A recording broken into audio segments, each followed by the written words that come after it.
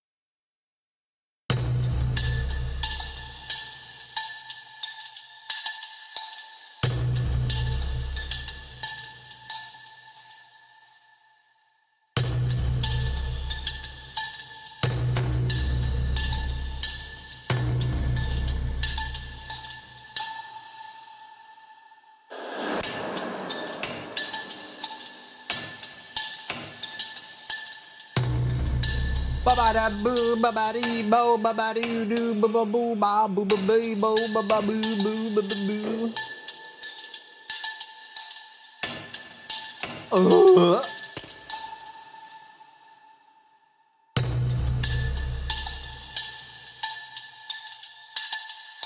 Ba no no no no no no no no no no ba da da ba da da boo ba boo ba boo.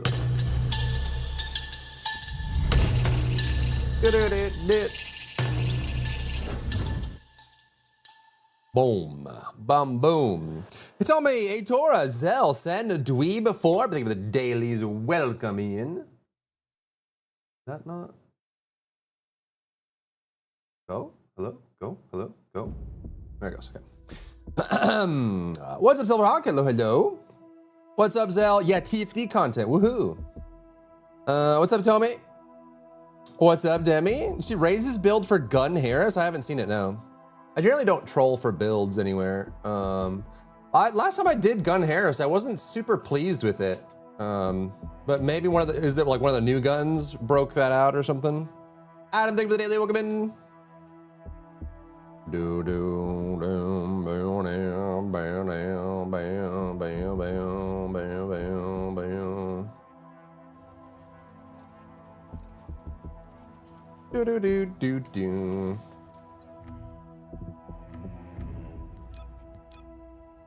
Kill enemies, okay. Wall Crasher, we just missed it. Daily missions. Oh, I just gotta do 4 missions, that's easy. Sure, brother, sure. Sure, brother, sure. To your PV2 skill tree? I didn't look at it, no. You're doing like a minion build, right? It's a lot of button spam. What, Gun Harris? I remember doing Gun Harris and I wasn't very impressed with it. It was basically just like weaker than skill Harris in basically every category. Is how I felt about it. Didn't have nightmares with the QnA, that's good, that's good. Because the eraser rework. Oh, what's up, gamer dad? Put in how many minions she has. Oh, geez. Are you using all minion types? Or I didn't look at it.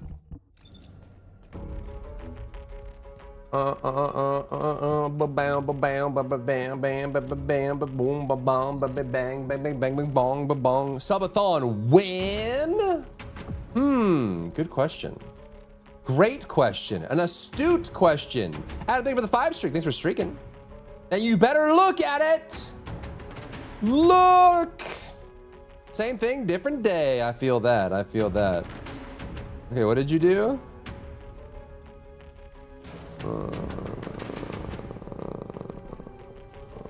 Oh, and like the top left.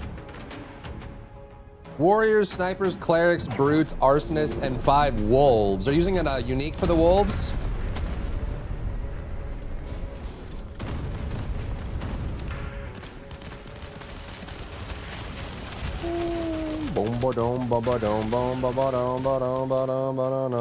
The bullet trigger mod for Bunny exists now too. VFX Save a Daily.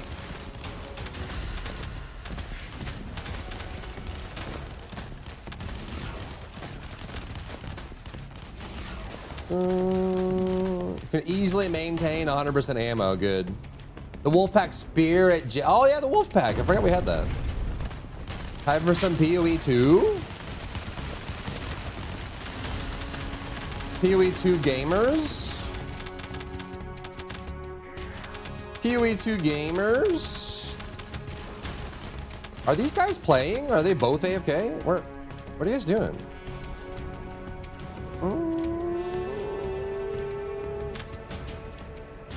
I think we're getting a good amount of new players coming in. I'm definitely getting like pub matches where people are just like, they seem like they're pretty fresh. I'm not saying these people are, just. How was the Q&A? Overall, it was good. It was organized very oddly. See how like far back he is? And he's just like over there? Like, what's going on? What are we doing, bro? 18 unearthed babies. Ooh. Got the 2 gold XP from Raven Ultimate Haley. Nice. Perfect. You get your turkey backpack. Congratulations.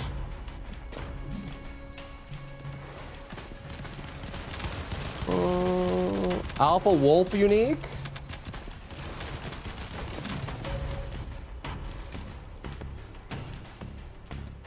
Yeah, I remember you put it in, but did they finally give it to you? There's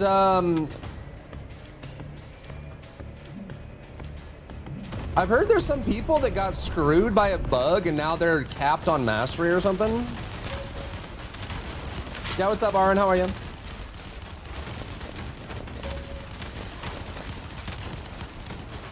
Oh, from the stream coupons.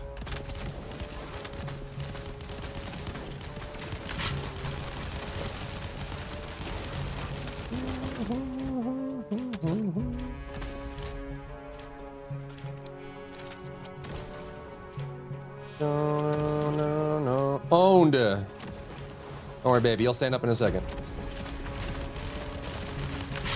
3, 2, 1. Bam. One for the pinnacle bosses or maybe Burdock? You're a Burdock. You're a Burdock. Take that, mother trucker. Yo, what's up, Mist? Who's Mr. Tuska? Mother flippin' rebrand.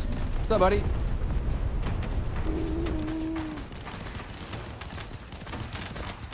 Changes were made. Trying to meet the love of your life and they made you a mister? Bow, bow, bow, bow, bow, bow, bow, bow, bow, bow, bow, bow, bow.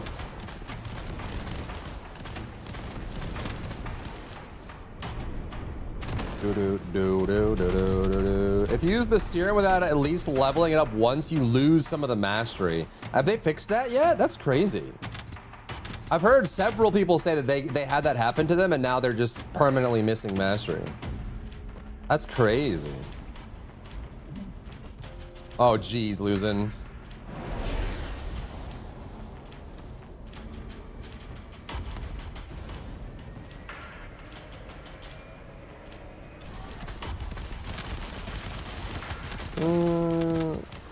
Before actually leveling them, rewards no mastery XP. Oh, geez. Have they addressed that or mentioned that or fixed that? Is that still a thing?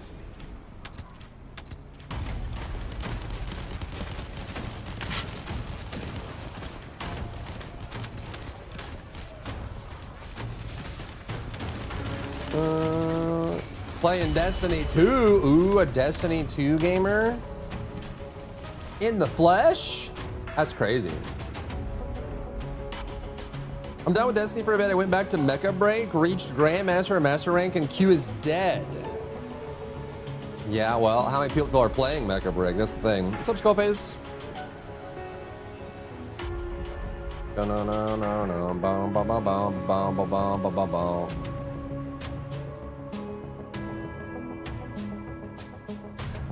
Destiny 2 doesn't exist?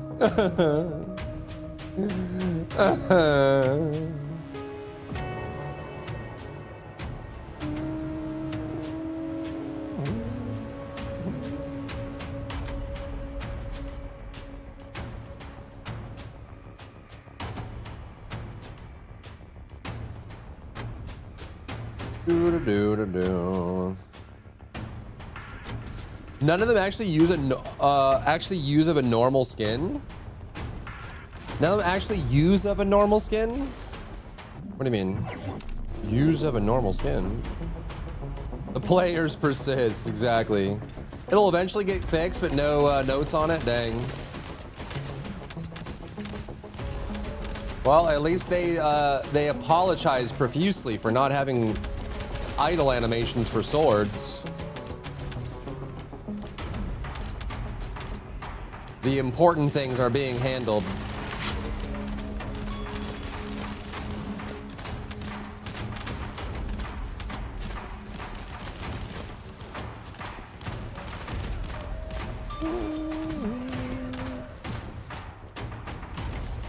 This guy's pumping. Faster than I am.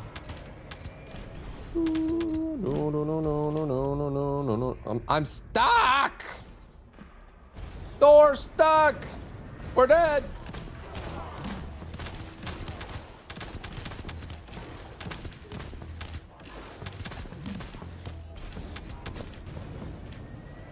What are you up to today? We're gonna recap the Q&A and then we'll see what happens after that.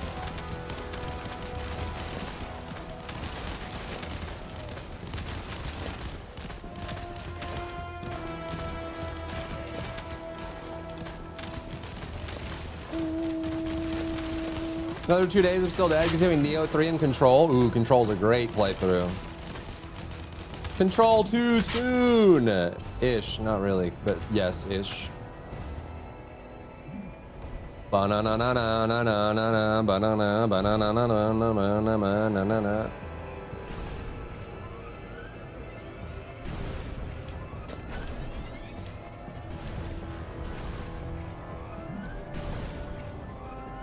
Hello, Mr. Middle Management. Are you still fuming over that, Hasselhoff, just because you misunderstood? Hello, Mr. Disgruntled Employee. Based on the Q&A, what do you think the future direction of the game will be? The same as always. It doesn't seem like the direction has changed at all. I misunderstood nothing. Whatever you say, princess. Whatever you say, beautiful. We'll get your nails done later.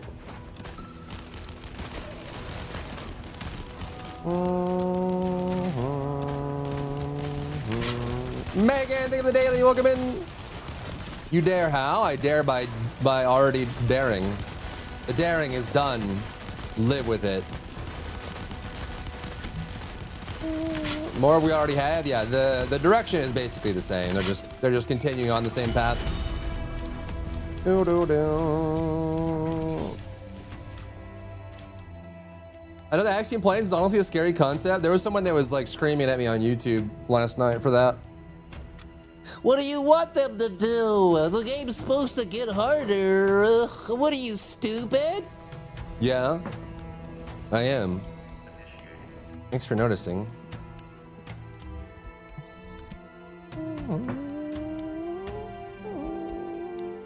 Skins and more skins, very true. Then a thick experience in live stream, yep. Do do do.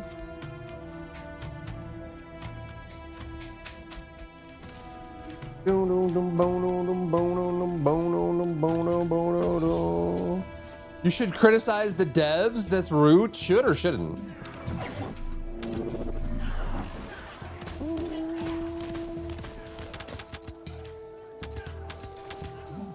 Yo, what's up, Penos? Happy Saturday. Hello. Need thick thighs, Haley. She's on the way. She will be here soon.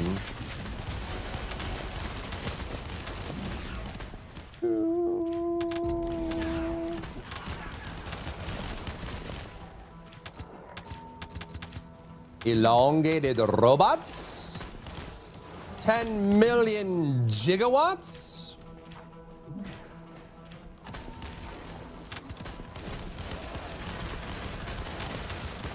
Pharaoh, thank you for the daily. Welcome in. No, no, no, no, no, no, no, no, no, no, no, no, no, no.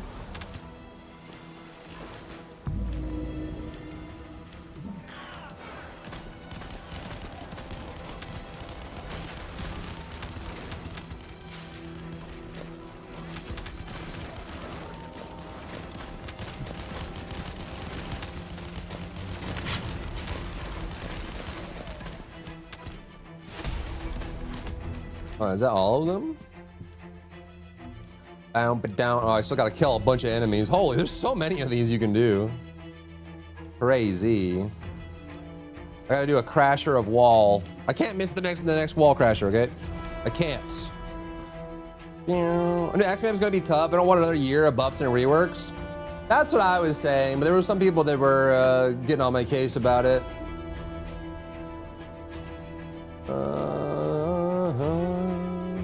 I think what's gonna happen is that we're gonna get powered up by transcendent weapons, and then they're gonna introduce that new Axiom tier, and so yeah, it's just a lot. I'm just worried a lot of characters and builds and stuff are gonna get lost in the shuffle.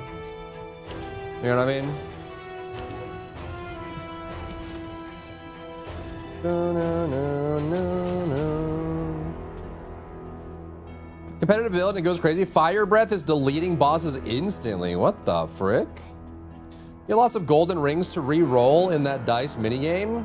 I've been doing it. I've been doing the game of mini. Where do we get the...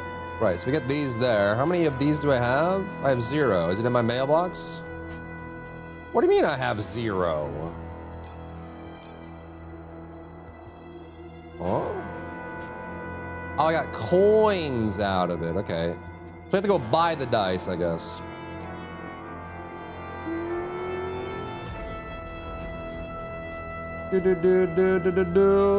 Brokey. Do. What about descendants who don't use weapons? They'll need a new item to get stronger. Yeah. Yeah. Yeah. Yeah. Yeah.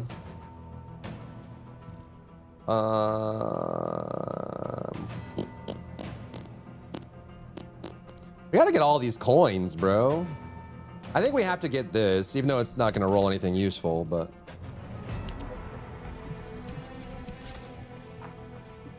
I need more of these coins, bro. Sif. You're 20 infiltrations yet? No. A big toenail about to break off soon? Oh. Oh.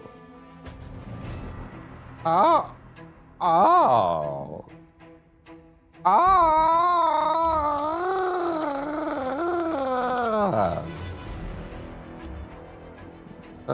Maybe we can get our trend or our. Oh, dude, Is anyone else just irritated trying to clear out your ancestor module inventory? Feels like I'm doing dishes. Well, gotta go do the laundry. Time to go deep clean the bathroom.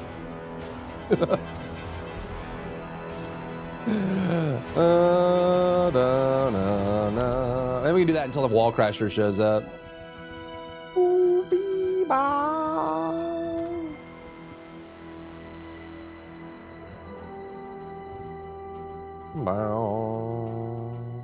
Those actually are not terrible. I have so many instruments, so I keep almost none. Yeah, I should just get rid of them, I guess. I should just get rid of them. I don't know. Do-do-do-do. Do-do-do-do. Da-da-da-da. How do I make some Luna builds, actually? Every single week. Yep, it is a chore. They just give you so many and they're all so useless. And then you like run out of inventory. You have to go sit here, and it actually, like if you want to try and roll and know what you're rolling for, you have to sit here and pay attention. You got to focus up.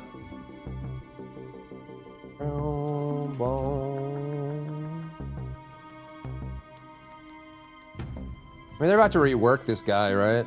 Who knows what they're gonna do? Is Blair a crit boy?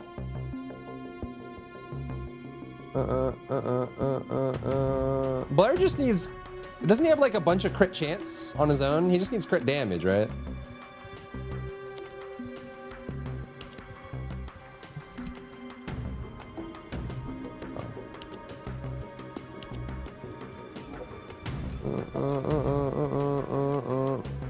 Yes and no.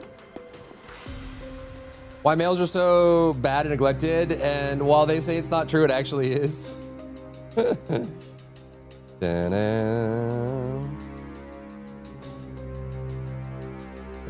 want a max shield and defense on your nez? How dare you? Blair has a bunch of his own crit, right? He's Blair's fusion.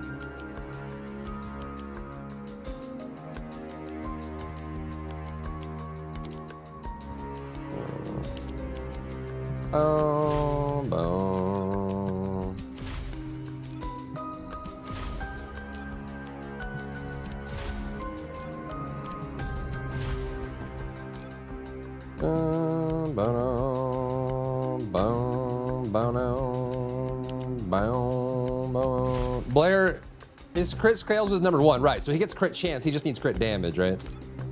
He's like crit damage fusion, if I remember correctly. Or is he dimension? Cooldown, crit damage, mega fire down.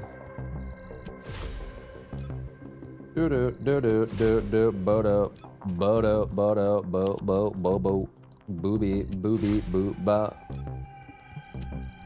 What's up, Belle? Hello. Ultimate Javier with a wheelchair. I don't think they'll do that. Mention singular, huh? I don't think they'll do that specifically. Wah wah wah wah wah wah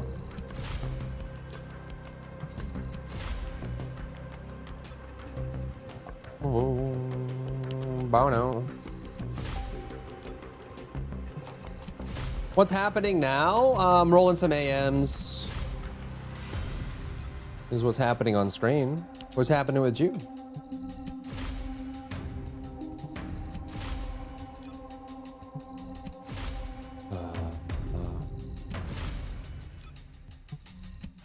What music is this? This is Tactical Breach Wizards. Do you know it? What a, oh my God. 394 crit rate Blair AM. Unlucky, bro.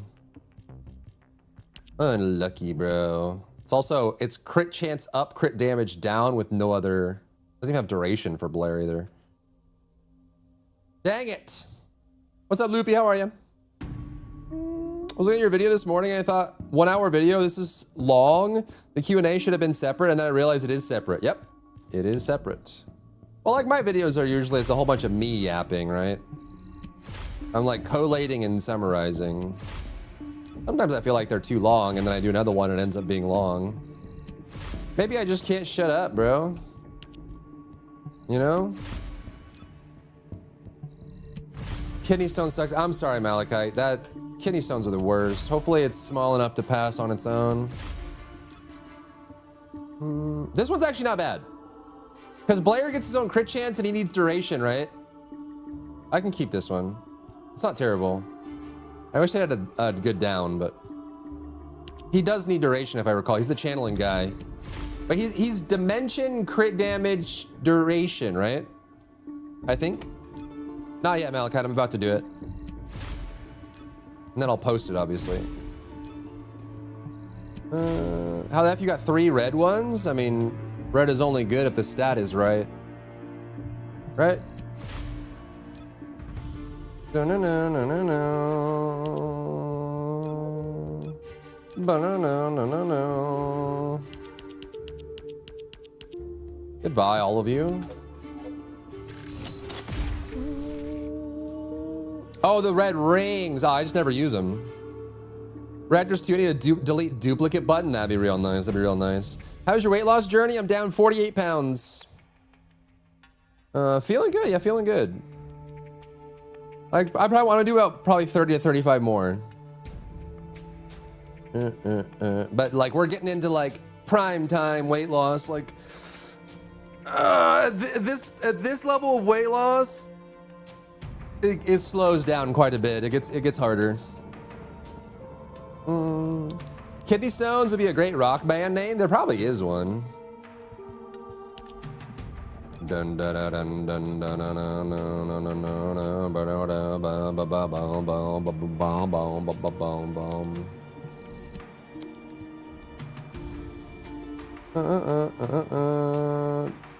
It is a struggle, man. It's non-stop trouble. Mastery level, does mastery level matter on AMs? That's just the mastery you need to be able to use it. So it does, yeah. Going on 2 weeks. New reroll item? Yeah, they added a red one.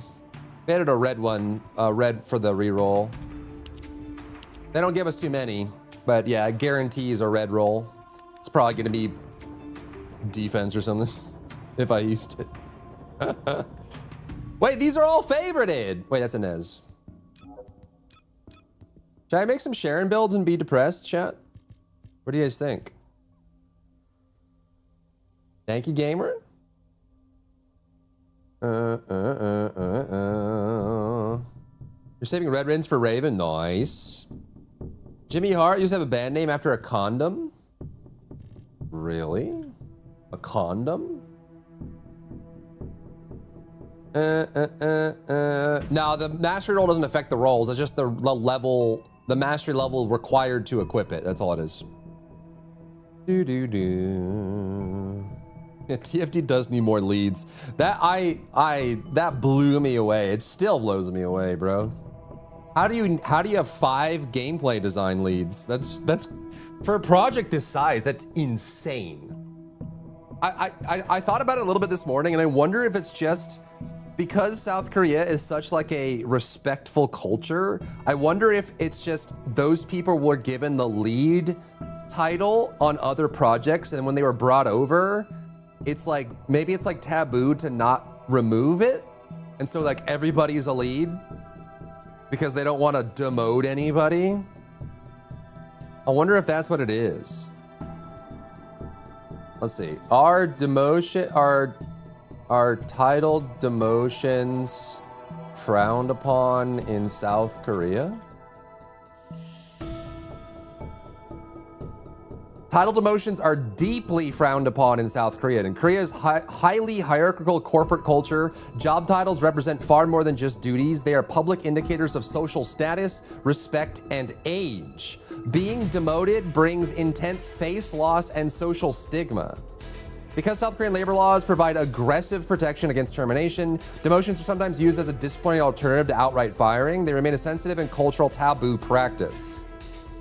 Culture heavily relies on addressing colleagues by specific titles to show respect. Stripping someone of this title causes immense personal humiliation. Titles are traditionally tied to age and years of service, so demoting someone contradicts the natural order of respect. Okay, so that's what it is. That's why they have 5 leads for one discipline, is because I'm guessing they probably got the lead title elsewhere and they couldn't remove it because it was too embarrassing. So they just have everybody's a lead on I guess.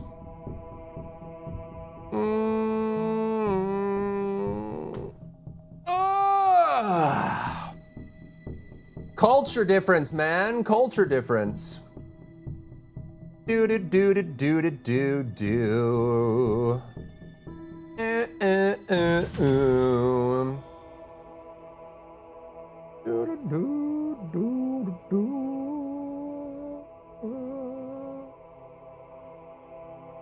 Is Sharon anything but fusion now? Ines Rhea, Hound Unit. Or is she pure fusion on all builds? Because that doesn't do Why? damage.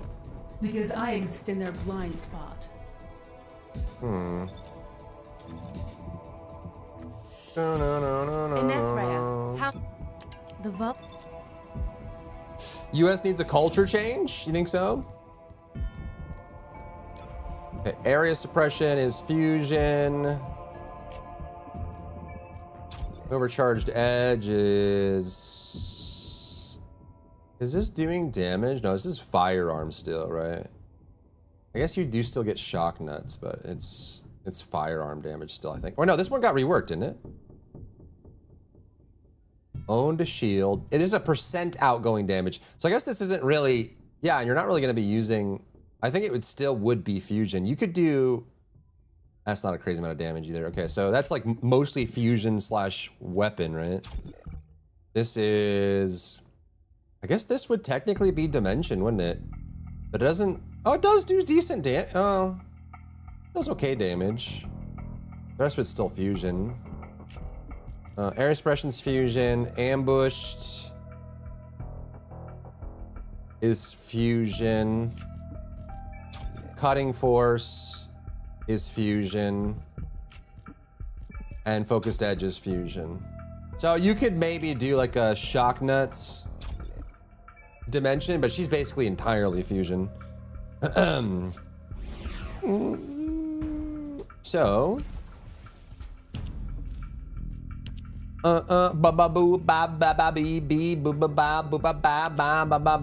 does she need crit rate?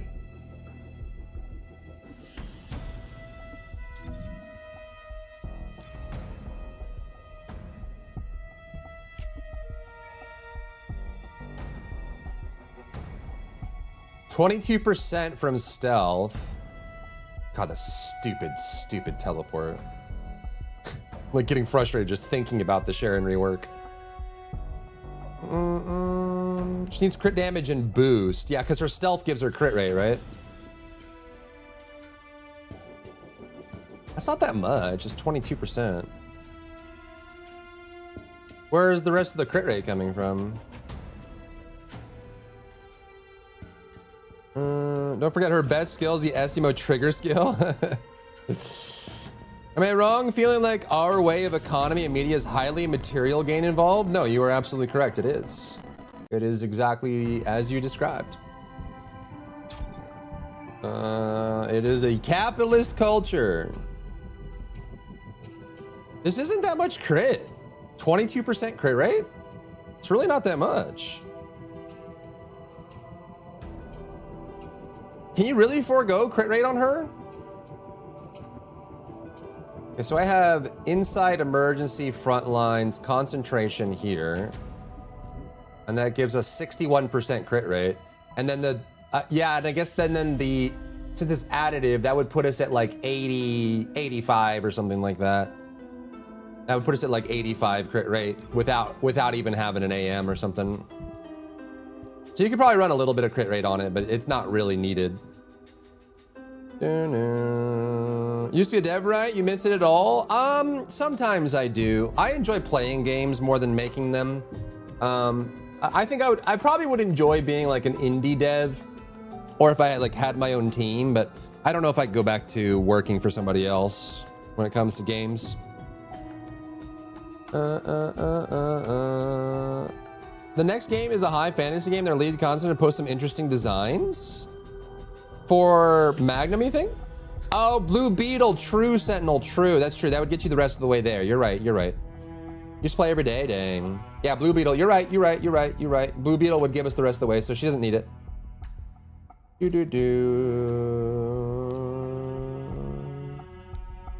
do need some crit if you want to open up a slot. Yeah, you could drop like emergency measures if you had some crit on it. So maybe a little bit, but not necessarily the most important thing.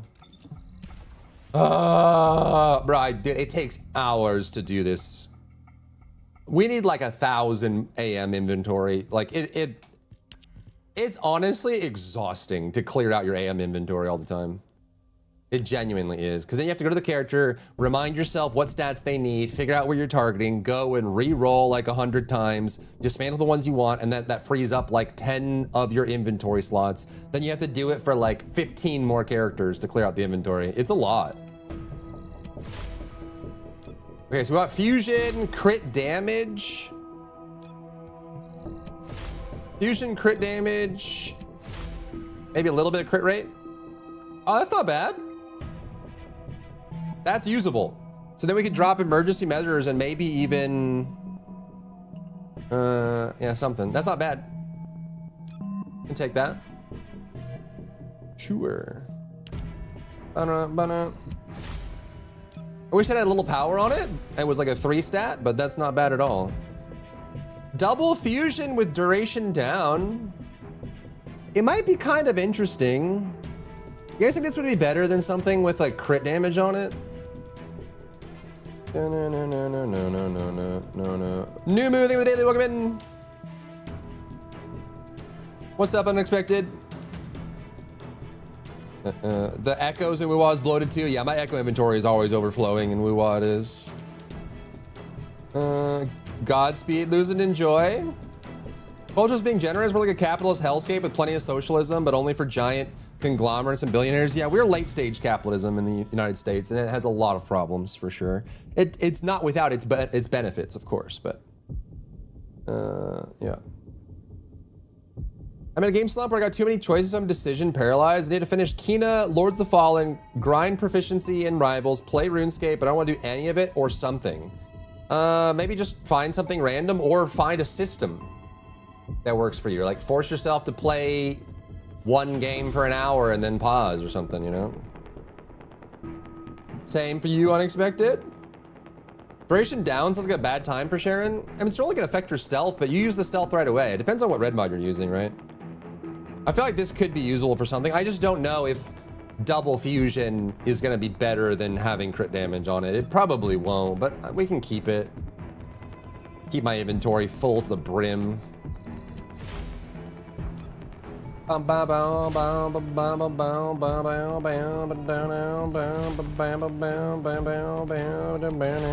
the crasher soon.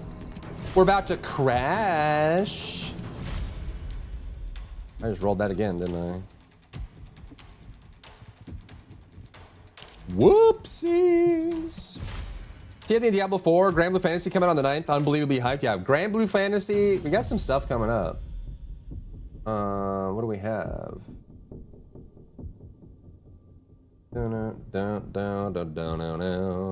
Blue Fantasy DLC, Assassin's Creed, Black Flag, Pal World 1.0. All dropping in the span of 24 hours.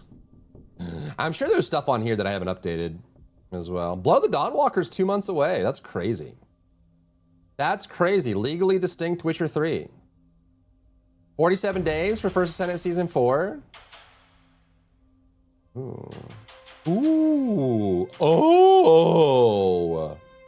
Oh.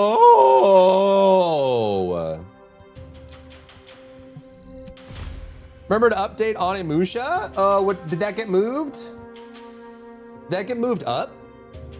On Emusha release date. September 4? Whoa! Oh, they're probably trying to get away of the rush, dude. There's so many games coming out in the fall. They're trying to get out of it. I'm guessing the team was very upset that that got moved up. 3 weeks. Yeah, so basically quarter 4 is going to be out of control. There's so many games. It's crazy. It's actually a lot. This one's not bad, but it's blue and purple, so whatever. I need to be more aggressive about culling these mods, because this is fusion, crit damage, electric. It's not bad, but it's double blue purple with no down, so I feel like I can toss this one. I feel like I have to be a little more aggressive because my inventory is just so overloaded with too many modules, bro. I gotta be more aggressive. I'm calling it. I'm calling it. The rolls are not high enough.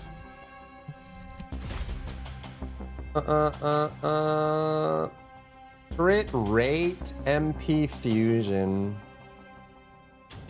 She doesn't scale off MP. She doesn't need that much crit rate, although this would allow you to drop.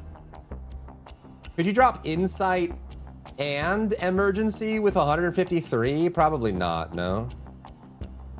I don't think so. I don't think it's worth it. Delete all of them and start anew. No.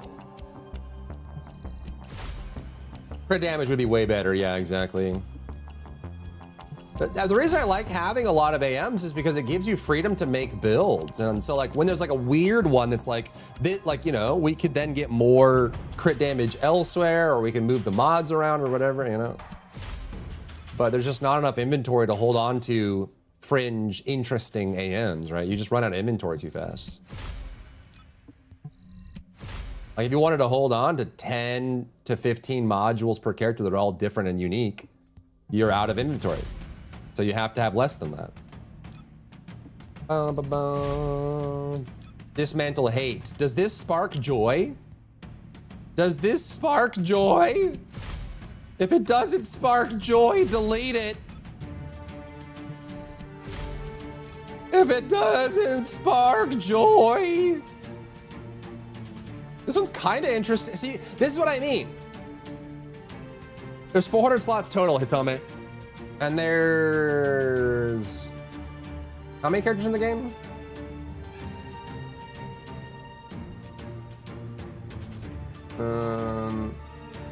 One, 2, 3, 4, 5, 6, 7, 8, 9, 10, 11, 12, 13, 14, 15, 16, 17, 18, 19, 20, 21, 22. There's 22 characters? My PB mode in TFT has been frozen for months. Camera doesn't move. What? Any news for the RE9 DLC? Not that I've heard of. Everyone's moving out of GTA 6's way. Yeah, exactly. Gonna try No Rest for the Wicked? Yeah, in October. I would love to.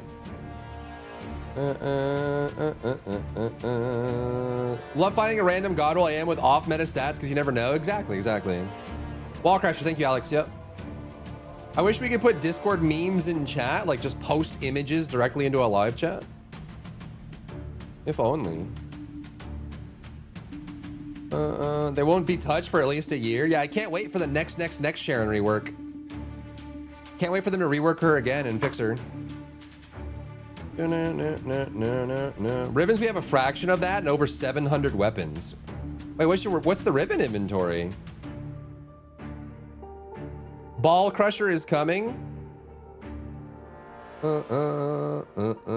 wanted to put a Joy meme when you were asking about Joy. You can put it in Discord, I guess. Yeah, so this one is interesting, but it's not meta, so I mean, she doesn't really need this much crit rate. This would allow her to remove 2 crit rate mods. Cooldown is useful. You could probably even drop like MP conversion or something, or you can even drop like nimble off this one, and then it has fusion modifier. It's interesting, but I gotta get rid of it. Thank you for the daily, Joe Chap.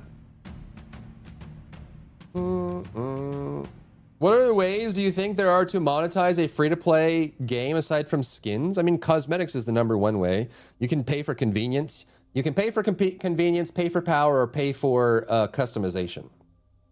Those are the big things. The challenge is you need to create incentive for all those, right? So give people a place to show off their cosmetics and customizations. This is something you'll see in like first-person shooters that try to sell like body skins. It's because you never see it, right? So if you don't see it, it's harder to incentivize people to monetize it. Yo, Mandy! Hello? Hello? Ba-ba-da-ba-dum. Thank you for the non-English raid, expanding our culture. Where do you want the SO? Also, oh wait, SO. Just take Mandy. Okay. Sorry, I'm uncultured and I only speak one language. Autoban? Autobahn. Oh, yes. Thank you so much for the raid. I hope you had a great stream. How was your stream? How was your stream? Division. How is Division 2? Is it worth? Is it worth? Is it super worth? Has the new season been gangbusters? I'm gonna keep this mod, chat. I can't get rid of it. Can't bring myself to get rid of it. 5 minutes for Wally.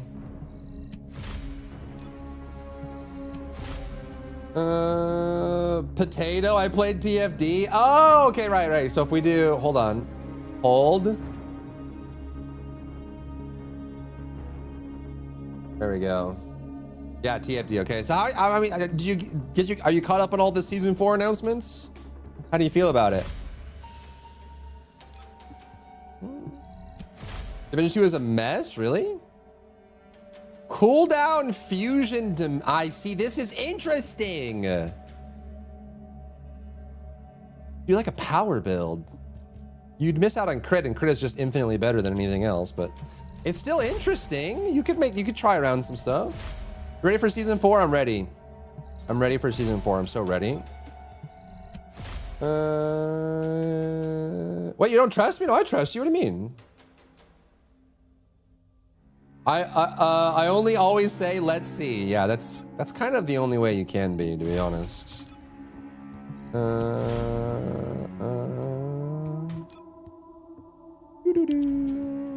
4 minutes for Wally. Mr. Tuska, thank you for the daily welcome in. I didn't make a new Wally build, chat. My Wally build is really old, like really old. Like giga mega old. New DLC in Survivors mode. Yeah, the hardcore mode in Division went away, right? When's it coming back? I actually liked the hardcore mode. The PvE Dark Zone. Oh.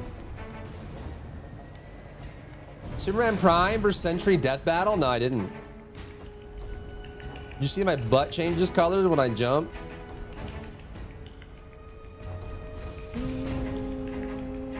Unlucky Demi. Superboy Prime? No, I haven't seen that. Wow wow wow wow. Wow wow wow. Bow bow bow bow. Realism mode, yeah. That was a one-time seasonal mechanic, yeah. So make it a 2-time. Bring it back. I liked it. Gotta eat and go into lurk mode. No worries. Thank you so much for the raid. Have a great, you know, post-stream recovery. Get your food and your after-stream care. It was good to see ya. Doom doom ba ba bum ba ba dum. Has the most busted character I've ever seen. Have you not seen Goofy in Kingdom Hearts? Just something you do, someone will kill it. No, not really, because sometimes I get into wall crashers where like I'm the only one doing damage, and my build is really old, so it takes like a minute to kill wall crasher. So I need to do some updated builds for wall crashers. So in the event that 7 other people aren't doing any damage.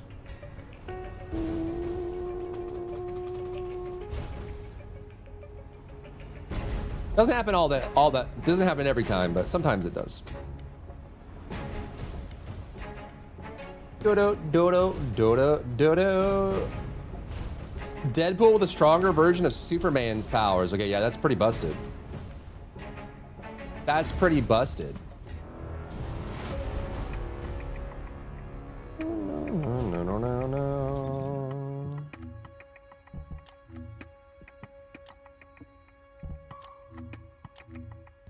Boom, boom, boom, boom. PG Sid in Final Fantasy Tactics or C10 Uzuki and Xenogears. Yeah, who are some like the most busted characters? Who's that high school of the dead guy? Reinhard and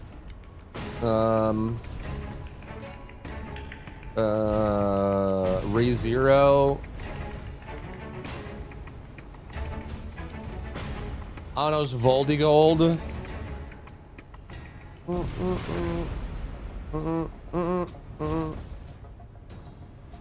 I can solo walk in about 45 seconds with Glay, yeah.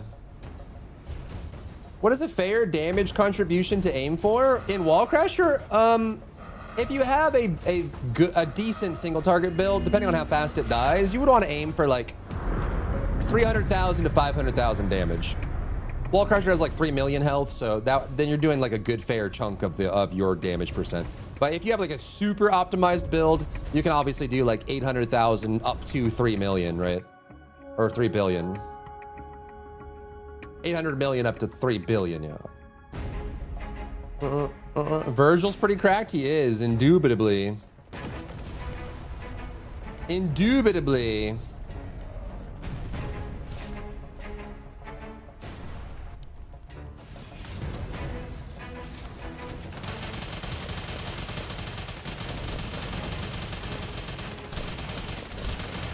Honestly, even just changing the mag here would be fun.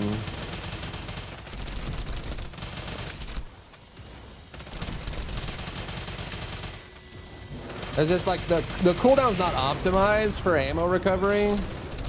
So you see how like I actually do have to manually reload sometimes. Like the build's not, it's got issues. Down it, down it, down it, down it. Exactly, yeah. 300 to 500 million damage is a good, individual contribution for Wall Crusher. But again, like if you're in a group with a bunch of glaze that kill it in 2 seconds, you're probably not going to hit that same number, right? So like you got to be, it's all a matter of perspective. Does it feel like Serena's been power crap? Serena has not been on the top for a while. I would say maybe 5 months Serena has not been in the top 3.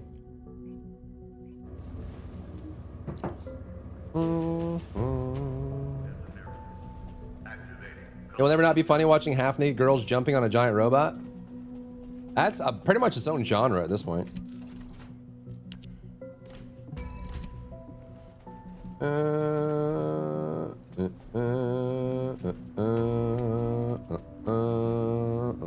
Yeah, all these like crazy reworks and stuff. I've definitely put Miss Serena out of the like busted OP slot comparatively. Okay, do we go back to it? Clearing my stupid inventory. I will not be afraid. I will not be afraid. Batman Who Laughs killed Perpetua, the creator of all DC Universe, and took her powers, and he killed Dr. Manhattan from Watchmen and also took his powers. Superboy Prime killed the Batman Who Laughs at his strongest. Dr. Manhattan's pretty busted too. Holy moly. Are people running on Glay right now? Are they still doing the Blue Beetle thing? You'd have to have Seven. Seven's like the Glay man. He's Glay man. Man of Glay. Do do well, boom boom boom boom.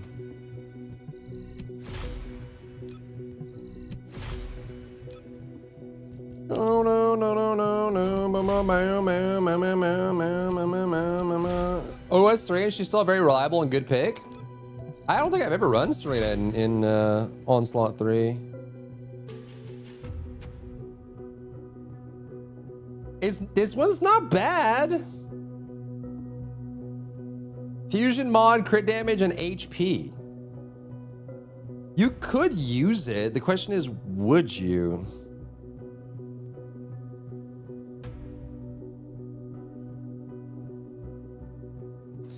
This is why I hate this, man. I hate having an inventory that's not as big, man. Because I want to hold on to this stuff so I can theory craft and test stuff. You know what I mean?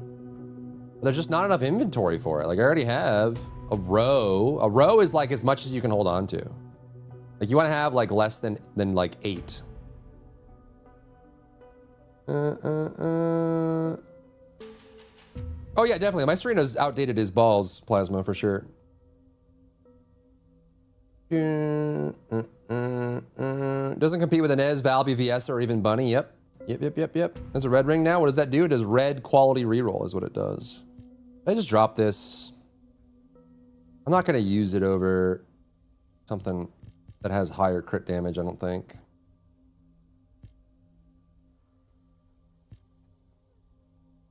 Maybe I don't. That was not bad. That one was probably even better, actually. Fusion power boost instead of modifier, gold crit, and range. Whatever, I'll kill it. It's gone now. Game over, gamer. Yo, what's up, Dioku? Ba-ba-da-ba-da, ba-ba-da-ba-da, boop, bop, bibbidi-bidi, bibbidi-boo-doo, boop, ba-ba-da-ba-da-ba-da, boo-ba-da-ba-da, boop, bop, beep, bop, ba-ba-da, boop, bop, ba-da-ba. I made Center of the City today and holding 1K, but I want to save and see if Raven gets a different skin. Gotcha. She might get like a blue one. I think Dry loves Albion's fashion, no pants. Oh yeah? No pants man, huh? Do do do do do do do do.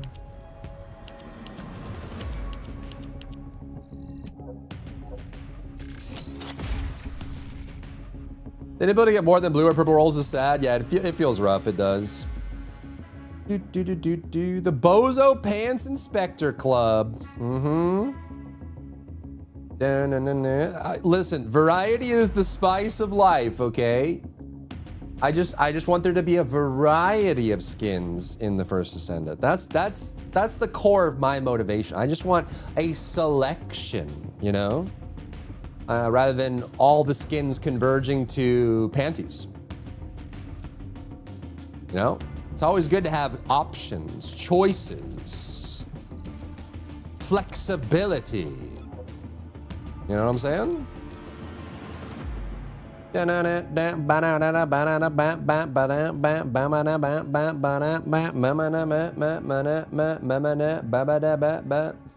and Kumar with the bottomless party went for it. They did. They really did. Why are you humming me, Megan?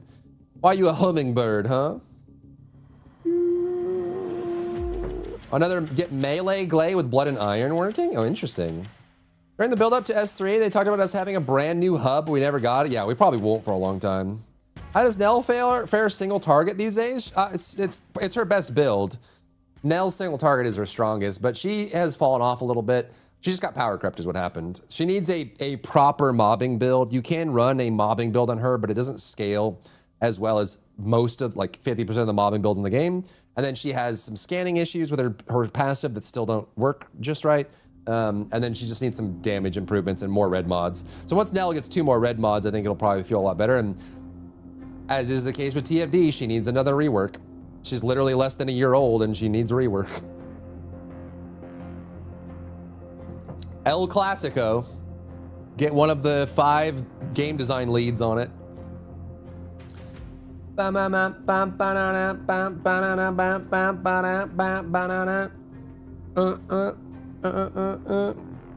Nowadays better placement on AoE. Player often I spend too much time trying to plant it. Yeah, the placement's a little awkward, the range is a little short, and it's multiple animations, like the SEMO problem. She has this long animation to use it, then she has to scan. The scan has bugs, and so sometimes when you scan, it doesn't actually scan the right target. So you try to do it, they have to scan again, then you put the thing down, and you try to suck them in, but it misses a mob, and then you, like, because there's an elevation difference, it didn't suck right, and you know, it's like, there's a lot of, Nell just has usability problems, is the big thing.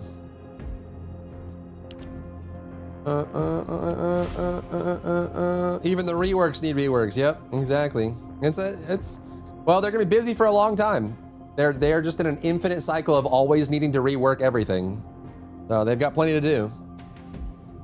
The 4/4 skill can hit the side of a trash can or other objects. Yeah, and sometimes it blows up when it's right above her head too. So when you summon the thing, it like clips on something and doesn't shoot. And like literally I've had, sometimes her 4, when you shoot it, it goes through the target. Like you can see the projectiles on her ultimate traveling through the enemy, like directly through their center of mass, and does no damage. And she just has a bunch of bugs and stuff, which makes it frustrating to play.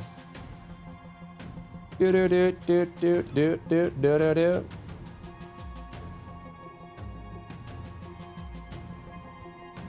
No no no no no no no no no no no no no no no no no no. Red guns are gonna be a cluster. The red guns are gonna be it's crazy, dude. Yeah, it's gonna be wild. We could do this with, this could be a water hose. Right, chat? Does water hose run crit? Not with this AM, you don't.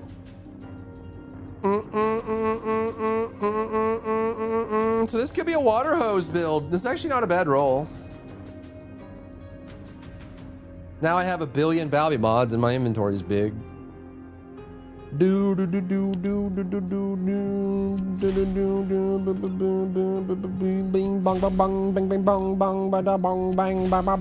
wish it had MP on it. If only it had MP on it. Do all of her builds need fusion mod? I know the water hose does. Is this worth keeping? 277 crit rate, 160 crit damage, and then you lose fusion power.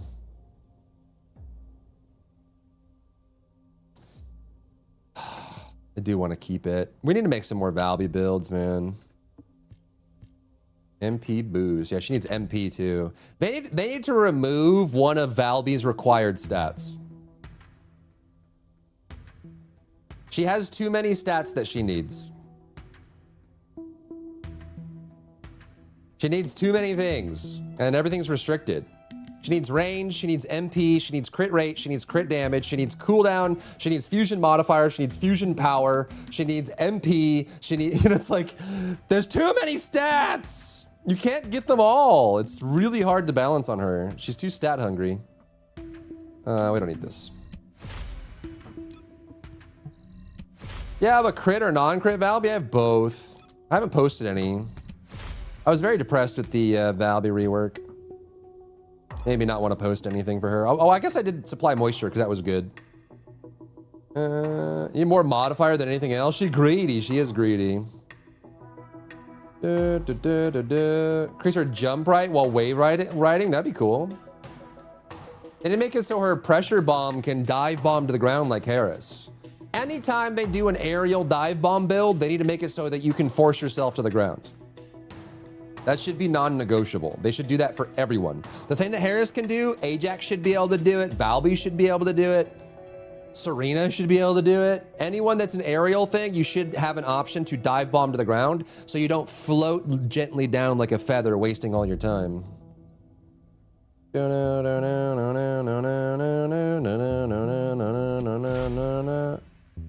Dimension, I mean, it's got MP, but that's it.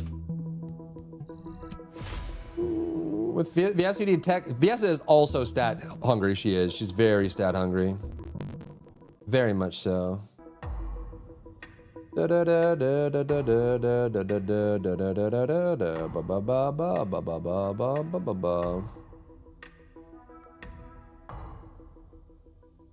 Remove the movement speed penalty on Firebrand so I can wear it on Blair and not walk at negative 50 miles. That is Blair's biggest problem. This one's usable. 490 crit rate and MP on Valby. Now I have 1 million Valby mods.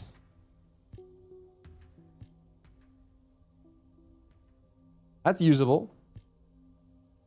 Boo boo boo ba. Boo boo boo ba.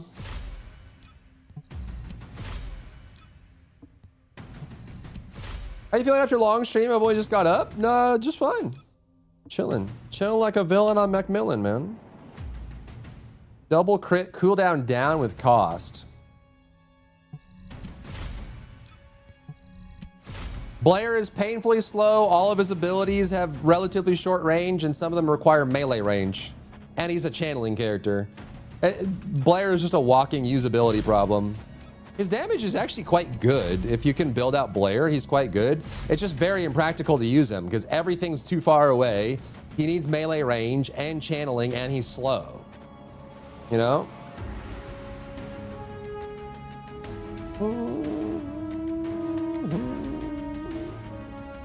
Full wipe my M's and start again. Yeah, that's. I'm feeling that for sure. MP shield crit damage.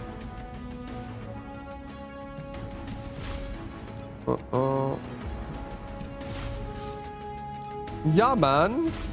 Yeah, man. I'm getting back into the game after a break. I want to try Rave when she comes out. If you're just coming back from a long break, I would say build Viessa, Inez, or Bunny. That would be your go-to.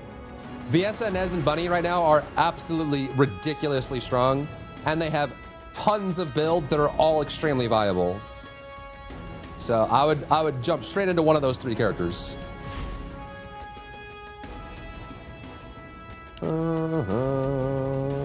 Power boost. Play only Haley. She has an upcoming Ewok skin, as the internet has told me. Bang bong, bing bing bong, bing bing bing bing bing bong, boom bong, bang bang bang, bang bang bang bang bang, bang bang bang bang, bong bong. All of that effort to get 5 slots freed up. I have 2 rows of Valby mods because I'm so desperate to make Valby builds work.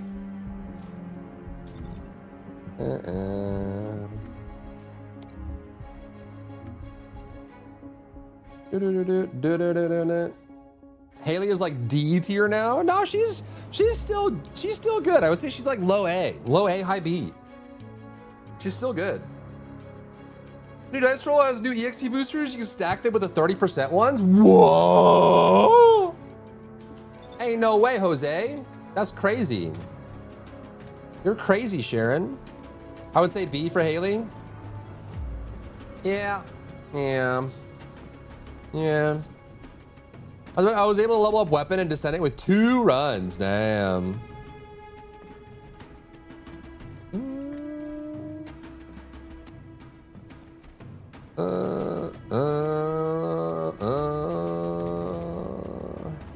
Yeah, and like that's kind of the part of the problem, right? Is because of the way they balance. As long as Bunny, Inez, and Viessa exist, how are you supposed to play Luna?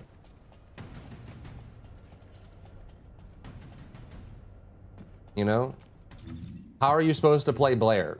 The Vulgus can't see me. How are you supposed to play Why? Ajax? Because I extend How are you their supposed to play blind spot. Freyna? How are you supposed to play Lepic? How are you supposed to play Enzo? How are you supposed to play Eugen? How are you supposed to play, you know? Like the difference is so staggering. Harris too. Harris is really good.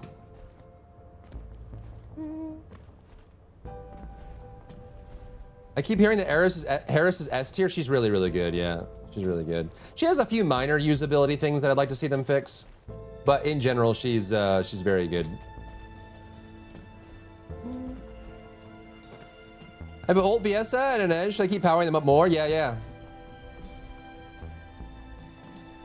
Ultimate Jaybird of the year might be really cool. We'll have to see, huh?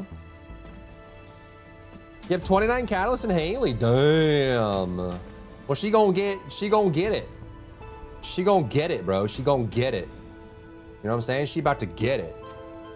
The girls who get it, get it. You know what I'm saying? Have you got a build for Harris on your YouTube? I have a Steel Vanguard build for Harris on my YouTube. That would be my preferred. I don't have like a Wall Crusher one shot, and I didn't post the Battering Ram variant because I think it's slightly weaker than Steel Vanguard, and I didn't post the Gun Harris. Wait, did I?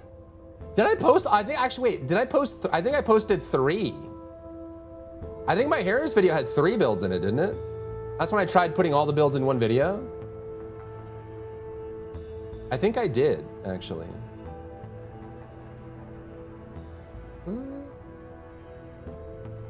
Yeah, I did. 3 builds for Harris. Yeah, I did. That was 2 months ago. Crazy. Crazy. They have strayed so far from the original vision, and now we basically can't have different classes like tank and support. Yeah, I mean, I think they've just been doing the best they can to keep the game going, you know? Like, one of those things where, like, if you feel like the game is starting to decline, you gotta check your ego a little bit on whether your original vision was correct or not, you know? Does Harris rely on a really good AM? She does, yeah. Yeah, she can. Golden Ensemble plus safety training Harris is pretty good. I haven't tried Golden Ensemble yet on any characters, actually. Not on any of them. That's the one that makes the bubble on you, right? Dun, dun, dun, dun, bam, bam, bam, bam, bam, bam. We slut it up real quick. Do a quick little slut. And we can do the recap. No, no, no, no, no.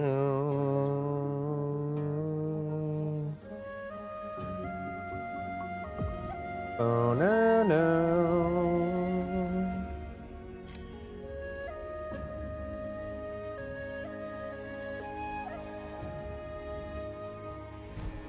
La la la la la la la la.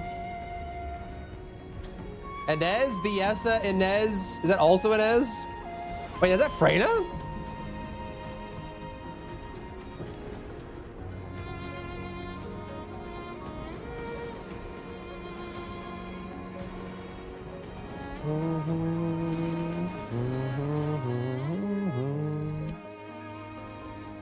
Oh, it's a Glay, it's a Glay, it's a Glay.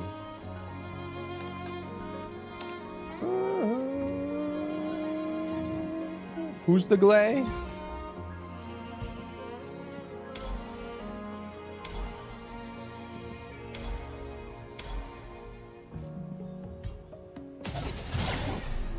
I am you, bro. Predator with bloody. Okay.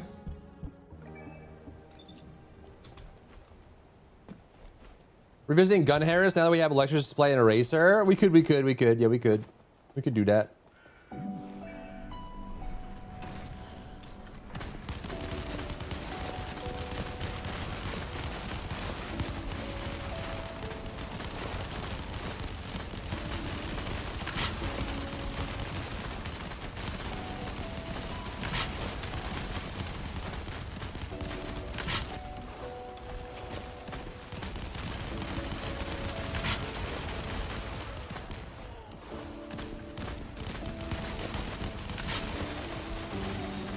Hey, how are we losing?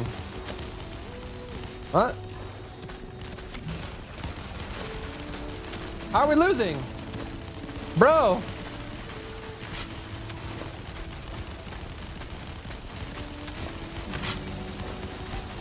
Oh, we have an AFK! Dude! Who goes AFK in Onslaught 3, man? Come on. Come on, man.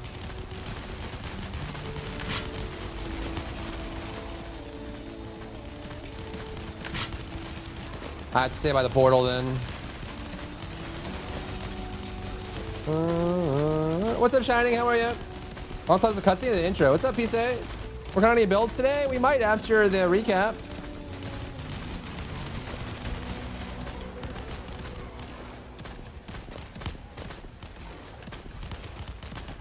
Can I just dodge? I really don't want to carry this guy in Onslaught 3. Like, I'm fine if you go AFK and like 400% and stuff, but AFK in Onslaught 3, maybe you had like diarrhea or something. I don't know.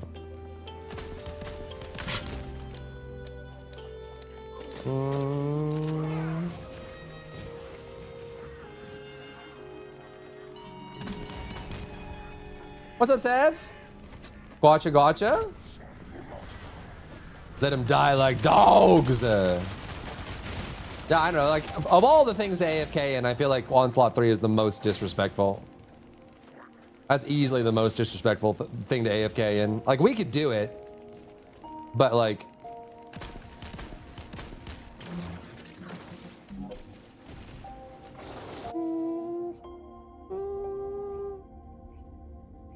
the game came back today. Nice, Shining. Welcome back.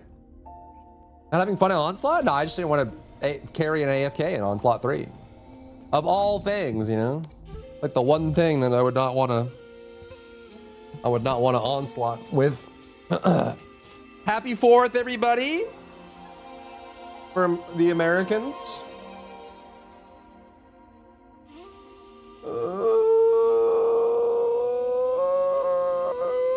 Can I? Oh, sure, I can do it. Everyone's asking. Sure, we can do it. I was only gonna do one Onslaught, but sure.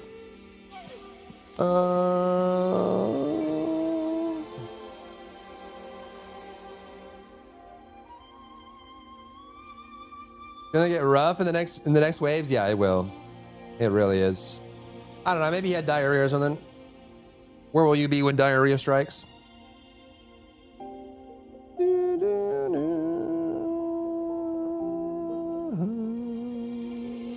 Now, red weapons just, yeah, dude, you're gonna spend a lot of time re-rolling stuff. Re-rolling transcendent weapons, re-rolling ancestor modules, re-rolling, well, I guess the transcendent weapons, they won't have cores, right? So that's gonna be whatever.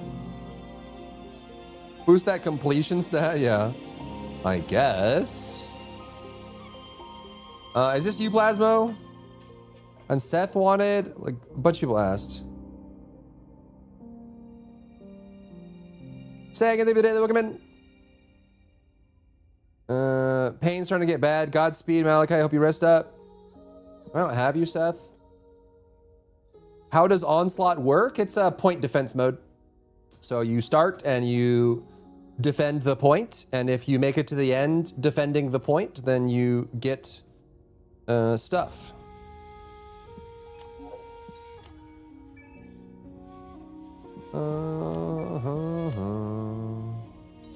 If there were levels for what I am, like do a higher level Onslaught guarantees they with the red tier thingy, that is exactly how it works, right?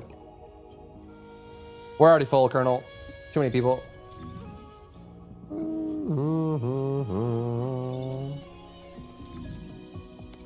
All right, I was only gonna do one, but here we go.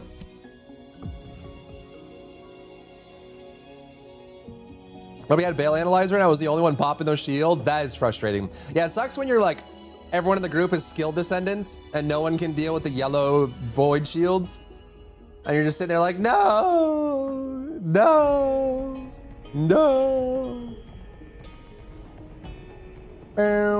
Well.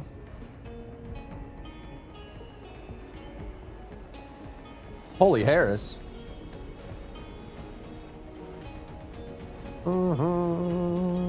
It's the hardest content? Yeah, Onslaught 3 is the hardest content in the game right now. As it stands. Did you notice not all Descendants can do defense neutralization? Yeah, that is one of my biggest gripes with the arcade tuning system. By far. I hope they get some experienced system designers to look into it and rework it.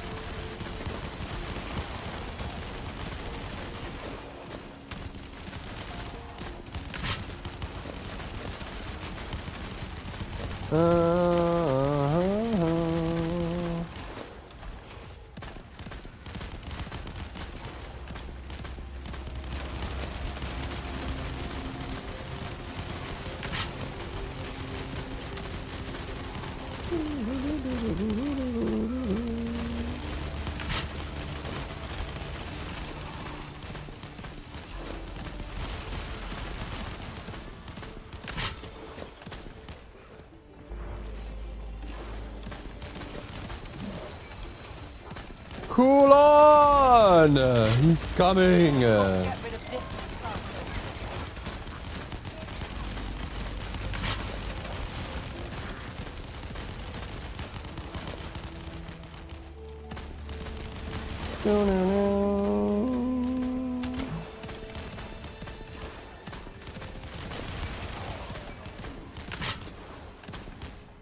Photo guy! Uh-oh. Uh-oh. Here comes Kulon. Nope.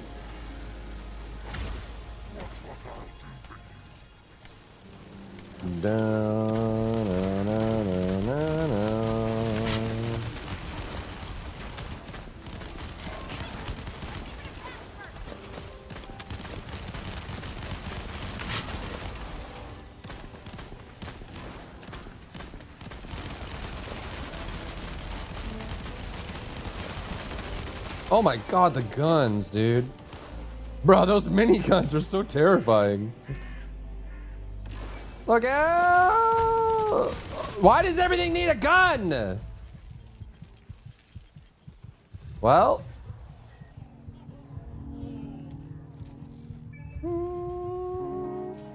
Back from your daily exercise. Nice. Did you middle manage your way through it?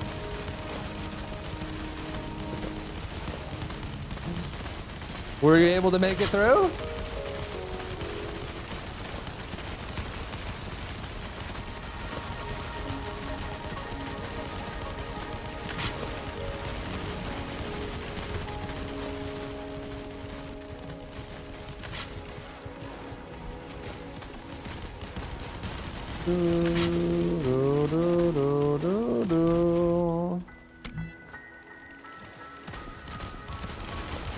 You're your own middle manager? Ah. I see.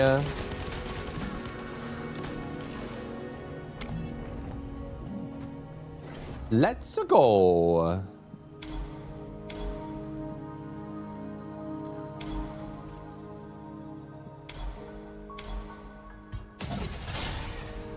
That's why my skill to set it. I use Hyperno with Veil Analyzer on it. Yep, that's a good call. I like the laser gun. What is it called? The Dingleberry. The Bing Bang Boom. Voltia. I like Voltia with Veil. Feels good. Feels good on the whole.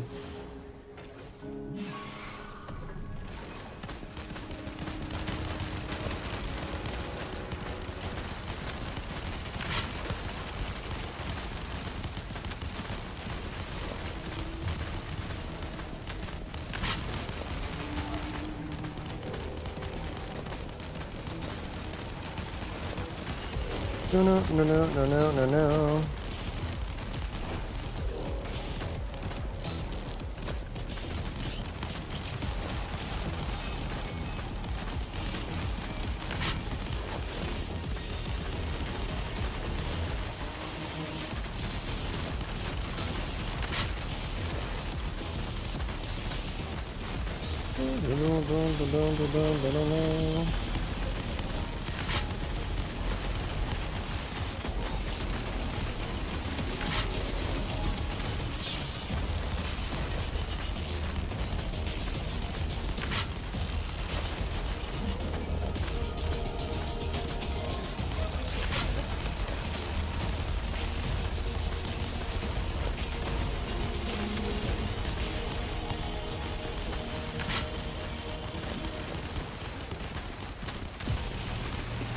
Oh, I wouldn't get up from the chair?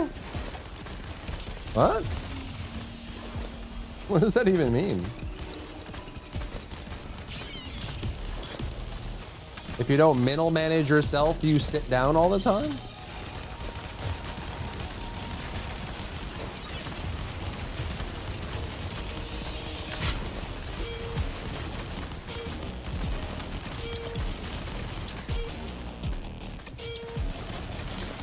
I have to force myself to do exercise. Wait, but that's contradictory. You said that middle managers are useless and do nothing, and that you need a middle manager for you to get your exercise in and move. Isn't that serving a purpose?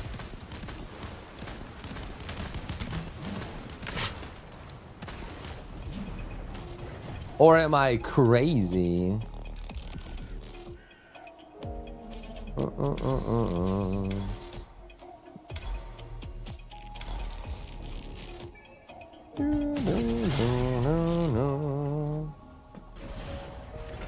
Am I a crazy boy? Am I crazy? Am I so for real right now? Am I so crazy for real right now?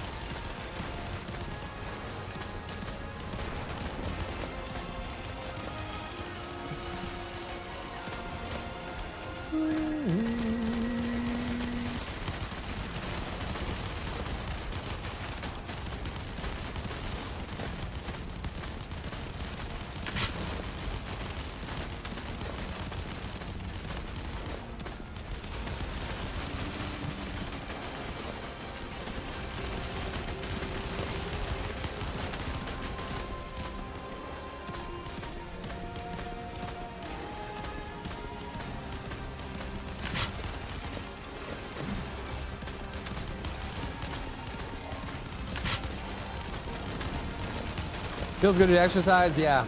It's one of the best things you can do for yourself.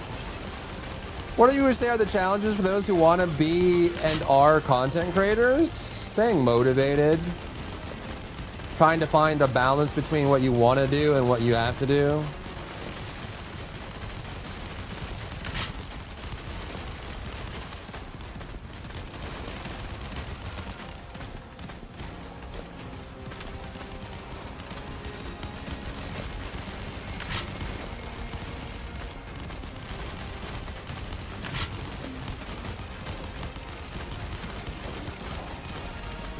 The devs will actually be true to their word and give Blair a good rework? I don't know. They're gonna give him a rework. Will it be good? I don't know. It's like 50-50. It could either be good or it could be abysmal. You never know.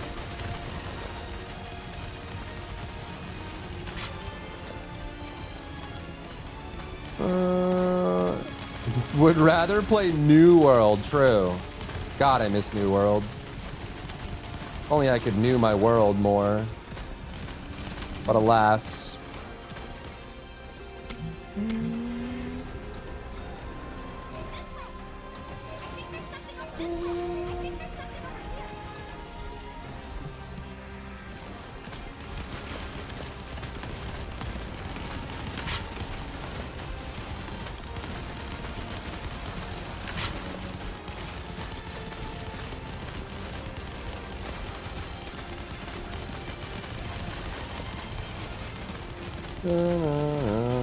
TFD is his addiction. Yep, that's true. Got me there. Was that Blair needed a wildfire AoE like Freyna? That'd be awesome. That'd be really cool. Blair's main problem right now is that he is largely immobile and most of his ranges are very short. And he has to channel everything. Unless you're like a meatball or something like that. Like that's his big problem, is that he's just very impractical to use. You know? Very slow, very channel heavy.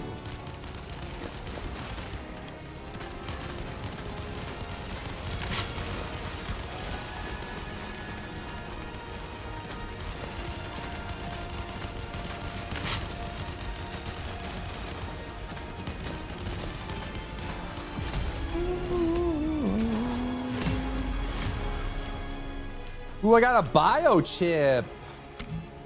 Wow. Wow.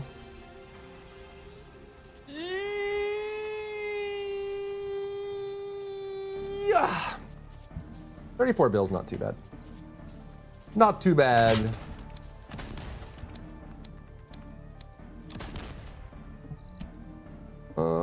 This doesn't work. I can't do it. It doesn't work. Ultimate Haley looks like an Ez, you think so? Doesn't work. Blowtorch Transmod, I can't remember the name of it. Yeah, he's just got a lot of design problems, some usability issues. That's Blair's issue. So if they can solve those, he would be good. I mean, his damage right now is actually very respectable. It's just largely impractical. So you compare that to a Bunny and an Ez or a Viesa or a Harris. Why would you run it, you know?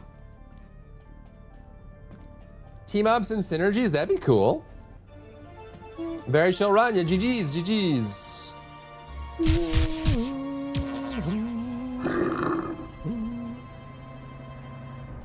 Yo, SF, thank you for the 2 gifted. Thank you, thank you. Thanks for the support, my friend. Lydia and Death Lotus, enjoy the icon, the emotes, and the ad-free experience for 30 days. Everyone loves being ad-free on Twitch. The dream. You'd run him if you love him? I guess if I want to willfully have a worse experience, I could do that. There's a lot of characters in the game that you can play if you are willing to have a worse experience. Inez Rhea, Hound Unit, commencing operations. You can jump on Enzo if you hate yourself. You know? Jump on Blair if you hate yourself. Your Frost Bullet Viesa is solid build now. Let's go.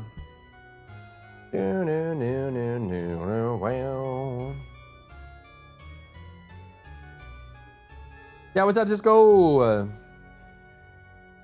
Location is messed up, so I don't get Twitch ads. You lucky duck. You lucky duck. What the frick? That's nuts. That's nuts. Only down to 372, bro. Another Wally, too. Poor Enzo, you deserve better. Yeah, it was another rough rework. Yeah. Can't wait for the next one.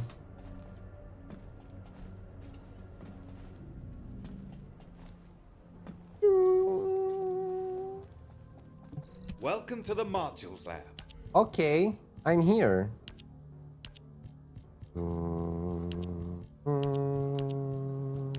Domino Drive. We'll look into it, yeah. Do you have thoughts on Fauci? Fauci who? What questions would you have asked them if you were at the fest? I'm not sure. It's hard to know what kind of questions they would actually answer in a meaningful way. So you have to be more tactical about it, and the questions have to be pretty short. I don't know. I would probably just have some questions and clarifications about Season 4 content. I would ask them about removing player collision in missions. I would probably ask some of the things that Sen and Elisa asked about their philosophy for reworks and how they determine whether a character is effective or not. Did you look at your annual stats on the TFT website? No, I didn't. I forgot. I forgot.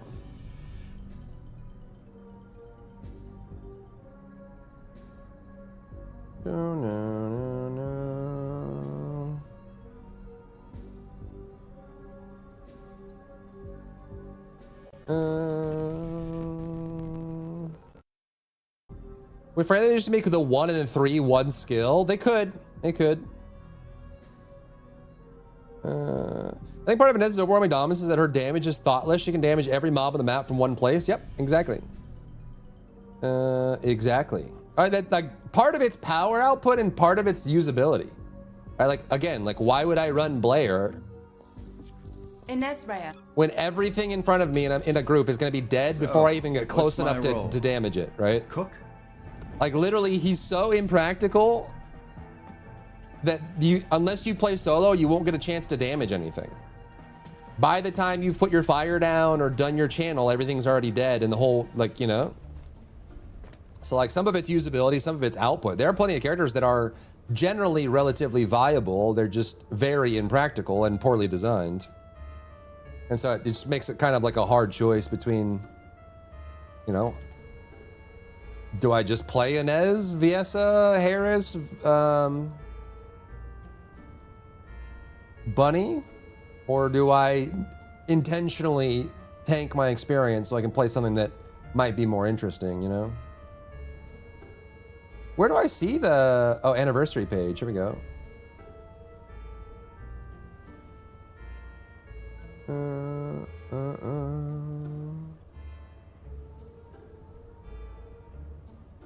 Send it log. Right. Start.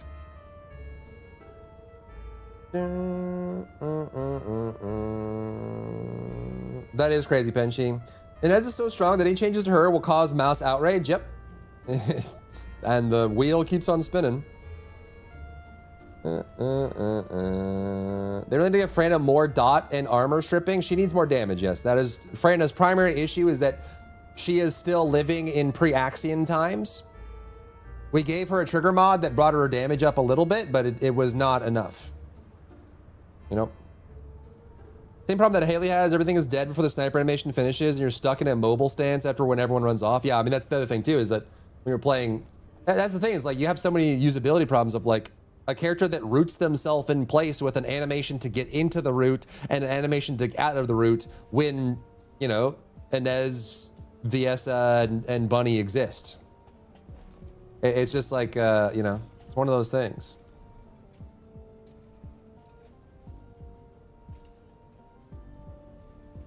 All right, here's my annual report. Remember, I was doing variety for a while, so we stopped. 377 hours. Inez.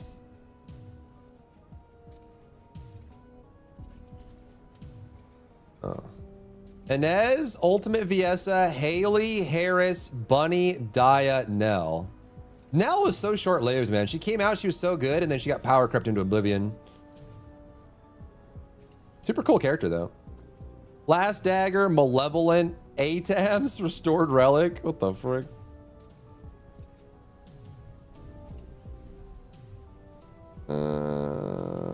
The Hunting Dog.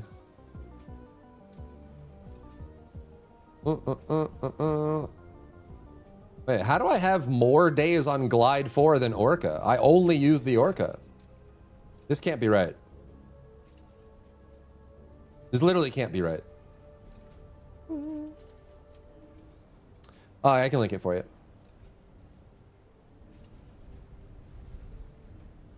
Is there your own stats? Yeah, I just linked it for you. You can check it out.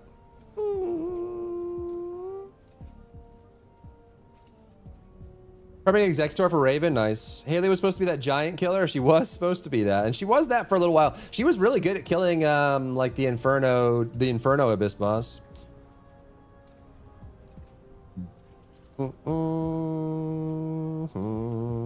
Poor Nell needs to love. Yep, she needs a rework.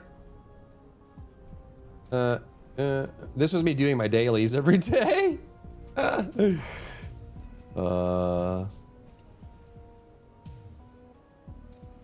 Times resurrecting others. 565.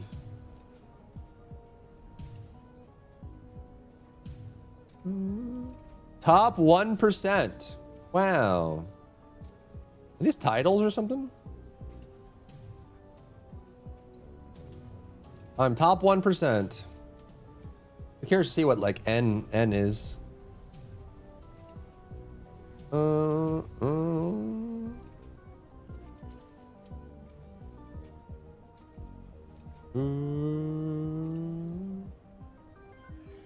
98 rerolls, dismantled, acquired ultimate tier or higher.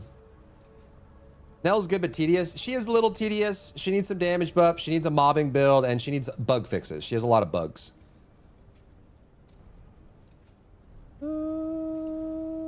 token of our gratitude. We look forward to working with you. Let's go. Hooray. Neato. With 2K hours? How much time do I have in TFD? I also have 2K hours. Aware. Aware. Dun, dun, dun. All right, let's recap the thing. Are you playing Onslaught? No, I'm gonna recap the thing. This is gonna be an interesting situation.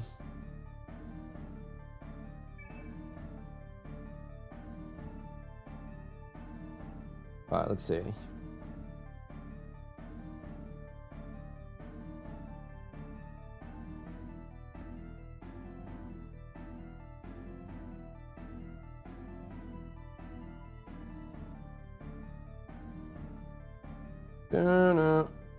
No. Okay, so we can start with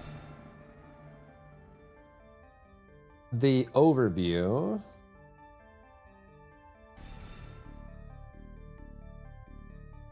Ultimate Bunny, Ultimate Esmo. You have Ultimate Esmo number 2? Already? That's crazy. They never said how many transcendent weapons per month they're going to release after ours. We're back to 1 a month. There's 11 to start, and yeah, then they said they were going to do more after that, but we don't know how many.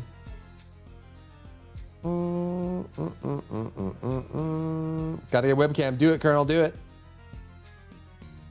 Do it. Okay, so we had...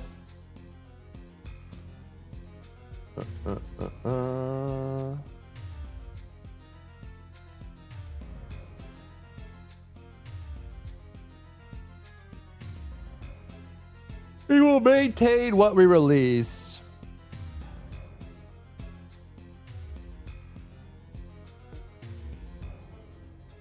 Okay, so let's drop all the non-answers down. Non-answers.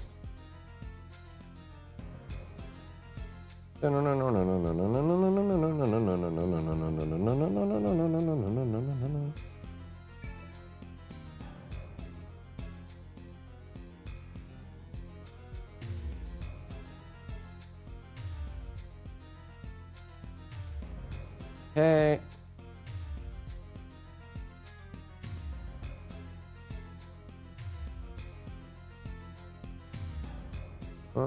I really wish they would have addressed the pay-to-win stuff and then the equalized PvP stuff, but they just dodged it every time.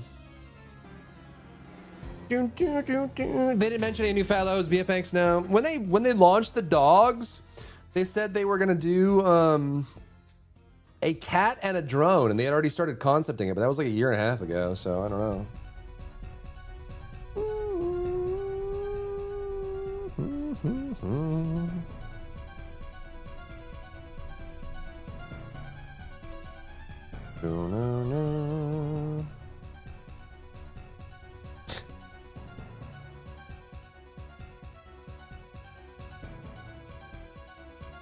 Unfortunately, they dodged these as well. Kept saying, hey, AMs are 2 required, AMs were 2 required, and they just kept dodging it. They never answered it.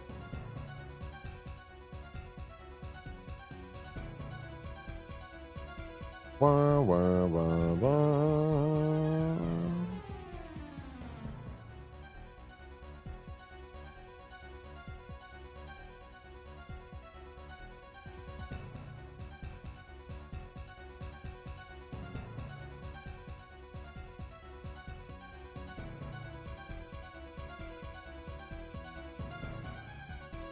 Do, do, do, no, no, no.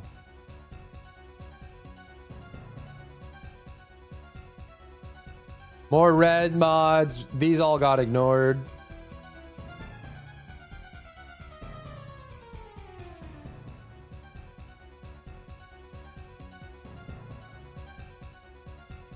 This was also ignored. Nice, Demi.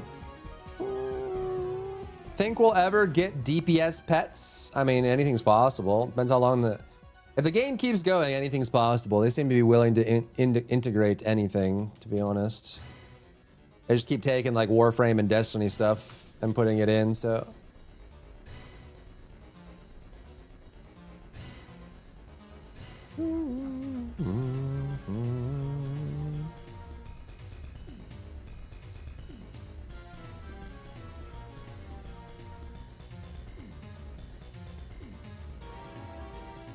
Okay, these were ignored.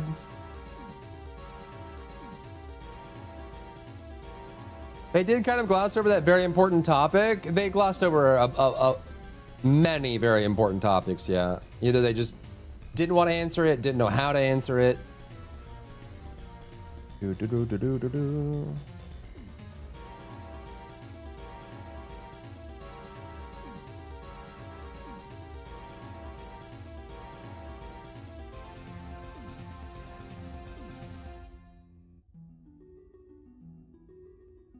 Hi, sweetness. How are you? Did you have a good nap? Did you sleep good? Did you sleep good, my baby girl? Yeah, did you have any puppy dreams? Did you dream about anything, my love? Girl, it's a good girl. It's a good girl. Okay. Would be great if there were other types of fellows, yeah. Yeah, Belle, I think a lot of time people were just doing dailies and stuff. Maybe they take AM power or lessen the reason for people to trade them. Yes, I think they are making enough money from it that they don't want to remove the pay-to-win aspect of Ancestor modules. Would have helped if the devs didn't dodge questions? Yeah. It would have been better if they just were more open about the fact that, hey, we can't answer that right now or we'll get back to you, right? Instead of just ignoring it completely. Why is Elisa getting all the hate from some of the community? Is he getting hate? I don't even know. I thought everyone hated me. Out of all the animal life on Earth, what percentage out of 100% are insects? More than 80%, maybe even more than 90. Vast majority of living creatures in the animal kingdom are insects. What's up, Sin? What up, what up, what up? Look at the summary. Yeah, we did the Q&A summary. There's a lot of things that got skipped, but you had some great questions sent. And it seemed like it was pretty chaotic, but you know, did a great job keeping up and trying to keep them on target. Try to keep it short and simple to the point. Yeah, there's a couple questions that you guys asked that I really wish they would have answered, but I think some of them they just didn't want to answer or couldn't answer or were uncomfortable answering.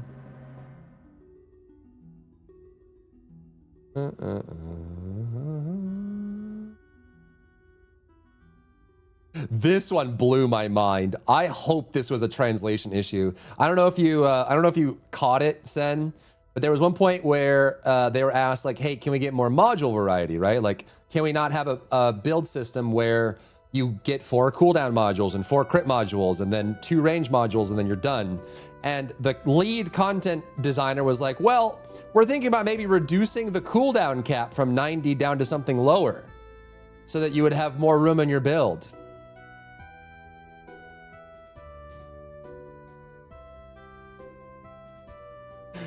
I really hope that was a translation issue. They have talked about removing cooldown completely like Warframe before. They have mentioned it, but they would have to go through the entire game. There's like, the whole game is built on it. And they could do that. I mean, there's a couple ways they could solve that, right? Like they could make it so each module provides more, so you don't need so many of them, right? But if they do reduce the cooldown cap or remove it, it would be a pretty big overhaul. A pretty big overhaul.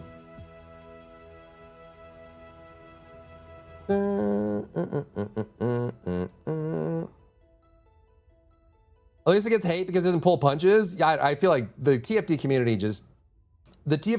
in general just has gripes that they stick to, and anyone that violates their gripes, they automatically hate. Like, they hate me because I complain about panties, and they don't like Elisa because he buys modules, you know? And they don't like Sen because he has a great head of hair, you know what I mean?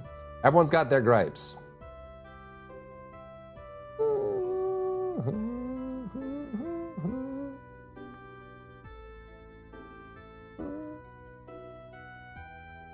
I guess they dodged both of these. How would Control Inez if they reduce her cooldown? Well, that's the thing. Like, they could remove cooldown, but it would basically be reworking the entire game. It's just the way that it was phrased was concerning to me, because he said, we will alleviate. So they didn't say removing cooldown or reworking cooldown. He said, if we lowered the cooldown cap, it would solve the problem. And that's like possibly the worst way to go about it. It's like, imagine if the cooldown cap, instead of minus 90, it was like minus 60. That would just make everything worse. And that means that your AM now has to have the cooldown on it, right? It would need like a full system rework if they wanted to do that. It's not just like lower the cooldown cap and all your problems go away, you know? So that one was just very concerning, but.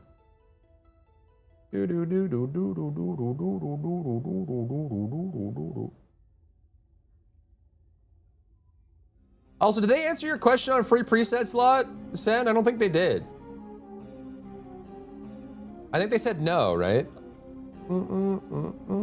C mods or crit mods, and there's not enough diversity. Yeah, that's the core problem, Sentinel, is that when you make a build, if you need 4 cooldown modules, like 3 or 4, unless you have an AM. And then you need, 1 HP module. And then if you're crit, you have 3 to 4 crit modules, and it's the same ones every time. And so since there's only 10 slots to play with, if you eliminate 8 of those slots by default, all the builds are the same, right? So that's the problem. It's not like a individual stat thing. It's just, if they made it so, imagine if Nimble Fingers was minus 90%. You wouldn't want to do that, obviously, but as a thought experiment, if Nimble Fingers was skill cooldown minus 90%, that would mean that you don't have to run the focus on, and you wouldn't need to run the other cooldown module. So if Nimble Fingers was minus 90%, this slot gets freed up, right? And you can even free up some of the rolls on your AM as well, right? Both of those, like as a thought experiment, that would be one way to do it. You wouldn't want to do it that way, but it basically, their constrained builds they're of their own making, and they would need to figure out either make each module more impactful as a single module, or give us a lot more options to choose from, or like give us like less pressure on those stats that need to be a specific way. I don't think they did. Okay.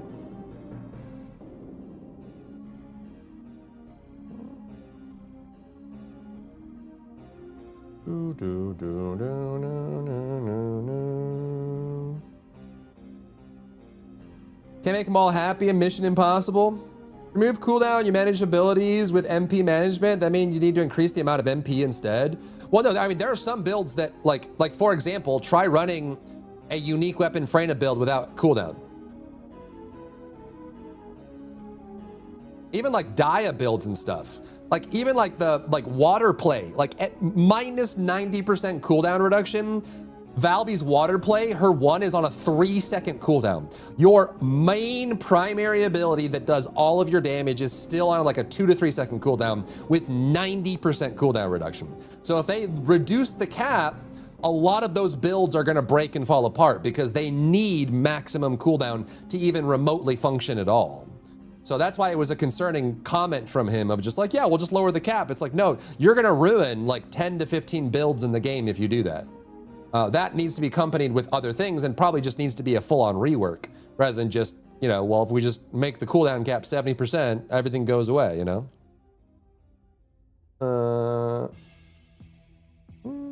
What if they did a global pass on cooldown, give all the descendants 20% reduction on all their skills? They could. If they lowered the cooldown cap to like 60% and then cut all cooldowns in the game by 30 to 40%, right? You could do a global thing like that. It would still have, like, things would fall through the cracks and break and you'd have to do a bunch of patches to fix it up. But that would be, that would be an attempt at solving that problem.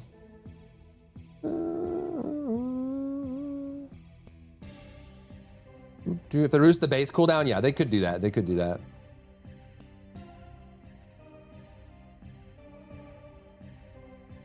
We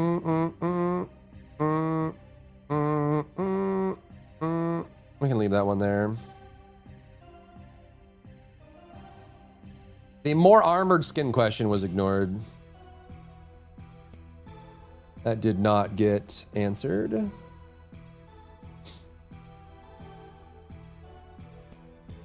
Makeup options they ignored. I don't know why. Makeup would be so easy for them to do. Like they could pump out makeup skins like candy. These are so easy to make. Like genuinely, you could make some. They could make like 20 of these a patch if they really wanted to. Right. And it would be even cooler if they did like the new goddess ones. They probably want to keep it relatively. What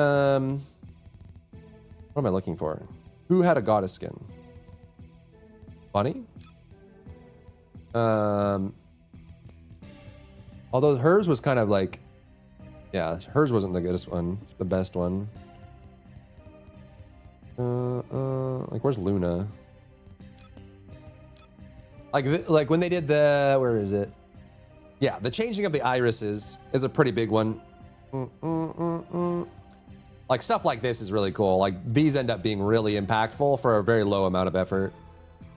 They've been doing a bit more makeup though in the events. Yeah, some of the new ones. My gripe is like I feel like they could do more normal makeup.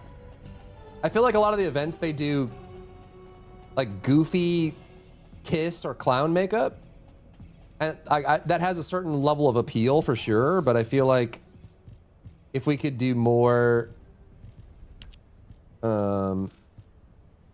if we could do more like non-goofy makeup, like these, you know, I can't even see them in game, but like a whole bunch of like all the kiss makeup, like a whole bunch of stars or plus signs or the deer one that makes her look like an animal and like all that stuff. Like those are just really out there. They do more combo mods like time distribution. They could, yeah. Harris's goddess makeup, yeah, all the goddess ones are really good. Harris is a good one, yeah, and I like the one for Serena, yeah, exactly. The ones from the collab are, I don't know if you got them yet. The ones from the collab, what, these? Or was there one for this? Oh yeah, no, those, yeah, you're right. The Evangelion ones are good. Who was that on? I think it is on Inez, actually. It just does the Evangelion colors. Yeah, these are good. They need to do more of these, I think. These would be really good. These are actually really dope. Again, it plays with the eye color and it's just different styles of makeup. And they could do these like candy. These are very easy to make. Like an artist could make a couple of these over lunch every day. Maybe like one or two if they wanted to. It's really not that much. Universal makeup would be a great option. I don't know why devs still haven't realized they want. Universal makeup's a little bit weird because every character has a different face geometry, right? They probably could do it, but I think makeup is probably just always going to be per character. It makes the most sense to do it that way. You think Nexon sent in new devs to help them lately? My vibe is that they have been given some leeway from Nexon, and I think they are working on another game or a spin-off. And they're just kind of keeping their current level. I would guess they're probably 40 to 60 employees right now. And I think they've been like siphoning a little bit and making a new game. We probably won't see it for another 2 years or so. Like, I don't know if it's First Ascendant 2 or something, but they're keeping like the same amount for TFD, keeping in the same focus, same rate, same everything. And then they're just kind of working on other things and like collabs and, you know, the EP's working on bringing in license revenue, like with all the collabs they're doing. And he was very excited about the new 3v3 mode having the collab thing where you could load into another world. So you could do the 3v3, what's the mode called in Destiny? The mode that they're doing? Whatever it's called, the 3v3 synchronous PvE with sending PvP stuff, whatever that's called in Destiny. Doing that with collabs, I think that's probably what they, Gambit, thank you. That's what they are probably focusing on right now, and then just gonna keep doing more of that stuff, I would reckon. Okay, makeup was skipped. Lance melee weapon's gonna be cool.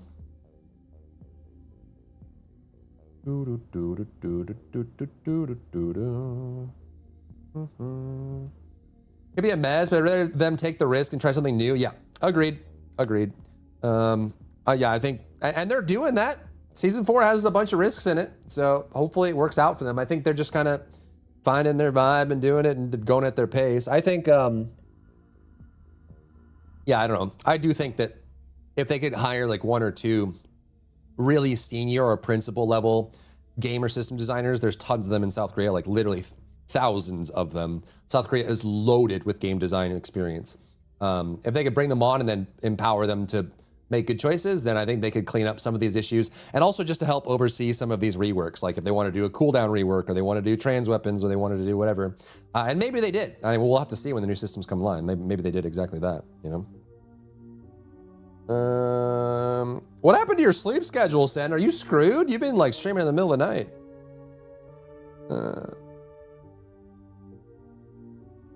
Or were you just trying to hit like the launch of the drops? That was like 1 a.m., right? You're screwed. Yeah. Yeah. Well, that's what they get for doing a 6.5 hour broadcast.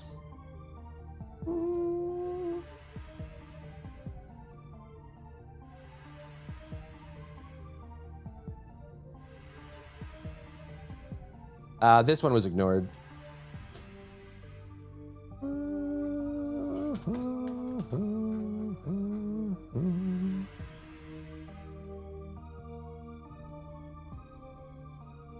This one was also ignored.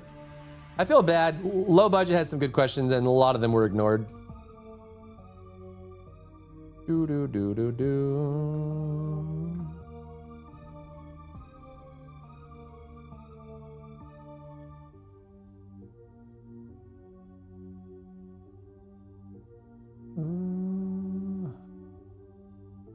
This one was ignored.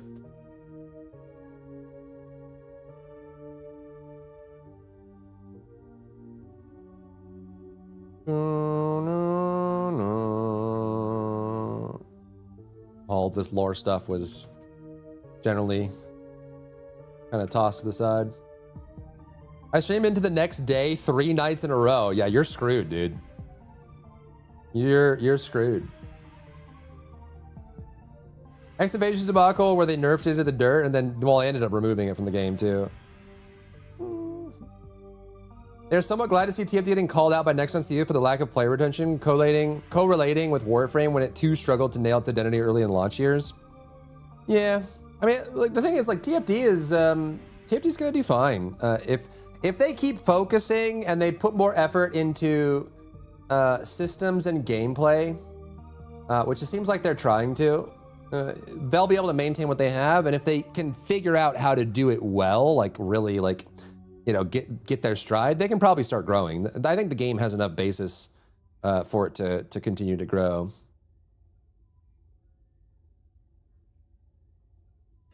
Just balls in their court, you know? They can certainly maintain what they have right now. See you later, gamer. Have a good evening. See you soon.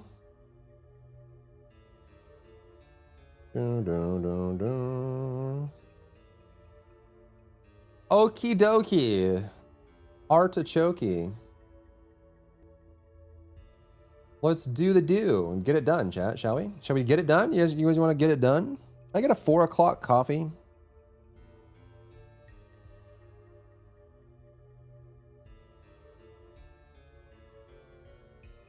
Maybe not. Maybe not. Or maybe, unless...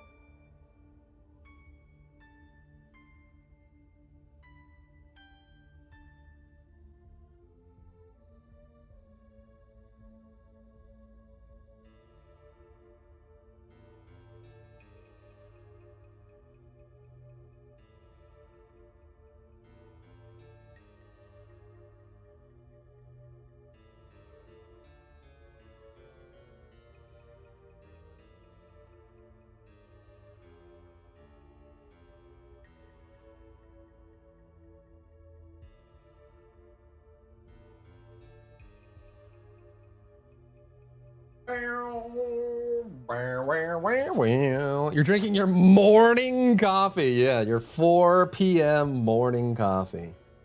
Maybe I will get one. 4 p.m. All right, you convinced me. You convinced me. I am convinced.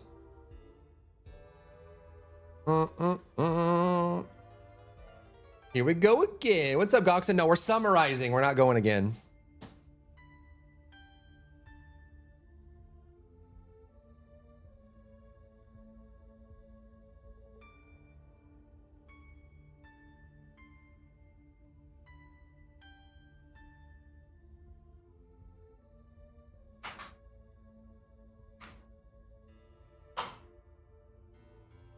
Oh, well, well, well, well.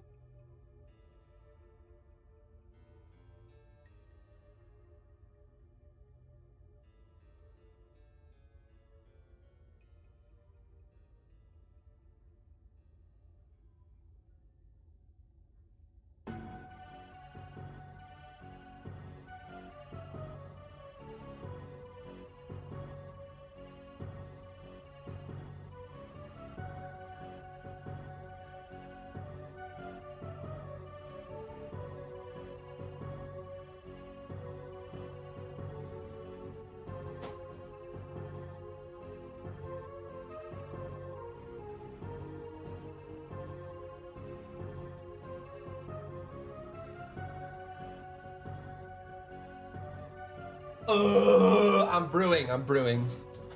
I'm brewing. I am brewing. What do we have here?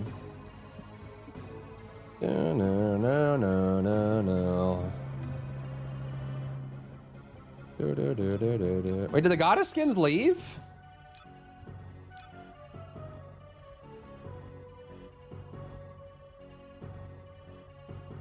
Are the goddess skins gone? Or the bundle's probably gone, huh?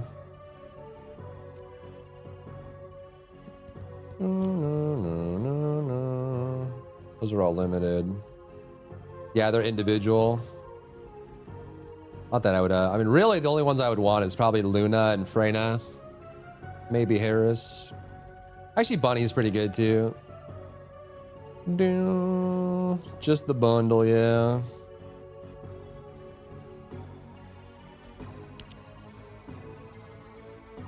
I don't know, man. One of my gripes is like, you have a character you like, and then you get a good skin for it, and you're super happy about it, and then one day they rework it, and you run that chance where they rework it and make it so much worse that you don't want to play the character anymore. And then you're like, what am I gonna do with this skin? This one's pretty sick. God dang it.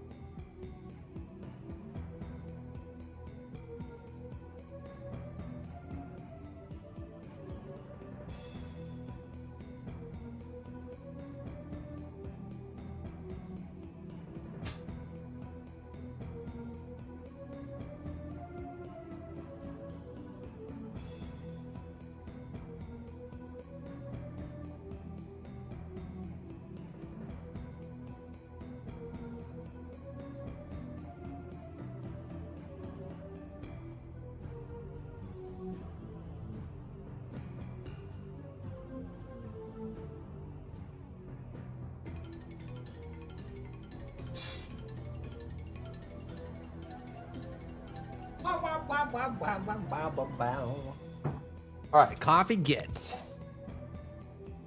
What did they add for the Evangelion? They did Mari, the Tsundere, and Best Girl.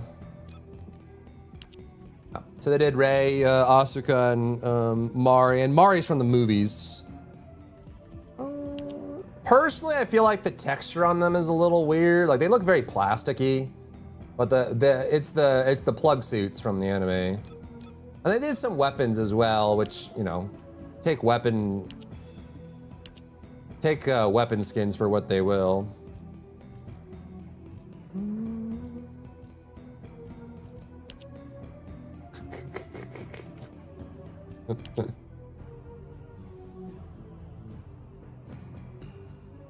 Lamau.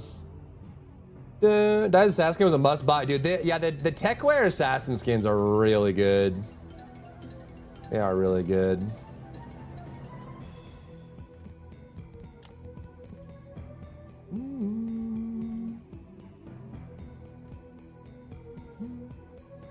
Like if I was buying skins for the game, I would get the Luna one.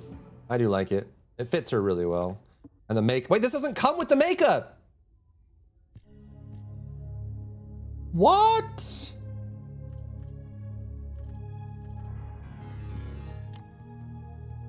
Oh, it's just a regular purple skin now. Didn't even go for that. The bundle did? Well, ripperoni. Rip-a-roni. Well, Luna's kind of not good right now anyways, so... you can really play her outside of support. 50. Okay, that's not too bad. I might just buy the makeups. 50 caliber a pop. Do-do-do-do-do.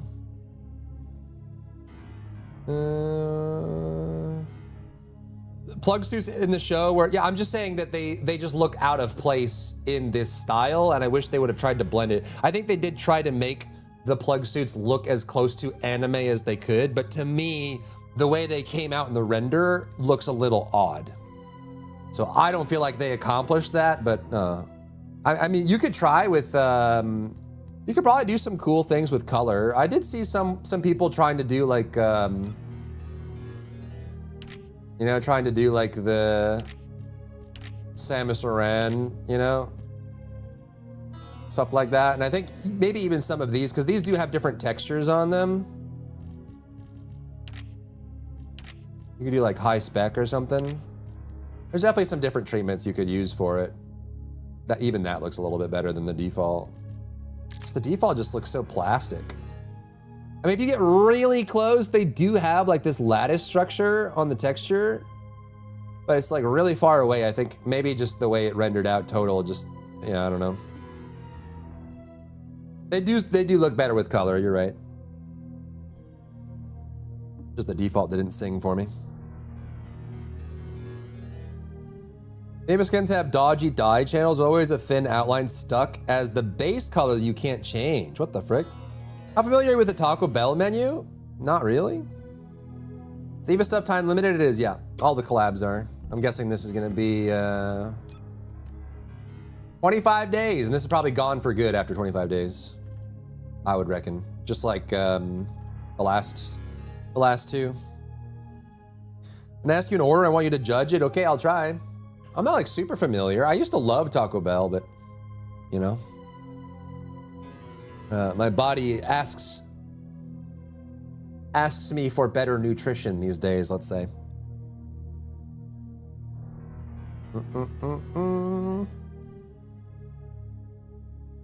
Bum, bum, bum, bum. Whoa, hey there, princess. Buy me dinner first.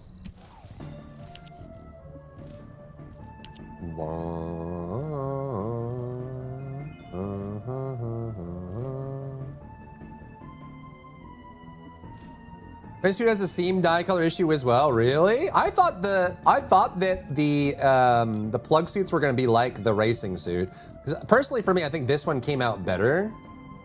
Maybe just because it has more shading in it, but the material just looks cleaner and more realistic to me than the plug suits. I don't know. I only asked for ice cream? What the frick? One of the devs mentioned about coloring in those. Oh, like someone asked about it? This game needs body types. I agree.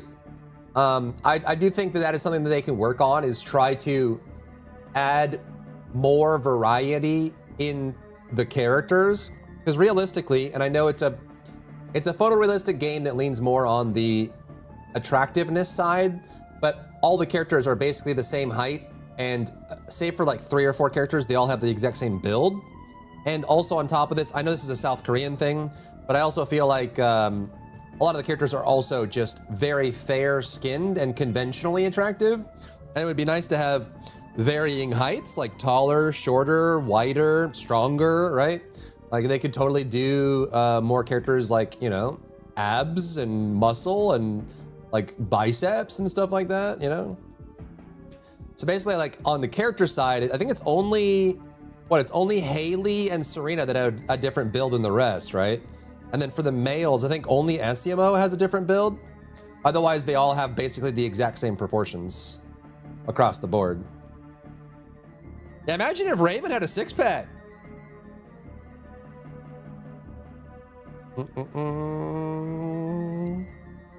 Just for variety's sake.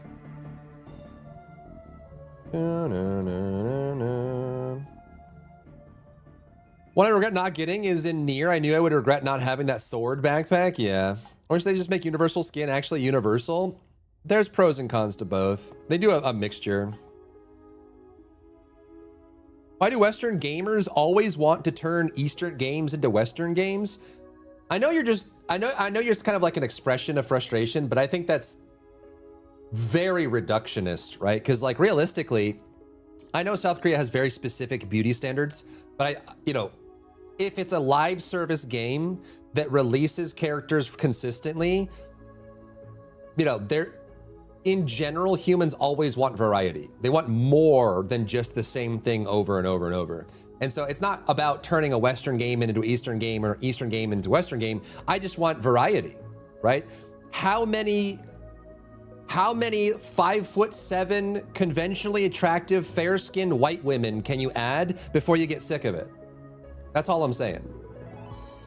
Like, exact same height, exact same build, exact same proportions, exact same skin, exact same everything. Like literally they could ride almost the exact same rig for every single character. That's all I'm saying, right? Like you can only have French fries so many times before you decide that maybe I want waffle fries. Maybe I want potato wedges. Maybe I want shoestring. Maybe I want steak fries. Maybe I want some potato fritters. Maybe I want a side of mac and cheese. You know, maybe I want other things than just the one thing they keep doing. That's all I'm saying.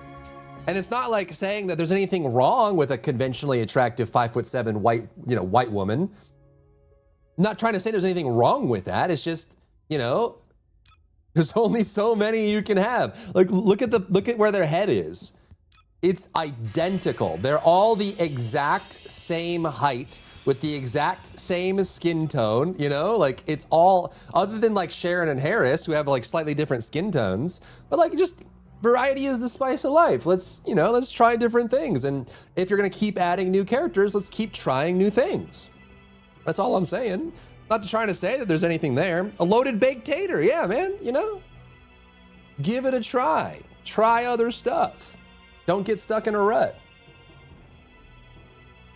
That's all I'm saying. Each female has a different butt shape. Oh yeah? Is that what you think? Guess we can't really tell with her, huh?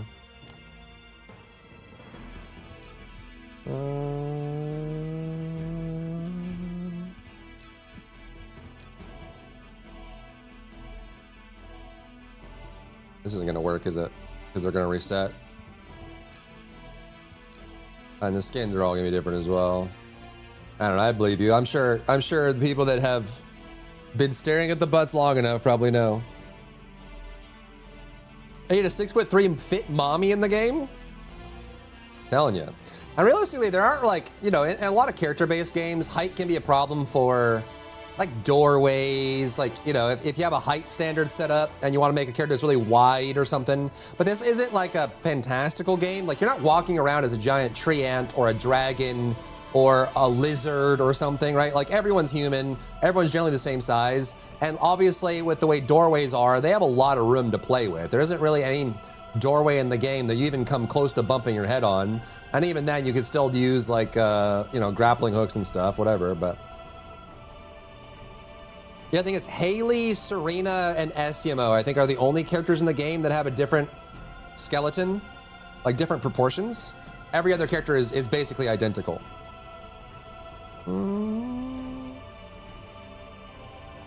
They do have bus variety. Yes, I mean, I think Well, like character-wise, yeah, like, I think it's Haley and Serena, right?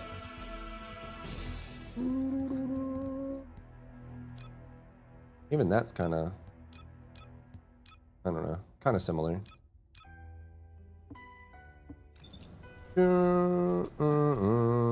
Yeah. Yeah. I mean, part of it is just South Korea is very specific on what their beauty standards are. Like, it's very, very, like, narrow. They like a very specific kind. But, you know, obviously, their biggest portion is in Asia, they said. But they also said that, you know, almost an equal measure is Europe and America and Latin America, so... Get like a shorter Latina girl and like a taller Finnish girl, and you know, get like a short king. The K-pop boy aesthetic, yeah. How do I feel about the order? What was the order?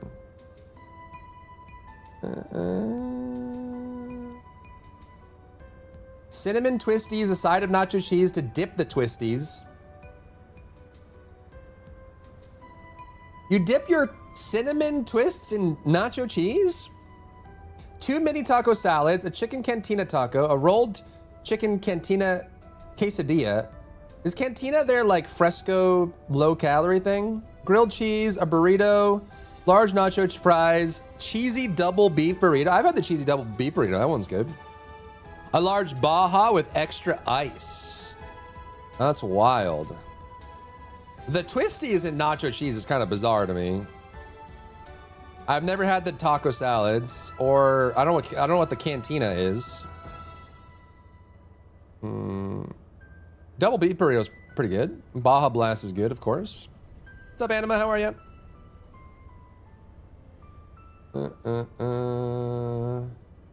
That's true, Plasma. That's true, yeah. Valby or Deidre Girl aren't a little smaller? No, I don't think they are. This person will eat cheese on anything, true. That was a VTuber's order? Oh my god. That powder or something? Nexon knows what they've been doing since Vindictus 2012-ish? Yeah. Yep. I mean, sometimes when something's working, why change it, right? If no one gives them a reason to try other things. It's a hernia. No, Anima, that's rough, man. A petite Japanese girl for the next descendant? Variety is a spice of life? Man, I'd be down. I also want like a yoked up Giga Chad. Just like I kind of like SEMO's kind of down that road. Commencing operations. But he's also kind of just like a sweaty frat boy. You don't build a reputation. You know? Or they could do like a Leon Kennedy or something. Explode it.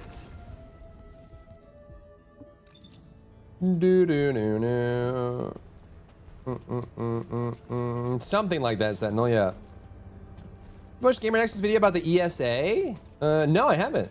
It's something, huh? Well, that's an have more personality. Yeah, they could definitely do more on the character front for sure. Vindictus is still running. Yeah, they're doing the. Wait, is the new Vindictus out yet? Their new one, their alpha one.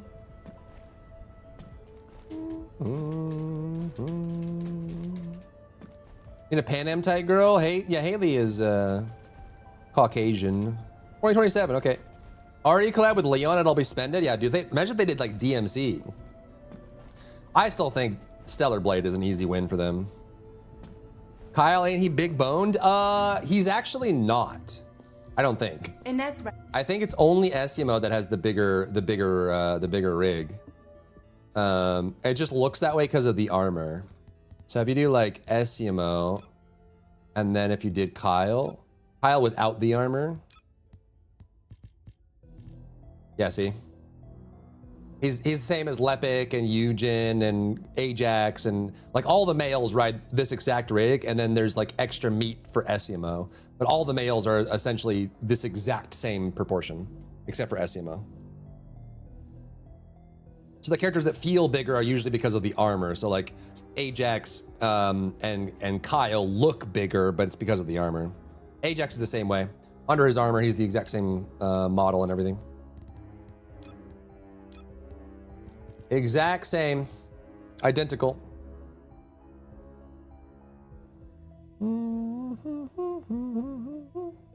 2027, the new vintage is still far out. Okay. Wait, more people than Marathon? Don't tell me that. Don't tell me that.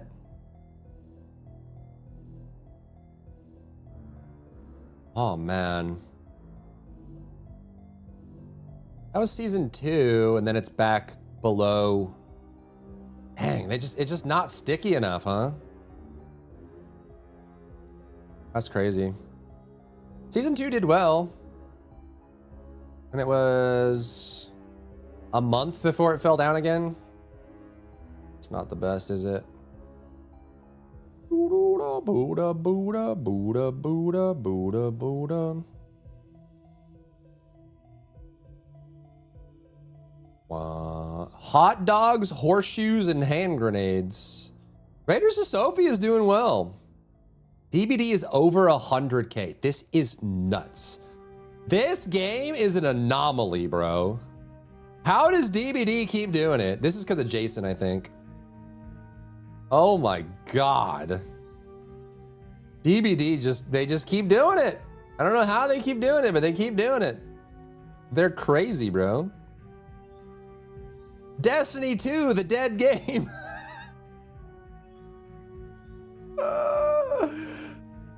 Oh my God, dude. Killing the studio was like the best thing they ever did for the game.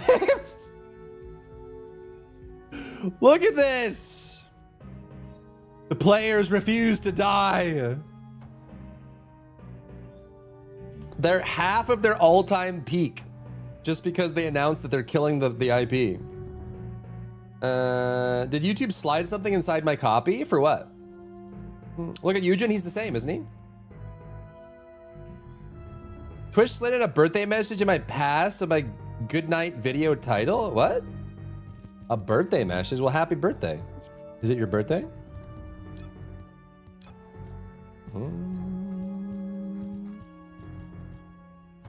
It's the same. Pretty sure it's the same. His arms might be slightly smaller. It's not that bare. It's the last update is so damn good. I wouldn't say that that's the majority of it.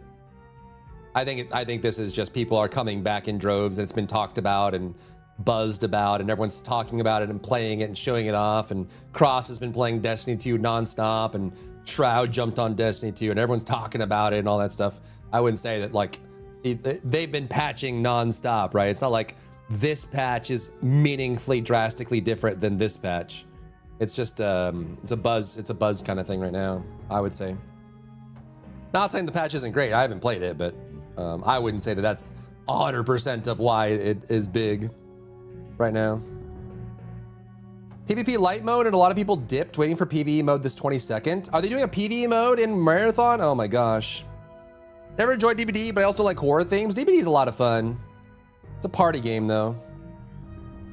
Marathon not released a new hero? I think they were saying they were going to, but I don't know if they actually did. What's the Steam count look like for TFD? They're like 3,000. Yeah, it's like between 3,000 and 5,000 usually. As of right now. Most of their players are on console. I would say they're like 3,000 to 5,000 on PC, probably 7,000 to 10,000 on PlayStation, and then like 5,000 to 8,000 on Xbox, I would reckon. So they're probably around 20,000 CCU peak per day, and then probably around 8 to 12 million MAU every month.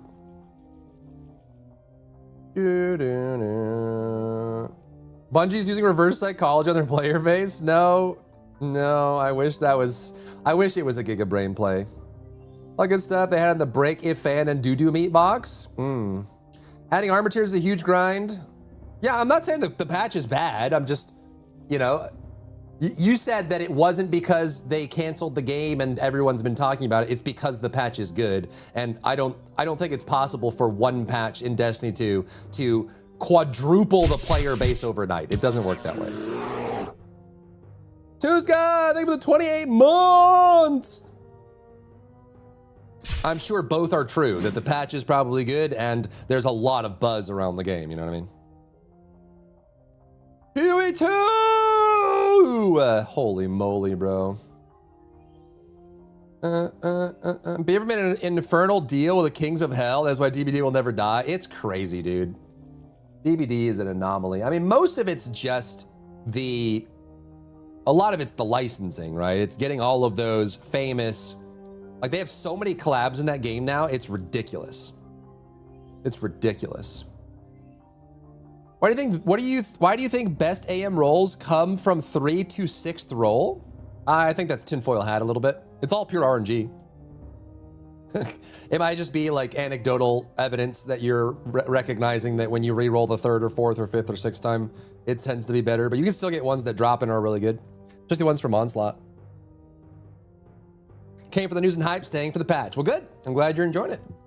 I'm glad the patch is bomb.com.org.gov.tv.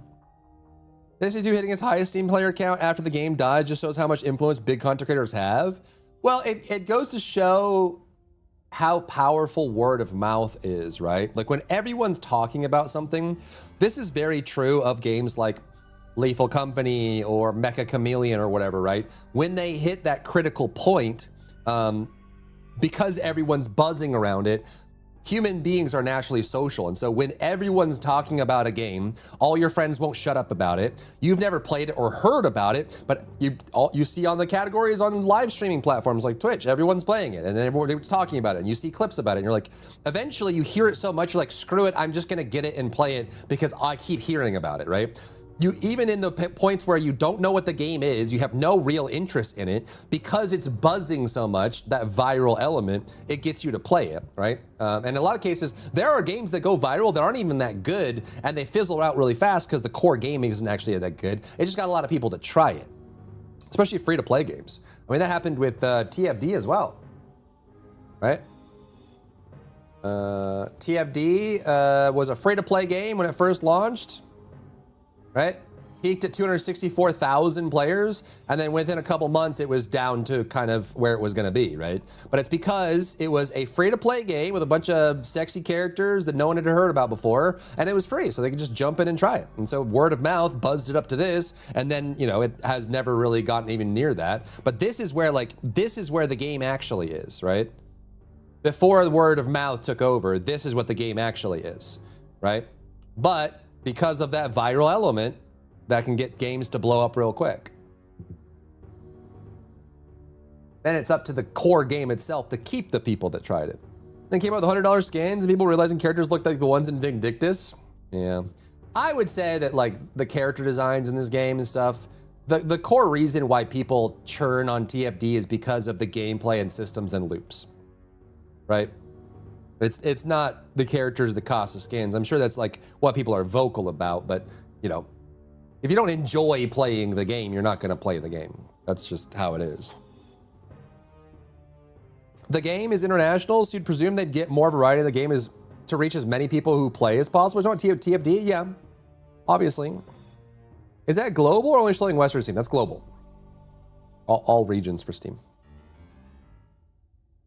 It would be nice if TFD could get back to a steady 20K. I mean, they're at a steady 20K now if you include all platforms. But you're saying 20K on PC alone? They could. Balls in their court. Again, if they started patching faster with bigger patches and then put more effort into making the gameplay more interesting, I think they could easily grow. They could easily grow. That is very much in the realm of possibility. I think it really is that there are a lot of people that want to like the game but don't because they run out of things to do very quickly or the gameplay experiences are not rewarding. They jump on, they see if they do 500 of the 3-minute dungeon to get one sword they don't care about that has ammo and they're like, okay, well, I'm out, right? Or they get all the items, they're like, okay, I'm bored, they log off for a month because there's no new patches coming out that have meaningful content in them. And then in that month's time, they get wrapped up in other games they enjoy and forget about the game because the patches weren't coming fast enough or weren't big enough or weren't sticky enough, you know? It's just very shallow loop with a lot of friction and frustrations and then content that comes by comparison very slowly, right?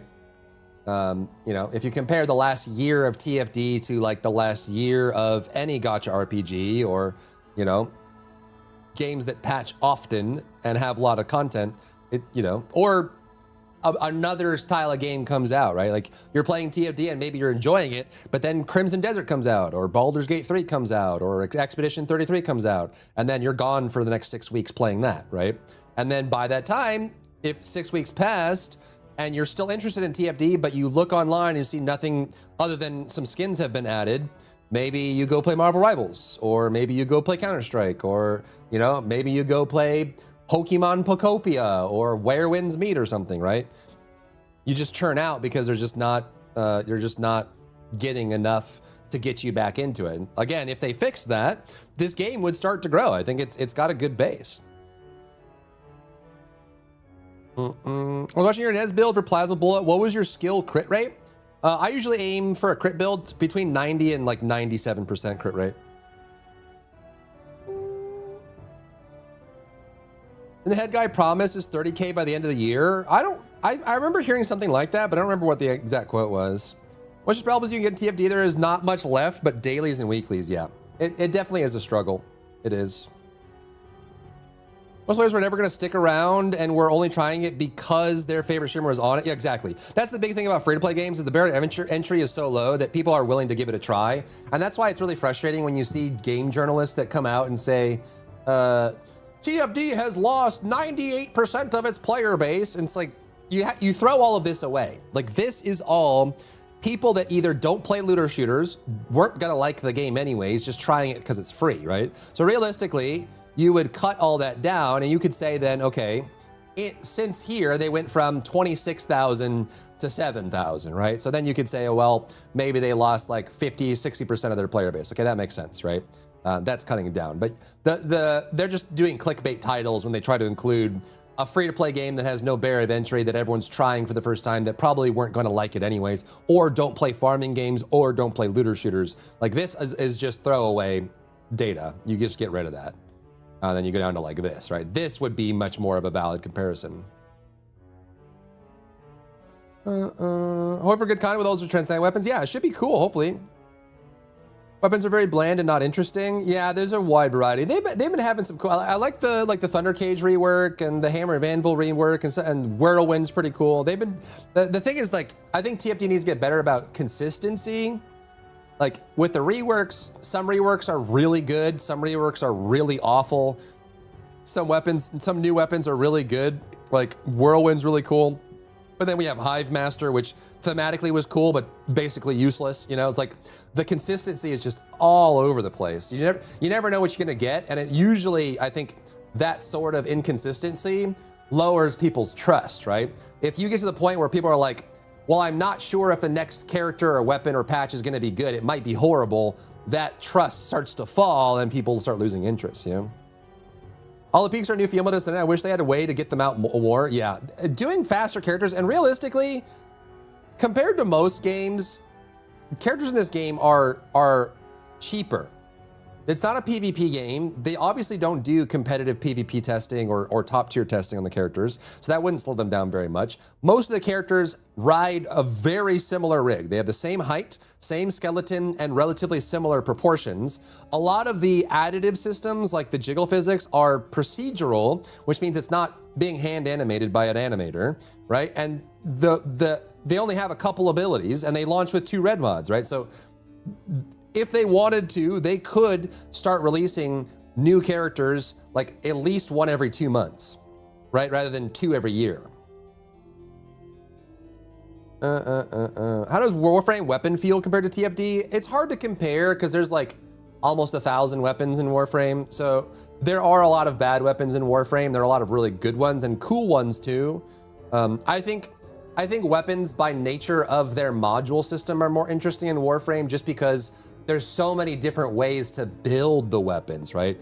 The overcrit is a super interesting mechanic. Having different elements that matter, like a weapon having like all the different types of elements you can combine with it. And also being able to swap between them and stuff like that. It's hard to compare them, and there's a lot more of them in Warframe. And I would say like in general, they've been getting pretty good at the weapons. There's still really bad ones that come out. You know, like, and the other thing too is like just their like E-Buster, it's in their stat stick, but no one really uses it. Hammer Anvil came out and it was garbage and they had to rework it. Frenzied Locomotive was a huge flop. No one really uses that weapon for anything. Hive Master came out, super unique, super cool. The Vulgus, like Zerg style weapon, it's trash. It sucks really hard. It's super impractical. Truly Deadly Arson is a stat stick that's really awkward. They gotta stop doing these weapons. So like Truly Deadly Arson and like Frost Watcher, they have to stop doing these weapons. It's a stat stick that has super awkward requirements. Like, why does the Frost Watcher require you to be 25 meters away or more in order to get the buff? In a hack and slash, run and gun, high mobility action game. Like, they gotta stop doing that. It's such a stupid limiting factor that makes it so unusable, right? Greg's Reverse Fate came out trash, they reworked it, and then it was cool, and then it got power crept. You know? Eraser came out crap, they had to rework it again. Frost Watcher is just a bizarre stat stick with a busted stat on it that doesn't even work. Yeah. Whirlwind's cool. Is that Wally? Wally in 10 minutes. Weapons feel floaty in Warframe. Some of them are, but they have a lot of wacky ones in Warframe, like the Blade Fan, and you know. And also, Warframe is floaty by nature too. You float a lot in that game. No non-purple shotguns. Yep. You're not bringing in new players in. There's no growth or growing revenue. Meaning new content with more complex mechanisms becomes expensive to implement. Yeah, it's the Lost Ark problem. The onboarding is really weak, and so you slowly trickle out hardcore players. They made Thundercage into what Hive Master was supposed to do. Yeah, the Thundercage rework is awesome. It's very thematic and very cool. Very neato. Oh, I didn't combine my locomotive. This goes to show how bad this weapon is. I got the last copy and couldn't be bothered to combine them.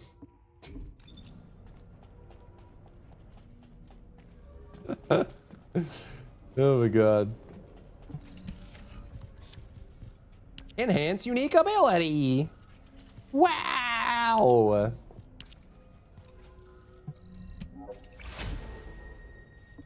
Then the other guns just activate off skill. Yep.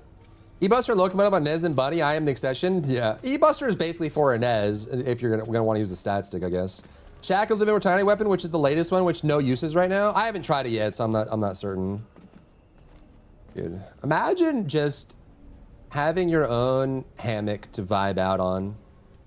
Dream.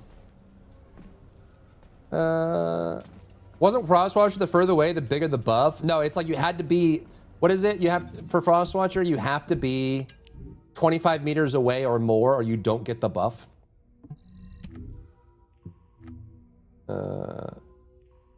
So win 12.5 meters or more away. I think this used to be 25, but even then, that's a really stupid requirement. So if you're standing at 11.9 meters away, your weapon doesn't do anything.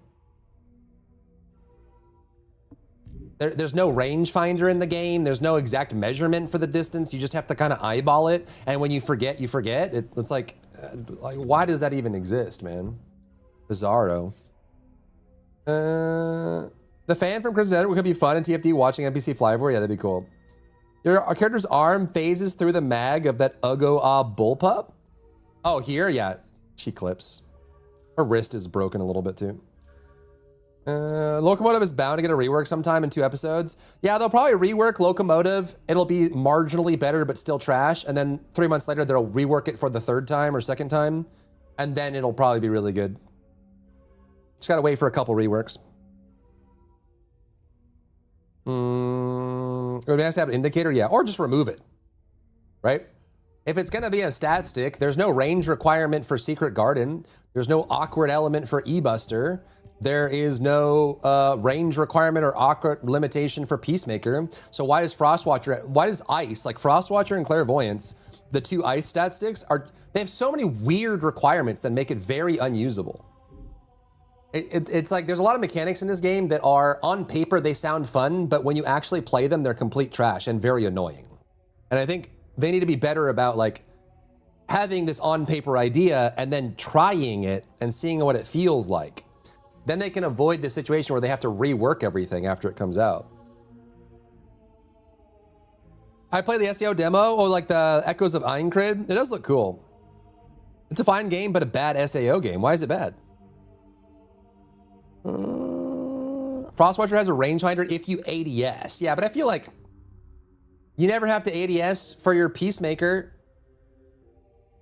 You never have to ADS. Can you imagine if you had to ADS every time you wanted to stack your buff for Secret Garden? Would you use it? It's one of those things that like, wouldn't it be neat if my car had square tires? Yes, that is a really cool thing on paper. Imagine driving around on square tires with your car. You'd be like bumping up and down. Everybody would be like, wow, that's really cool. And it's super unique. No one else has square tires. Everyone would be like, whoa, look at it, square tire guy. Wow, that's super cool and interesting. No one has square tires. And then you get in the car and you drive it and it's an absolute abysmal experience to drive around. Yes, it sounds cool, but when you play it, it sucks. So let's maybe not do the things that sound cool and suck, you know? Yabba dabba doo, exactly. Your drinks are bouncing around, flying all over the place, and it's like, it's a neat idea, but when you put it in the game and play it, it's not neat anymore. And that's like TFD in a nutshell. They keep doing that. They keep doing these things that sound cool, but are horrible to play. Like really, really frustrating. Canadians in South Park, yep. Satisfactory is a car with square tires, dang. Kind of like the Cybertruck. Never said it's good. I'm just saying it has a rangefinder to help. I see. Yeah. Yo, you're right. I'm sure it does have something that helps. It's really dumb and impractical idea that's not really usable by anyone. I'm sure they do have it. Let's see. You could also put square tires on your car and then add a special drivetrain that tries to do a shock absorber every time you bounce up and down from the squares, but you could also just not have square tires.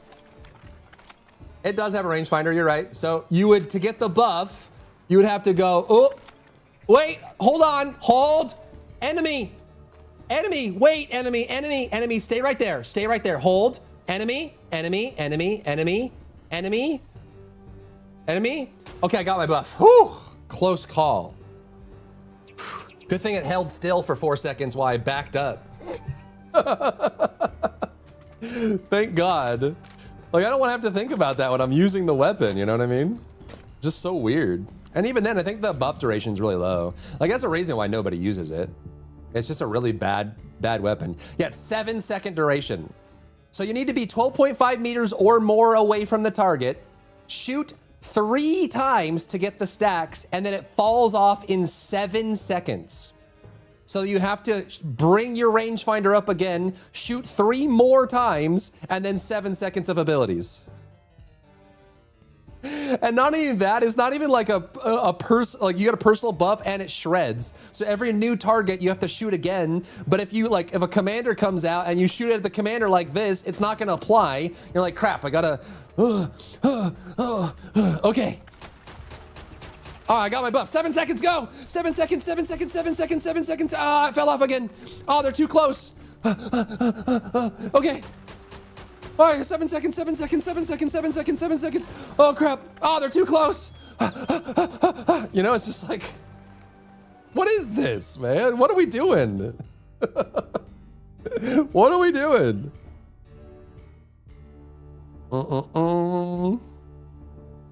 It's only used in speed clears for Abyss. Yeah, when the target is a large target at a long distance that doesn't move and doesn't have to change targets. But even then, it's still only a 7-second buff. You know what I mean? Like, how long is the buff on this one? 10 seconds. How long is the buff on this one? 15 seconds. And you don't even have to ADS. It's over double the duration with no requirement to ADS. You don't even have to shoot the gun. As long as it's in your hand, you get the buff. Like, what are we doing?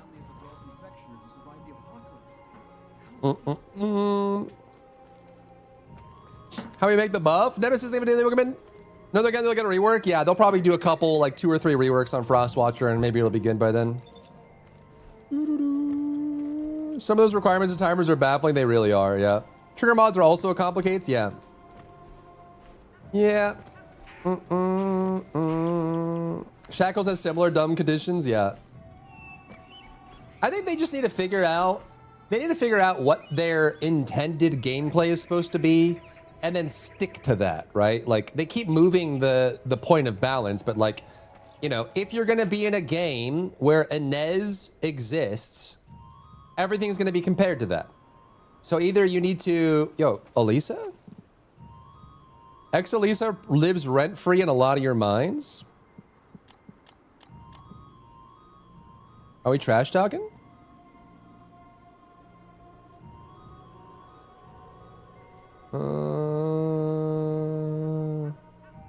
Yu-Gi-Oh! Naruto, Hellsing, fan service, Dragon Ball Z, hentai, Bukake, pants, Ex-Elisa, Gundam, Fallout 4, your mom. Okay, let's...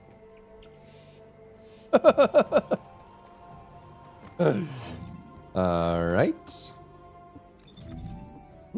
He's running world chat. Run away. Scary. Big scary, bro. I didn't make a new wall crasher build. Where's the good Chuck Norris jokes? Yeah, that was like a World of Warcraft Barons situation, bro. Look at your square tires on a YouTube short. Where did you send? Oh, in chat. Here's a really quick Easter egg for you in Satisfactory. The Awesome Sink is used to recycle items and earn tickets. But if you put a ticket back into the recycler, you'll hear this secret message. I have been given permission to grant you a gift. You can find it in the Awesome Store. To continue, we're going to need 20 more tickets, and once you have them, if you go to the Awesome Shop, under the Special tab, you can see that you've unlocked the Cyber Wagon. This is a reference to Elon Musk's Cybertruck. The design is unmistakable, and it even has 2 smashed windows, referencing the incident on stage. This is the Frostwatcher. Oh my god. Unfortunately, the Cyber Wagon is easily the... That's funny. Up arrow, up arrow, up arrow, up arrow, up arrow, up arrow. The world is empty. There are no NPC parties wandering around fighting. There's no multiplayer. Every SEO game has had large multiplayer endgame. This has none. You can look at the gear you're wearing while at an item shop. So you have to run back to the inn. I mean, it's a single player game, right? It's not meant to be multiplayer, right? There's a lot that makes it a bad SAO game. You can't look at your gear while in the shop. Okay, that's pretty bad. Maybe they'll fix that. It's just the demo, right? Maybe they got that feedback and they'll apply it. World chat is like a teenager's browser history. Oh, geez.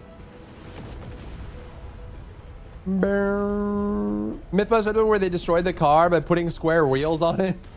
That's the Frostwatcher. How dare you? How dare you insult my Frostwatcher?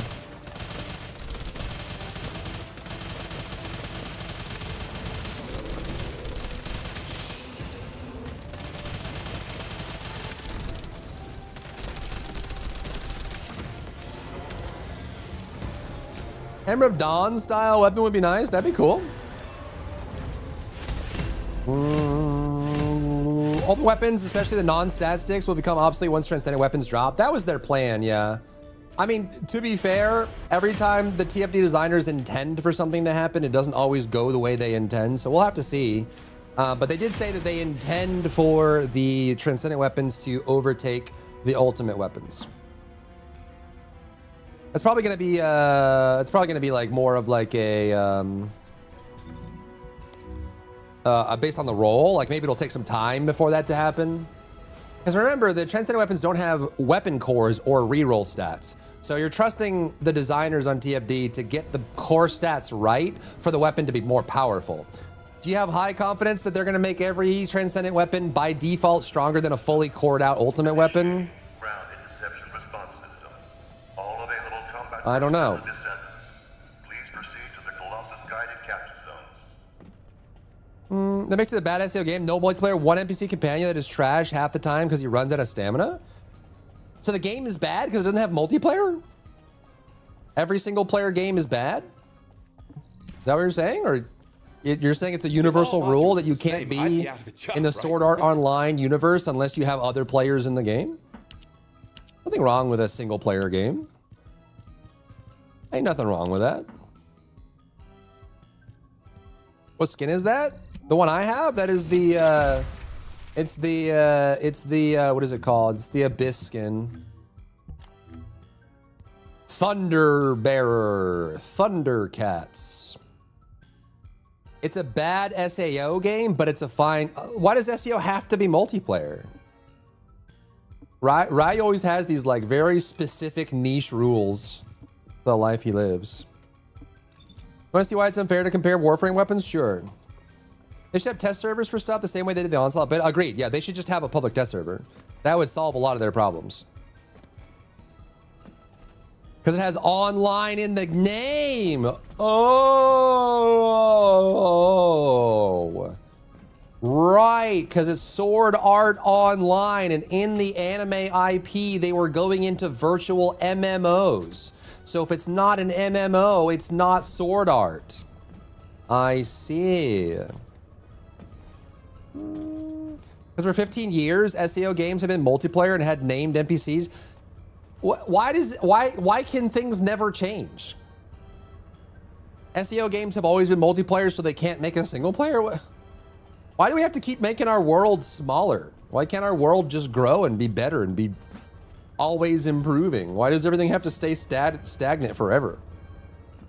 Are you saying you don't like Tales games, and you don't like Star Ocean games, and you don't like Elden Ring or Souls-like games, or all of the games that have that, they can't be, single player games can't be good?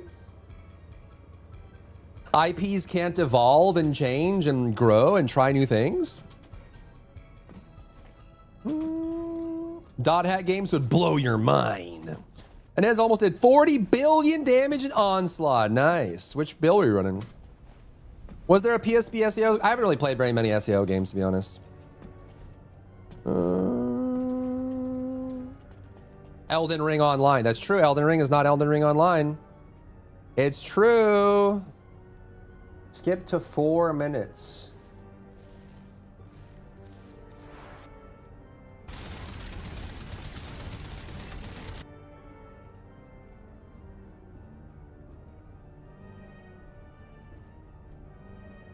Wait, is this Sight? To be fair, this is Sight 09 shooting through walls, right? But still. Yeah, imagine if TFD was this bold with their gameplay.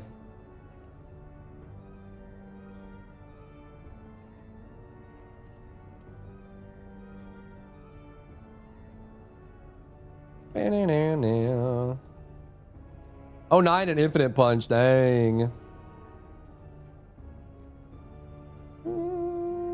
What is wrong with clairvoyance? It's just really awkward to use. Crimson Desert my game of the year and no online game is going to change that? What about Phantom Blade Zero, bro? Phantom Blade Zero is going to be dope. Is Dimension the least used arcade type? It probably is. It probably is. That sounds right. I think that she had a chill damage buff to the clairvoyance. That'd be nice. You like calling him 09 rather than Sight? I say the whole name. Gundam Orbit Rogue would be nice. Have you seen the Furious movie? Is it good? That's the fighting one, right? For over a decade, I've come to know SEO games having 500 plus hours of gameplay. They're saying this one is like 40 hours. Right, but like, you know, maybe this is part of your problem in not finding as much fun in games anymore right now, right? Like you say that you don't really have any games that interest you and you don't want to play, but anytime a new game comes out or something like the formula gets reconfigured or they try something new, your thought is you put the wall up and say, well, that's not the way it used to be, so it's bad, right? So if you could find a way to try and lower that wall a little bit and then try it and be open-minded, you might find that you find new formulas, new games, new mixtures, new attempts at gaming that you thought weren't going to be good, or maybe they're better than you realized. Don't change the formula, just make a new franchise. That's like, oh my God. It's like stick in the mud mentality. I'm sure they'll do another SAO game that's more like what you want. Saying they can't ever change the formula because it's not what it always was is, gosh. If that was the case, we'd still be peeing in buckets and riding around on horses. You know what I mean? You keep skipping the part. I said it's a fine game. It's not a bad game. It's just a bad SAO game. No, I didn't skip that part. I read it. It was just kind of like a side compliment to try and skirt around the idea that you think it's a bad game because it's different than what you wanted, right? That's like saying, hey, I like your hair, but your shoes are incredibly ugly and your dress doesn't fit. You can't get mad. I said your hair was nice. Why are you mad? You can't get mad. I gave you a compliment. You know, like everything needs to be taken as one huge thing. And again, that's fine. It's fine to say the opinion that I don't want SAO games to ever be different. You know what I mean? Like SAO is an anime about MMOs and I want it to be online and multiplayer with NPCs running around and that's the thing. And maybe that's fine to say that that's not for you, right? It's okay to say something isn't for you. But to say that something is a bad game and things can never change from what they were, I feel like is putting yourself in a weird box. What if they made Street Fighter a visual novel? What if they did? Was that supposed to be an example of something bad? I would play a Street Fighter visual novel. Blanca and Ryu running around trying to save the world? Why not? Was that supposed to be a bad suggestion? If you love something, don't you want to see it grow and flourish and take on different forms? Why does everything need to stay the same forever? I think this mentality is what's driving you to not like games anymore, Ryu. Like if you're just gonna be kind of in that little box that nothing can ever change or be different and everything has to be exactly what you want or exactly what you knew before, that might be why you're struggling to find joy in games right now, is because you're living too much in the past rather than the present. Disney changed Star Wars fans and Star Wars fans hate it. You're closing in on the real answer, Ryu. You're almost there. Keep going. What's the difference between the two examples you just gave? What if Street Fighter did a visual novel and Disney changed Star Wars and Star Wars fans didn't like it? There's a key distinction there. It's because they changed it and it was worse. It's not that it was different, it's that it was worse. If it was different and it was better, people would have been fine with that.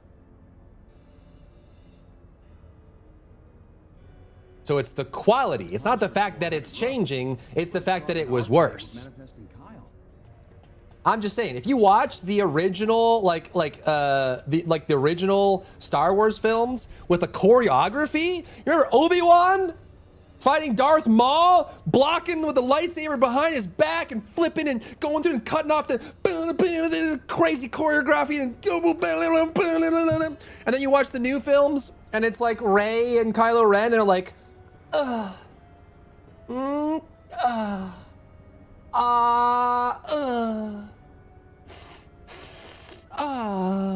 right? Quality matters. SAO fans don't like the new SAO game. Are like every SAO fan ever doesn't like it? Hold on, there's a where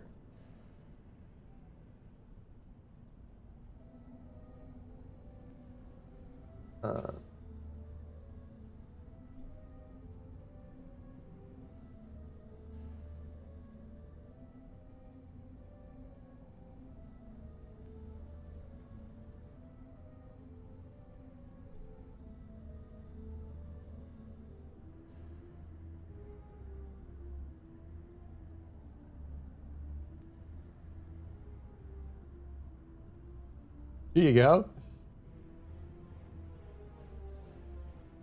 So these are the duels now.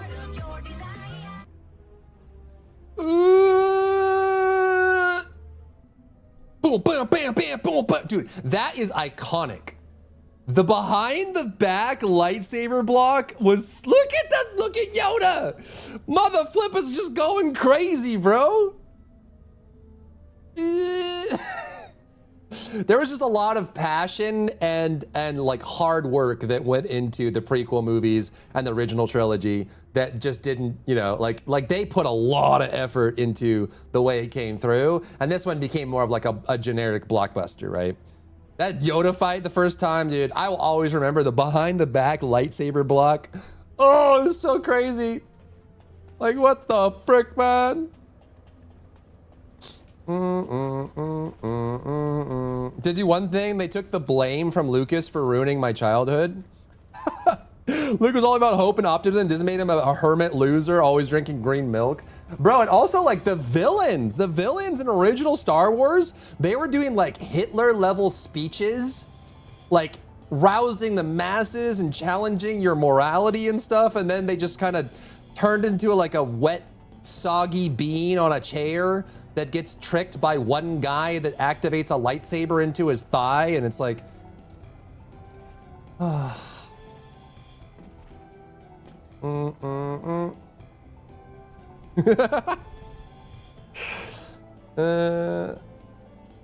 As an SAO fan, I don't like the fact that it's a solo game. Yeah, I feel that. I think, I'm not saying that that's an invalid perspective. I think that is perfectly valid. It's perfectly valid to say, I prefer this IP to be this way and this new game is not for me. But I don't think it's valid to say that this is a bad game because it's not for me. I think those are two different statements, and I think the second statement is inherently wrong.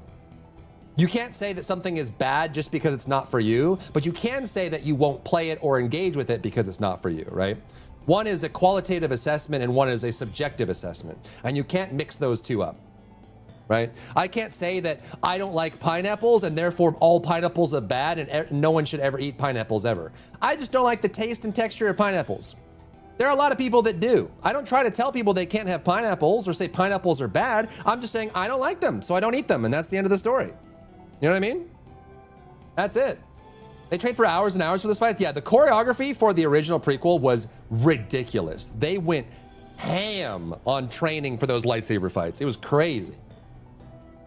You did the new, it was like I was rewatching the movie. You did the new, oh yeah, bam, bam, bam. It was so good, dude, so good. The old school Star Wars fights were so amazing. Marvel Infinity Wars and Endgame was different in the comic than the movie version, yet nobody was really complaining about that. That's kind of true. I don't know if it's good or bad, but the reason knows why I'm not playing. Yeah, I think that's perfectly fine, right? Perfectly fine to say they changed this, I don't like it, I'm not gonna play it, you know what I mean?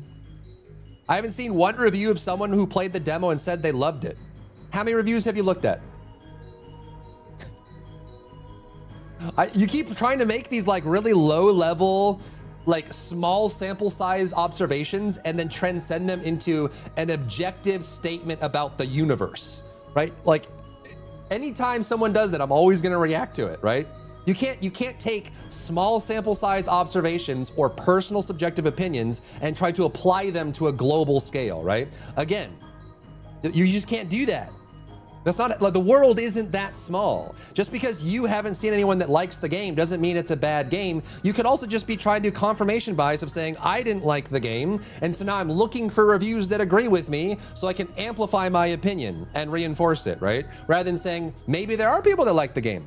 I'm not saying, I haven't played the demo. I'm not saying it's a bad or good game. I'm just saying you can't take your personal perspective and apply it to a global thing and then try to get everyone to agree with it. You know what I mean? It's actually the work of the Shakespearean Theater Master of Arms. Oh, the old Star Wars one? Yeah. The director slowed down the duel of fights in post because it was too fast. That's awesome, dude.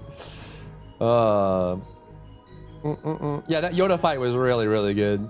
Give me a game that's like Shangri-La Frontier. That would be awesome. I mean, that's kind of like SAO without the death part, but it would be really, Shangri-La would be awesome. You could even, it would be cool. Imagine this, okay? Imagine a Shangri-La Frontier style game that was like Roblox where you could get into other games. Like, cause it, you know, it's very SAO-like where it's virtual reality games, but they also play a bunch of games in that anime. So imagine if you play like a Roblox style where there's a bunch of different games you could plug into as part of it. Like more of like a whatever, a pin thing. Pineapple pizza should be criminalized. If you like pineapple pizza, you can like it. It's fine. It's a personal thing, you know? In 4 through 6, Luke never gave up on his father because he felt the smallest amount of light in him, a man who killed thousands of children and did nothing as they blew up a planet. But he fears a little darkness in Ben and decides, yeah, like a lot of the motivations in the new films kind of went to the wayside. They really did. Dialogue was a bit stiff in the prequel trilogy, and the Jedi mullets were certainly a choice. That being said, they're superior to anything Disney has done. That's true. I agree. I love pineapples, but they don't belong on pizza. Dang. That's when players will be trying to scalp other players with these weapons. What, the transcendent weapons? I'm sure. The guy that played Maul also did Toad in X-Men, did he? I don't know that. Main thing I don't like about TFT is how all the skins are just half-naked women. Once I saw Hera's default skin, I lost hope. Daya was definitely the worst. Yep. I mean, that's what the audience likes, but I'm kind of the same persuasion as well. I am also of that persuasion. I do what I want. You're not my dad. True. Usually give the game a week and thoughts to give opinions about it. Yeah. But I think we can all agree that the Borderlands movie was BS. Yeah, Borderlands movie, Warcraft movie, Doom movie, Death Note movie, all of them were trash. Dragon Ball movie, Avatar movie, Last Airbender, not James Cameron. All those spin-off movies are like, you know, video game anime movies were terrible.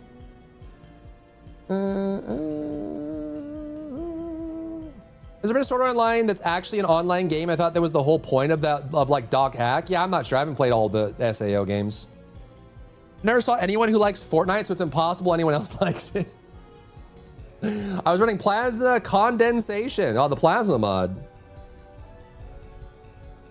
SEO was a bad game, even without the death game element. Remember the game systems were horrible. I would love to do a discovery style MMO. This is something I've always wanted to do. Like like from a game development perspective, I would love to do a discovery style MMO. And what I mean by that is everything's hidden and you discover things based on what you do. Right? So if you pick up a sword and use the sword a lot and you're really fast at using swords, maybe you unlock dual wielding like an SAO. Or maybe if you immerse yourself in fire, you learn fire magic, right? Rather than having like a traditional class-based system where you choose a mage, you go out into the world and there's tons, like a sandbox, there's tons of stuff to do. But as you start honing, just like in real life, when you start doing things enough, you start discovering things as part of that. And that would be really cool. It has a bunch of challenges to overcome, like, you know, the meta people would probably ruin it of just like, well, no, if you go to this cave and get in this water and then drink it, you unlock the super water ball thing, and then you can combine that with the lightning skill, and then you're the best character in the game. You know, like, obviously there would be a lot of challenges to that. And also there's a lot of people that can't get behind that. So if you're looking at games like Throne and Liberty or like New World, where there are no classes, it's based on what weapons you equip, there are certain kinds of people that need their MMOs to be class-based so they can kind of get into the theme, right? There are people that don't like Throne and Liberty or New World because what am I? I'm just a guy or a girl who uses a spear and a bow, right? I'm not like a mage, or I'm not a warrior, I'm not like a guardian, or I'm not like a thief, right? Without that class fantasy and that thought, some people struggle to get into it. But I think it's a really cool concept. It could be really cool. Bear is listing movies that don't exist. What movie did I list that doesn't exist? I just loaded into Axiom Planes and I'm in first person running around with Bunny? What? What the heck? Stop describing me. Owned. All the bad movies? Oh, are we just saying that those movies weren't real? We just pretend they didn't exist?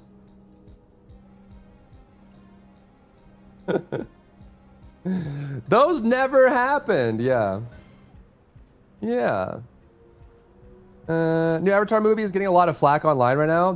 Has anyone played the new Avatar fighting game? Is it good? It looks cool. Oh, the Ultimate Jaber Justice, that's one descendant they just can't buff properly. Watch the trailer now. We already did. I did a sponsor for it, Luzin. Data miners would ruin that game so fast. Yeah, they would. You would have to put a lot of effort into hiding everything, and it would be really tough. I remember in Star Wars Galaxies where they made becoming a Jedi secret, but they made it so secret that everyone hated it. So you would have to be very careful about how you'd go about it, but the concept is cool. What's up, Wolf? Visited my family yesterday. Went to the Mandarin Chinese all you can eat for my sister's birthday. I want storylines the devs are okay that maybe 1% ever will see. Yeah. It's a lot of work. It would be cool. But you'd also probably make a bunch of stuff that no one finds. You can do that with all skill points, right? With int strength dex to determine your class like PoE2. You could. Yep, you could. New RuneScape game, Kana? 7 through 9 never existed. Doom 2005 was great. With Dwayne "The Rock" Johnson, you thought it was great? Avatar fighting game is very good. Ooh. You okay, baby? What's up? What? Are you okay? Tales of Vesperia, final boss at the 3rd phase, but only if you had every character's best weapon. Yep, stuff like that is neat. That's more for like single player games. You can do like Easter eggs and alternate paths and hidden endings and stuff in single player games, but doing it in an MMO is a different beast, I think. What's up, Pratt? Greetings. I was watching your VOD of Dev QnA reaction. No doubt that the game is in such poor state. Developers are cooked. I don't think they're cooked. I think they're learning at their own pace. I'm hearing the new Avatar show is also trash. What? What? Everyone's loving Avatar Fighters. It looked cool. Does it have Korra characters too, or is it just TLA? That movie was my introduction to Doom, so to me it was great. I see. Yeah, there's a lot of like those spin-offs that are like, if you're not a fan of the IP, you'll enjoy it, but if you are a fan of the IP, you definitely won't because it's not faithful to the IP. There's plenty of those that happen. You're gonna play RuneScape? That is a skill system for every type of weapon, magic element crafts. Am I going to play it? I have no plans to play RuneScape. I have played RuneScape. The Netflix Airbender series is horrible. Yeah, the movie too. The movie was like bizarro world. Like sometimes when they make those like spin-off things, you have to genuinely wonder, did they actually even watch or read the source material at all? Or do they just look at like some splash art and wing it? Like the Death Note movie? Did you even watch it? Did you even watch the source material? Oh, he's got a black notebook and he writes names in it and sometimes people die. Yeah, whatever. We'll give him a girlfriend. They'll fall off a Ferris wheel. What? Just whatever. Just do it. Who cares? The Halo TV show was bad. I didn't watch it.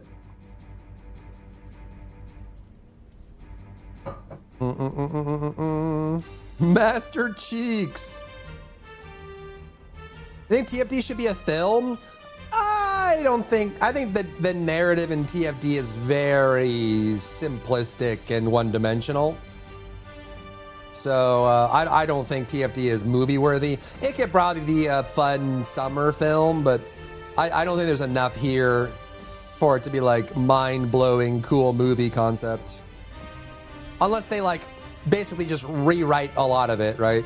Or really like they could make a great movie based on it for sure. He really was Master Cheeks. He claps cheeks and they made Cortana watch.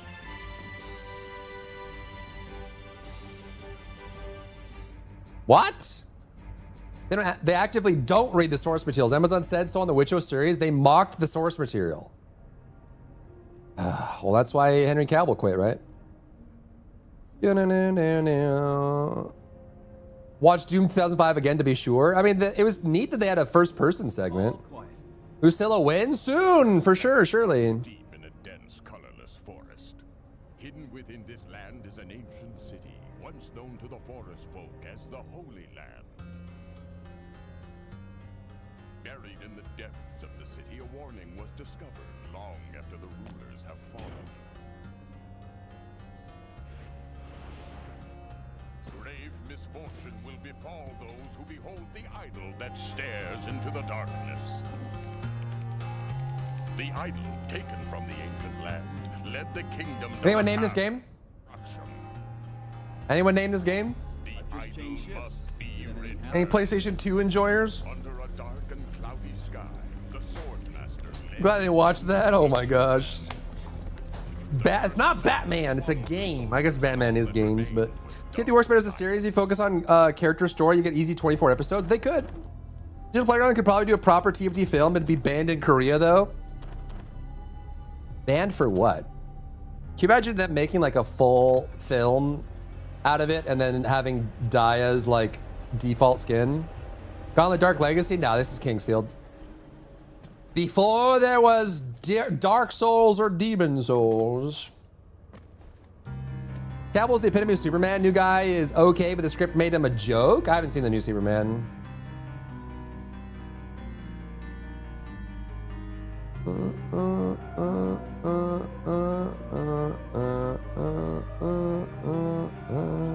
I like the pale butt in the camera, but I love the floof.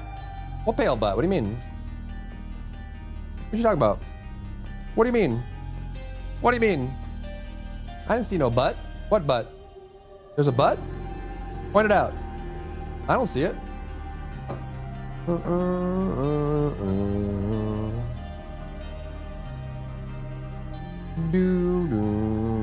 Every Superman seen the new Supergirl completely disrespects Superman? Really?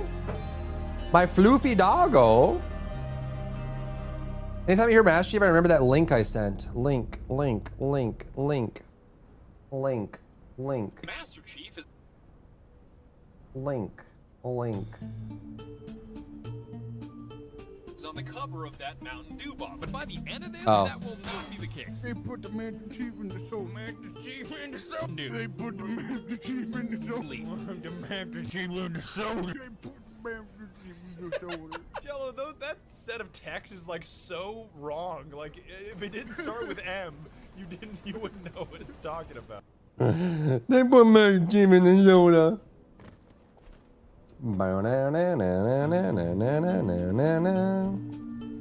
Supergirl was a mistake. Was it bad? I haven't seen it. I'm just uncultured swine, it seems. Ugh. It was mid? Honestly, I feel like mid is the best you can hope for nowadays. Script was trash, unlucky. I think there are just so many like directors trying to do generic family blockbuster films with no substance. Where's the QnA view? You're right. You're right. You're right. When you're right, you're right. When you're right, you're right. And god dang it, you're right.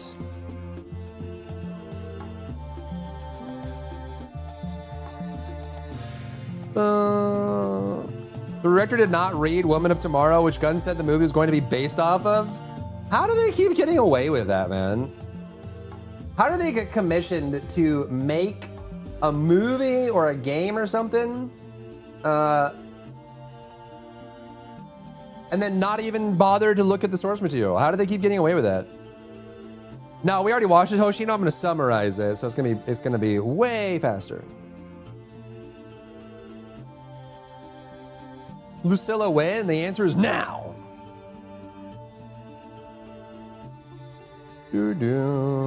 Cause of money. The scriptwriter for Supergirl has one written credit to her name. Wasn't the director of the Backrooms movie like 19? It was like his first movie. Something like that's kind of interesting. And obviously they're probably surrounded by a bunch of experienced filmmakers and stuff and crew, but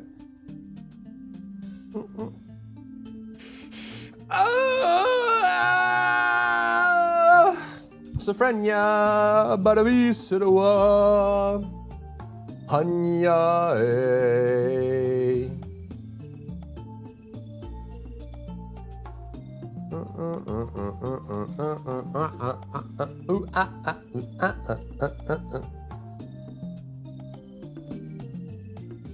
I'd be cool to do like a retro day, just play really old games. Stop moaning, you make me sleepy, still got an hour. Listen, I'm gonna give you a wisdom, okay, chat? This is a true statement about life. If you stretch and you don't make weird noises, you're not stretching correctly. Every big stretch must be accompanied by weird noises. That's how you know it's a good stretch. Guy probably grew up watching the Backrooms, that's true. Oh my god. I was melting the chair because of QnA, yeah. I stretched and oh geez. Oh. How's the QnA? We're done. I'm just gonna summarize. You have an established beloved comic in Woman of Tomorrow. How do you not use it? Yeah, I don't know. I don't know why they would do that. That's crazy. I don't know how they keep getting away with it.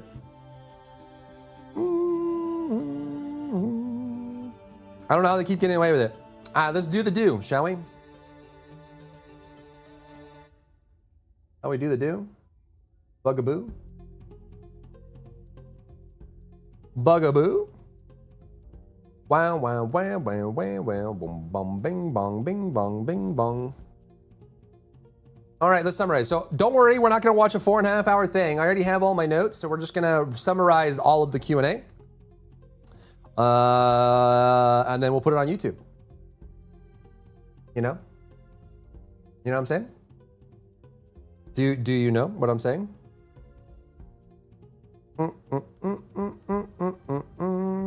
Do Earthbound. Earthbound would be awesome. What? What? Oh, actually, we should probably take her out real quick.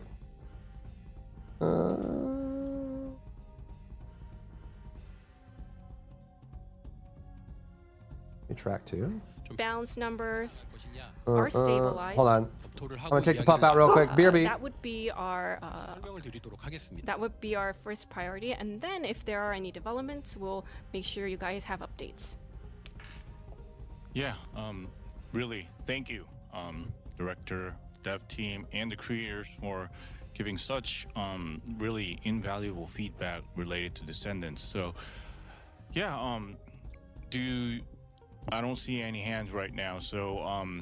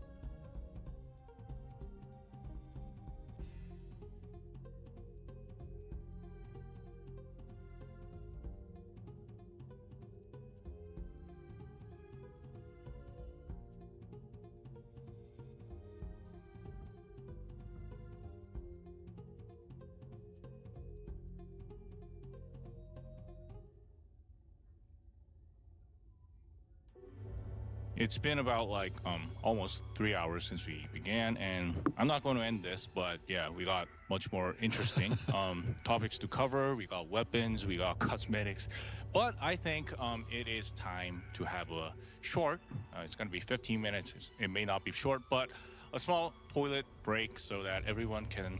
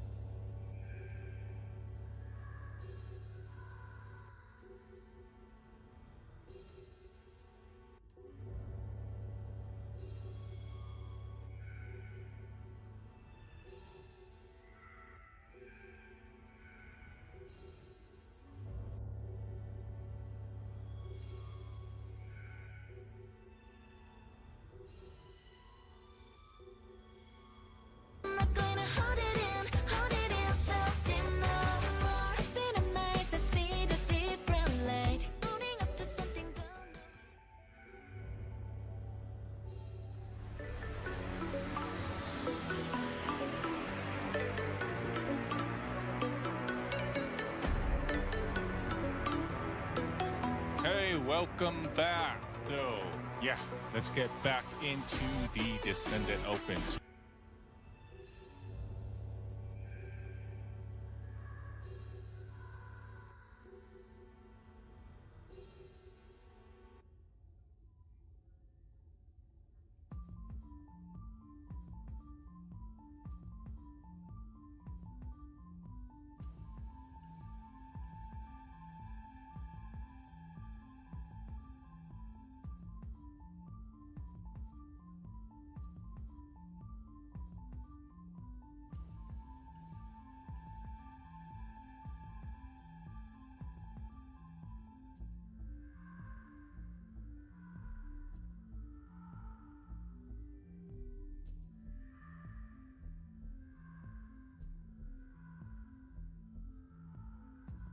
Talk.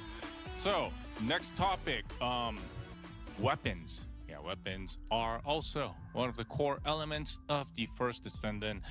And I think players will have feedback not just on existing weapons, but also opinions on Transcendent weapons as well, which will be added in Season 4. Yeah, so, we already have a hands up from Low Budget. Yeah, Low Budget, let's hear your opinion on weapons. Hi, so yeah, first of all, shout out to the interpreter because we are making her work a lot. Thank you. I'll try and be slow this time. So the Transcendent weapon, I'm looking forward to that, so I won't talk too much about that. I want to talk about the current issues. I think farming 5 copies is still very painful for most of the player base. So some more simplification of that is better. The Xenofluid, the research material, has been very easy this time, but the blueprints themselves have been a bit more tricky. The other thing is the fine adjustment axis. I think it's about time that gets a look, because that is very expensive to farm and to roll. You can spend thousands just trying to get the 4 options on your single weapon. So that is something I want the team to look into as soon as possible.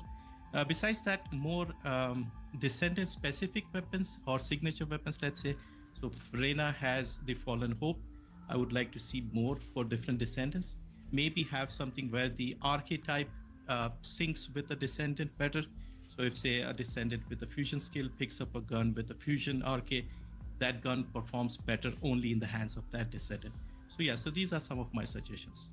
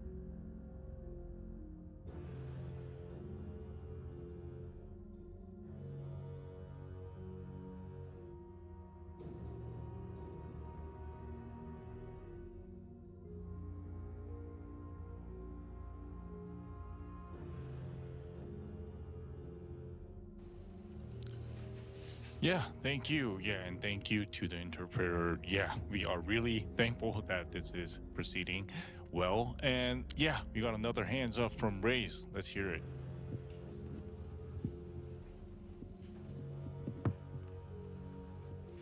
Sorry about that. Yeah, so when it comes to weaponry, we've found that the weapon core system pretty much makes or breaks whether a weapon can actually get used or not. Is there any kind of consideration for lesser used weapons to actually get like a readjustment to the types of core slots that they do have access?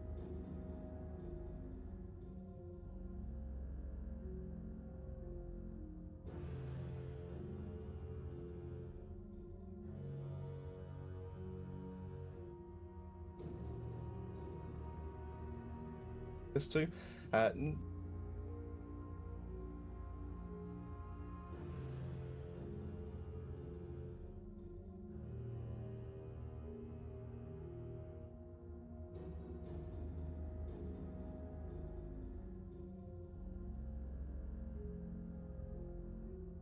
I'm back! Boom! I'm here, I'm alive, I made it. Thanks for waiting. No, it's because the recording was me pausing. The dog was, dog is peed and pooped, she's good to go. The main one that, like, always comes to the top of my list. She really had to pee. She really had to pee, man. What did I miss? What were you yapping about?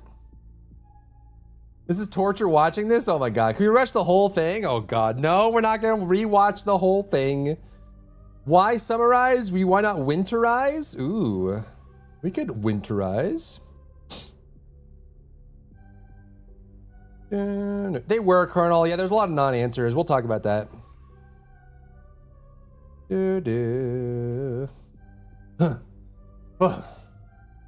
More sub SEO game, okay. Echoes of Minecraft. I kind of want to play it now. That show was trash? Real? Let's summarize it, shall we? Oh, why is he's like doing an O face? Doing an O face, huh? Maybe instead of the recording, we should just do like the actual video so it doesn't past dry bear isn't pausing randomly. We got wall crasher in 15 minutes, chat. In 15 minutes, chat. Are you gonna do wall crasher, chat? What's up, Rez? How are you? The beef of the devs hilarious. Yeah, you can't change gear out in the field. You really have to cancel your quest and go back to town to change weapons. That's the demo, though, right? Like maybe they fixed it in the not demo. Hopefully they did. That sounds kind of lame. Sounds kind of lame. Sounds kind of lame. You know what I'm saying? Like kind of lame, you know? Do you know what I'm saying? Do you feel me? Bum, bum, bum, bum, bum, bum. Do do do do do do do do. I've been trying to sell for 15 minutes. Sell? What are you selling? The code for combat is supposedly the same code used in Code Vein 2. Oh, what kind of sponsor do you got today? We maybe could do the sponsor. I don't think I have the game downloaded. We have to go download it. This is an hour, right? Let's see. Yeah, 1 hour. It's Delta Force, so we would use our guns and we would shoot our adversaries with guns. Am unrolled and rolls for other sets I don't use. Oh, and you just can't find any. I'm hoping that when they add in the offline trading that it gets way better. Coming out that will supposedly power clip the ultimates. Is there any point to building them out now? There may not be. I mean, you got 6 weeks till the transcendent weapons come out, but the thing is, it'll probably take a while before you get really good transcendent weapons. And it's possible that like a max rolled fully weapon cored ultimate is better than a low quality, badly rolled transcendent weapon, right? And so that sort of thing might be a separation. Like maybe it is worth getting the best ultimate weapons built out now, because then you'll be able to use them for the next 3 to 5 months until you get maybe a replacement with transcendent. What's up with people asking in Onslaught? Asking or AFKing? I don't know. I had an AFK today in Onslaught, my first Onslaught of the day. Someone joined and just went AFK. I have no idea. No clue what's going on with that. I don't mind when people AFK and like Spec Ops or like 400% because like one person can do all the work and there's nothing left for anyone else to do. So like you know, it doesn't really bother me that much. But like I feel like going AFK in Onslaught level 3 is the most disrespectful thing you can do in the game right now. Like, you know, obviously, things can come up. Maybe diarrhea strikes, or your wife is yelling at you, or you know, there was a car accident outside your house, and you had to go run real quick or something. I get that, but also like, I do feel like there are some people that are just AFKing in Onslaught 3, hoping to be carried, and that's not really a mode. Onslaught 3 is not a mode that you should be expecting anyone to carry you in. I had multiple people AFK in Onslaught today alone. Oh God. Which trans weapons have the same perks is the question. The stat references they gave for the substats on trans weapons was like fire rate, 20% fire rate or 20% movement speed, which sounds like identical to weapon cores. So maybe they just gave bad examples or something, but I don't know, dude. Like that sounds like weapon cores with extra steps, or maybe less steps. I don't know. All right, let's do this thing. Or else, let's finally get it done. Let's finally get it done, shall we? Go on, Street Fighter, do it. I need to get back on Tekken. Tekken. Goo ass Tekken.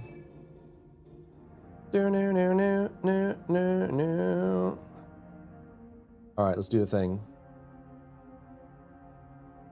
All right, so we already recapped the First Ascendant broadcast going over season 4 yesterday. So what I want to do today is there was a 4.5 hour Q&A, live Q&A segment with the devs and some of the community content creators asking about the game, the future of the game, about season 4 and that sort of thing. So today I would like to summarize that.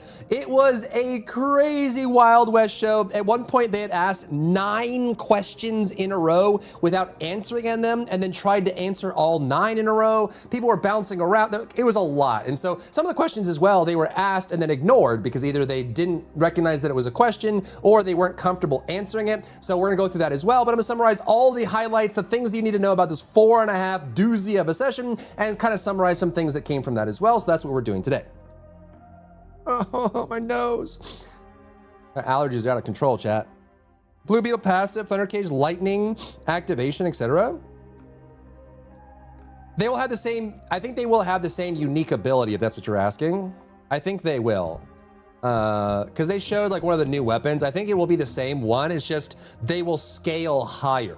So like maybe like float and atonement scale more and more and more. They gave us no details as to what that means. Like what are they gonna scale? How high is it gonna go? What are we talking about? But basically the quality of the weapon will scale the unique ability and potentially be much higher than even 5 duplicates of an ultimate could be. But there's a ton of questions that comes from that, right? Like, you know, does that mean that, like, if you scale up Whirlwind, can I have more than 3 Whirlwinds? Can I have 20 Whirlwinds, right? If I'm running like KGL or something, does that mean I can have 40 turrets? Like, what are you scaling? How big does it get? What things get affected? It's all like case-by-case basis. We have a ton of questions on what that means. Like, we know that Emperor's Guard Lance is coming in 6 weeks, right? So does that mean the max enhancement level for the beam is 50? And you can spawn max targets hit is 100? Like, how high does this scale up? Like, what is it, new stats, right? Like, there's a lot of questions that come with that. So that's what we don't know. That's what we're gonna wait to see. That's what we're curious about. You know what I'm saying?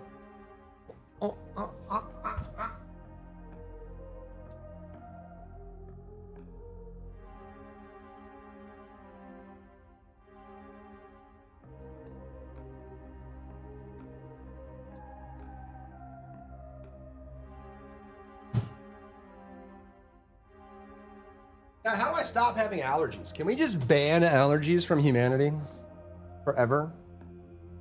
No more allergies for anybody. Delete them.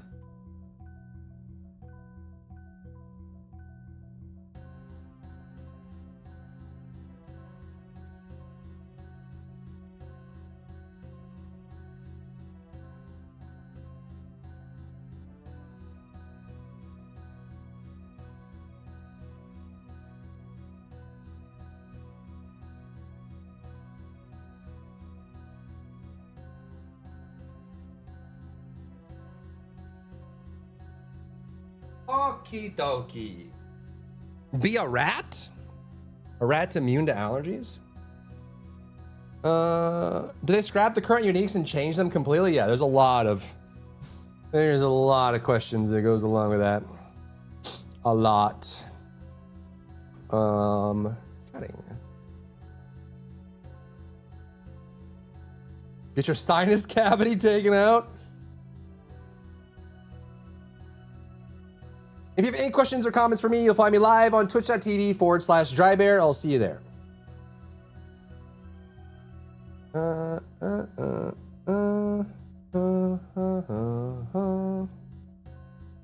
Okay.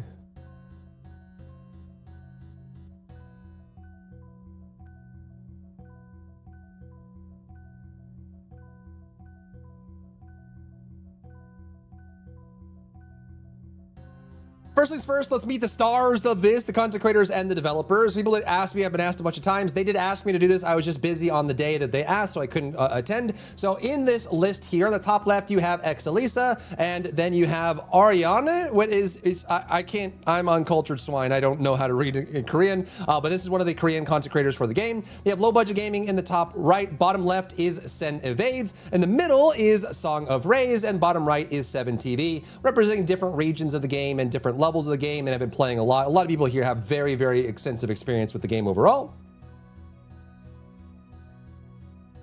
And then...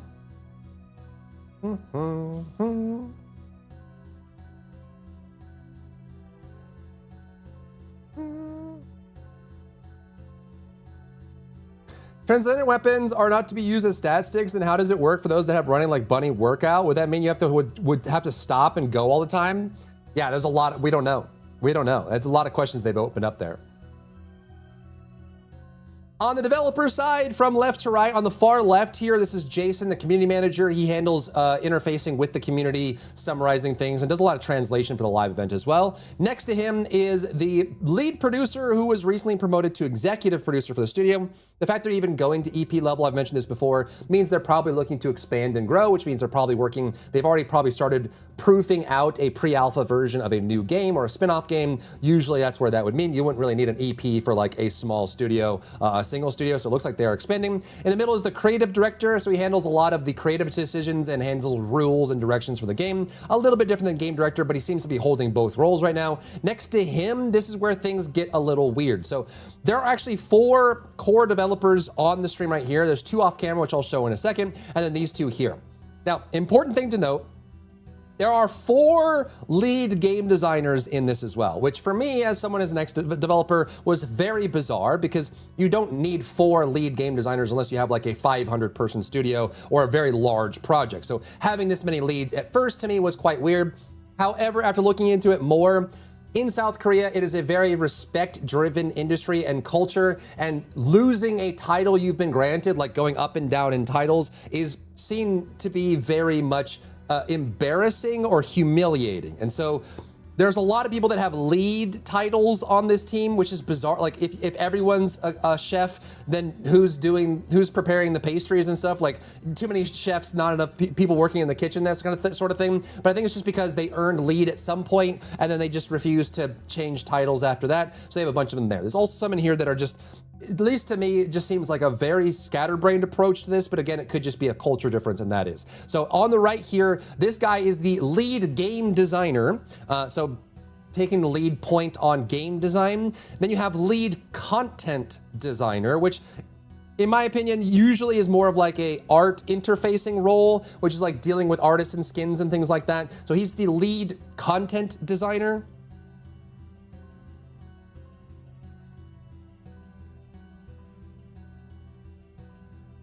Then on the left here, these 2 guys, these are probably more core developers. They introduced both of these guys as both being the lead combat designer. So I don't know if they're like co-lead or it's that cultural thing where that you know, once you get a lead title, they never want to take it away from you because it's humiliating. And so they just got moved from another project where they were a lead and they just kind of worked together. So you have 2 lead combat designers, a lead game designer, a lead content designer, the creative director, and the executive producer, plus the community manager, and then the translator on the call as well. So that is like the whole set of what this Q&A was. And what they did is they just went through questions. It was very scatterbrained because what they did is for several segments, they would go through like 2 or 3 content creators, have them each ask like 2 or 3 questions.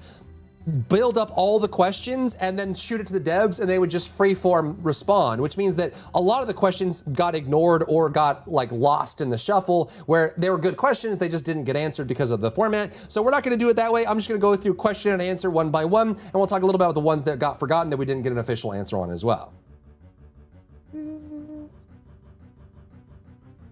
Monk?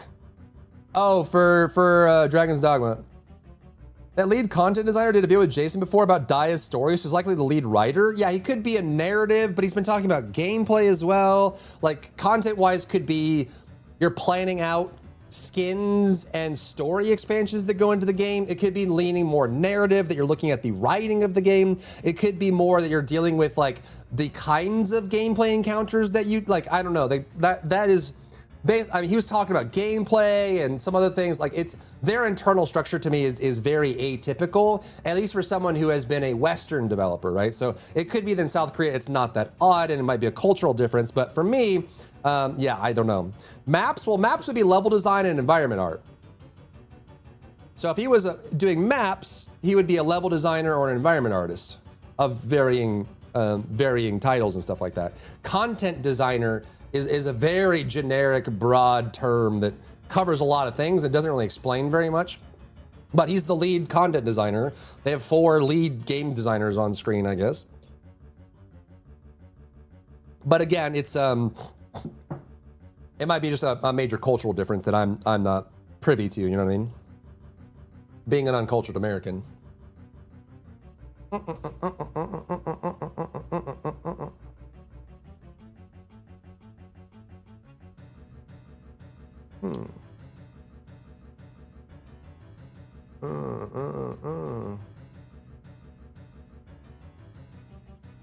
Where is my text?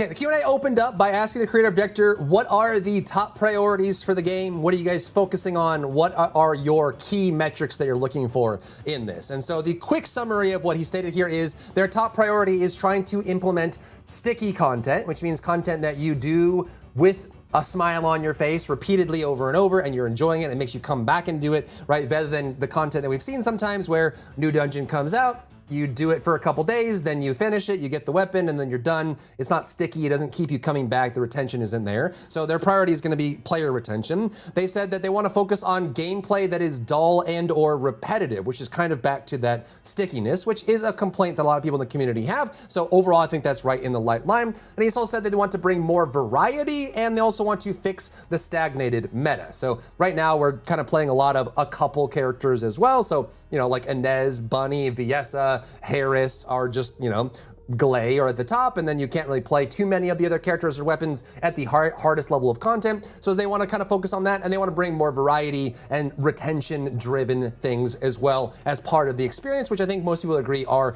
good metrics to focus on for them right now. Wally, you're right. Let me do it real quick. Wally. Wally.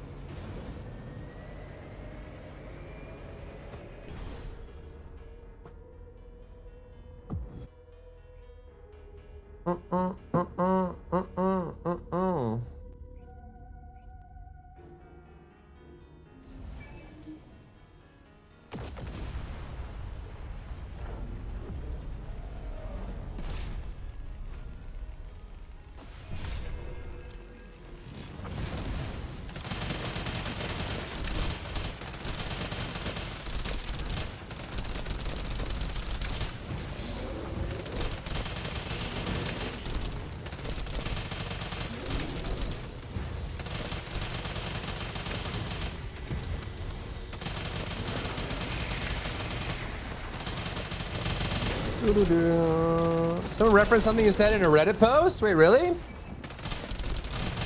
What did they reference? What did I say? Was I being a naughty boy? Or was I cool and smart and very wise?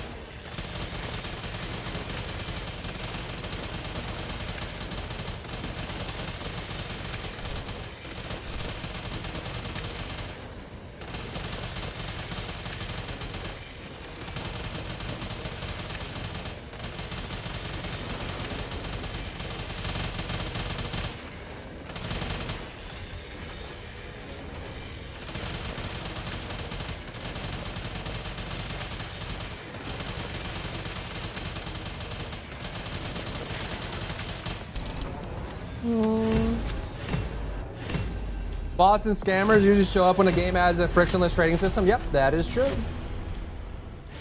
That is true.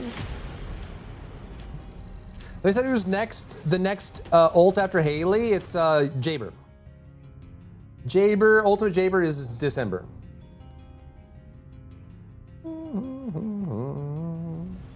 Takes longer to spawn it than it does kill him. Yes.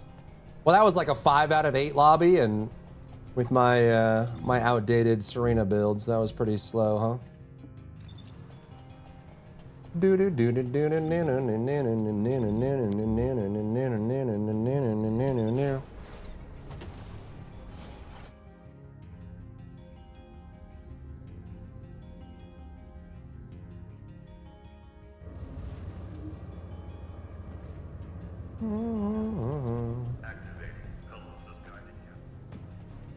Of course, right now it's dang near impossible to find rare cars in the auction house and outbid the bots. Yep. Yep. Welcome. It's always a battle, man. It's a battle.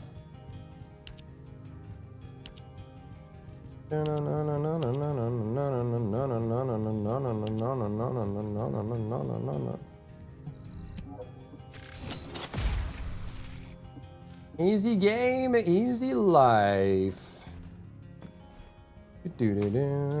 Screw auctions is a waste of time, Owen Forza. I would know nothing of this.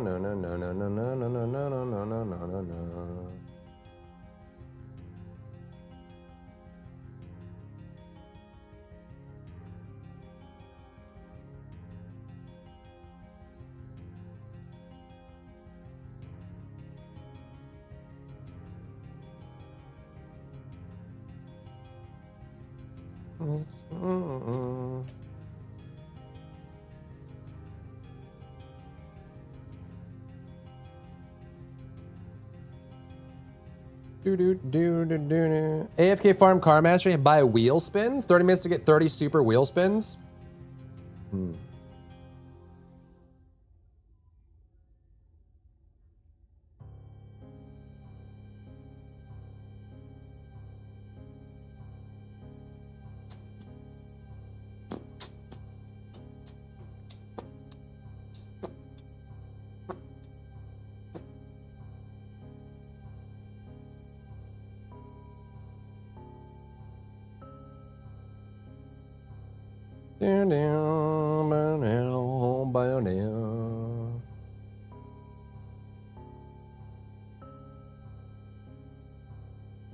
Next, I will quickly cover the things that were brought up repeatedly and ignored every single time. So some of these, especially the Ancestor modules, was brought up by several different askers and also was just ignored every single time and just outright dodged. And that is, one is, there's a lot of feedback around Ancestor modules being unfair, mainly for like leaderboard calculations, people that have very strong ancestor modules that can outperform other people by a wide degree, how much power they provide, and that having a good ancestor module can be in some cases night and day between having a bad one as well, and also the pay to win aspect about the fact that someone can come in, spend a bunch of money, get a very good ancestor module, and then for the same reasons be stronger than someone else. This was brought up probably 5 or 6 times, was ignored every single time, so it sounds like they are happy with the way that is. I'm guessing that they are making a fair amount of money from people buying trigger modules on the market, and it's also why they are planning to expand the trade system to be offline and are also adding transcendent weapons, which can be bought and sold as well. So it seems like they are getting an acceptable amount of income from it. They're happy with the way that it is, and they're all also, as is with many online Korean games, they are selling power in this case, and so that was something that was dodged every single time, so don't expect that answer to show up in this summary. They also were asked many times about bullet sponge enemies, especially around like the new bounty system, just enemies being generally very high in HP. That one was dodged every single time. They also dodged any ideas around reducing research time or queuing up multiple researches in a row. All of those were dodged, but there's a lot of other good things to talk about, so let's move on from the ones that we won't be talking about to the next.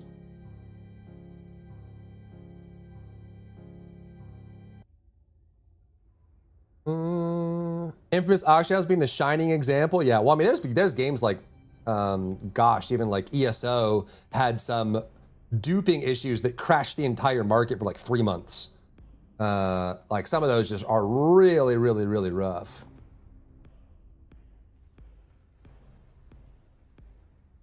Have a good night, lose and sleep well.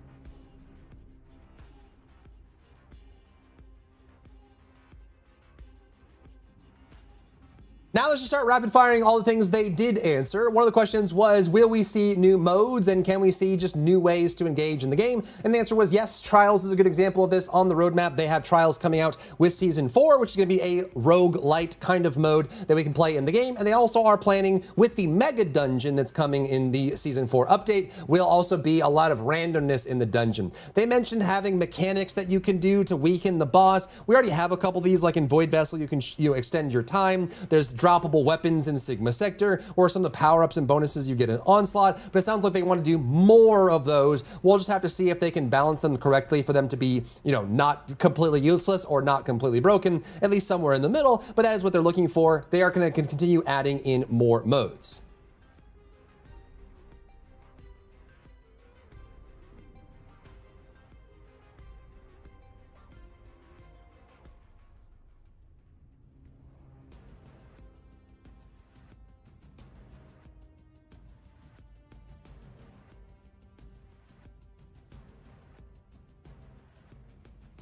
Next, I believe it was Sen that brought this one up, but he mentioned that, can we be more careful about invalidating old content? This is a big question the community has had for a very long time, because the trailer for the launch version of the game had us fighting Colossus out in the open field. That never really took place. And then there's also just been modes and maps that they come out and then they just get deprecated because they don't get updated at all. They have been doing better about getting us back into the environments that have been lost. But in general, it was brought up like, hey, what is your thoughts about invalidating modes or paths or gameplay loops that just don't get new maps, they don't get new content, they don't get new loot, they don't get updated at all, and they just slowly fade into obscurity because they were left behind? And their response was they agree it's an issue. They also recognize that it is a strain on matchmaking if there's too many things to do, and there might be ways to solve this in general with a Descendant board that does help it a little bit. They also talked about how when they add a new material farm that's better than an old one, it will invalidate it, right? So if you need to go get your materials, maybe you do it from like bounty farming, or maybe you do it from a specific dungeon that came out that has it. And if there's the same material dropping in multiple places, one's always going to be the best. However, they did mention, at least in this, now they've changed their minds many times on things in the past, but they mentioned, and this is a quote, "We will maintain what we release, which means that they do not plan to deprecate any old content. So like Sigma Sector, 400% dungeons. I mean, obviously they removed invasions, but in general, they said going forward, their goal is to maintain anything they come out that they release. And that means adding new maps, adding new modes, adding new things to the experience over time. The Ultra Dungeon, the Mega Dungeon.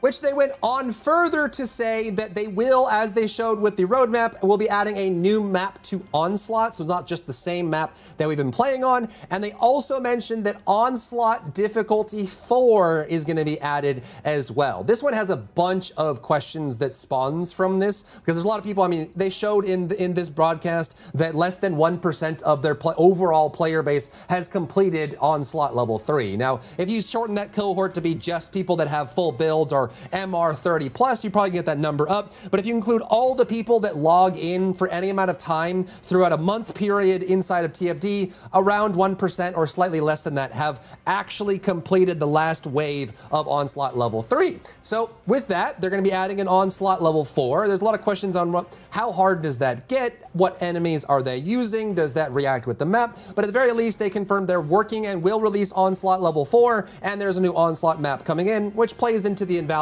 old modes question.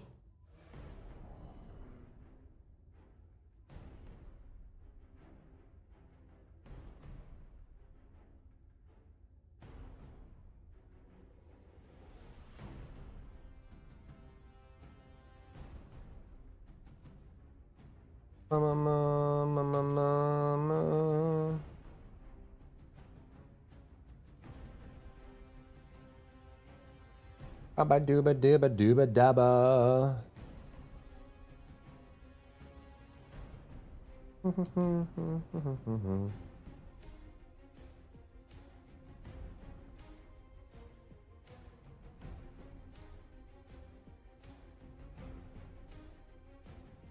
Now, like me, Ori Biscuit, another member of the community, was busy for this and couldn't provide, but she actually put in a video with a single question in it, which is a great question. The question was materials and ease of farming. Materials can sometimes be very obtuse and hard to get, or they're just kind of repetitive in the rate that you get them. Think about like Void Vessel, when the swords first came out, you had to run like 800 of the same Void Vessel just to get the materials. So Biscuit's question was, hey, can we alleviate that a little bit? And the response to her question was, we want to reduce single source drops. And what they mean by that is they don't want, going forward, they don't want a material to only have one location that you can get it from. They want at least two, if not more. And they've kind of been making good on that with the new weapon that just launched and various other things that are in the game. There's at least two places to get something. So if you get sick of one and it feels repetitive, you can go do the other, which they have been doing with some of the most recent weapons. They also mentioned that for Raven specifically, when she comes out in 6 weeks for Season 4, they want the efficiency of farming to be related to the difficulty of the content that you're completing, which means that the higher difficulty, maybe Raven will come from Onslaught 4 or something like that,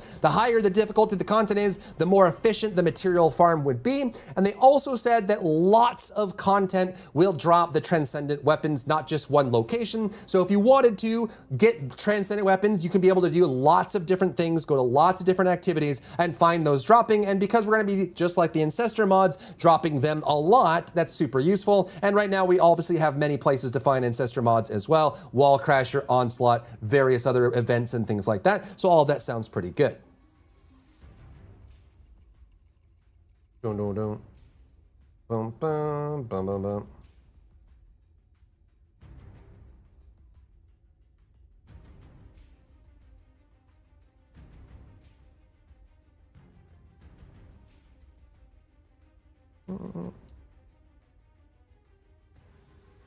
There's a great question from Low Budget Gaming who asked, hey, we have breach tracking. It's supposed to be the material farming mode. Can we add more materials to breach tracking and can we make it more efficient so you get more out of it? And the response from that was, we're going to be adding a new amorphous material that has a brand new key that will get you materials from a different location. So it sounds like they don't plan to expand the the breadth that exists in breach tracking and the amount that you get from it. They're just going to introduce a new activity that requires a new key, a new AM. I wasn't super pleased with this response, but you let me know what you think about this one down below.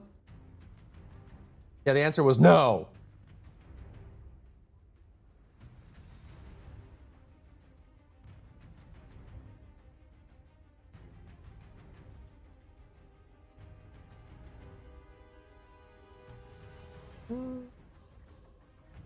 I don't know.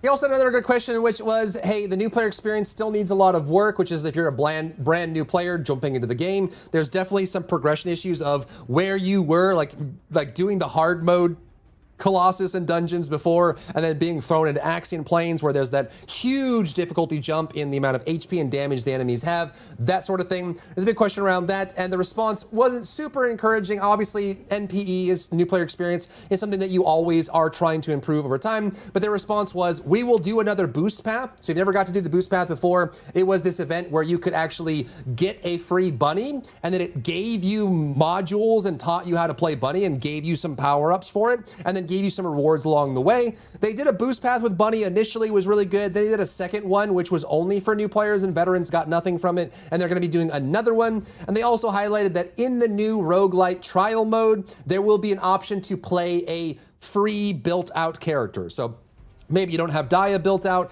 in the mode, you can set it to trial option and it'll give you a pre-built Dia that you can try out. At least in their opinion, they think that's gonna help new players understand how to build a character. I still think there's a lot that can be done on helping new players onboard into the game and also get over the Axian Plains difficulty jump, which by the way, there's gonna be another one after Axian Plains with the Cradle of Evolution, which is gonna be another jump over that. So they're gonna have more NPE bumpiness, but having a new boost event's gonna be cool. And also trying out free characters in the trial thing probably will be pretty cool. I don't know if it's going to teach new players how to build characters, but at least gives them an option to feel what it feels like to have a fully built character, assuming that they give us the right ones. Isn't AM? It is, yeah, it is Yonder, yeah. Time for bounty ops. Trust me, bro response. It was a lot. I don't know if I could keep track of it.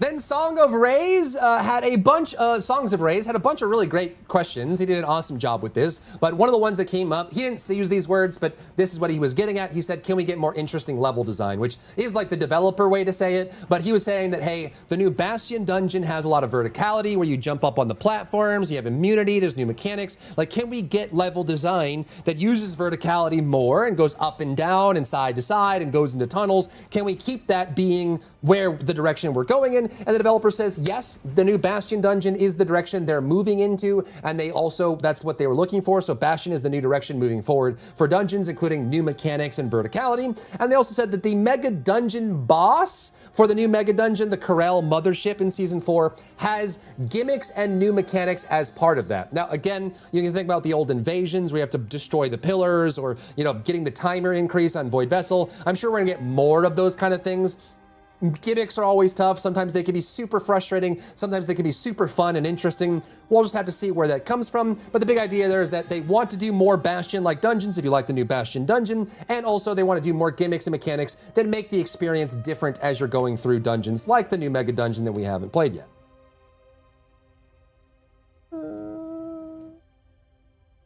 Another bounty ops? Yeah, hopefully.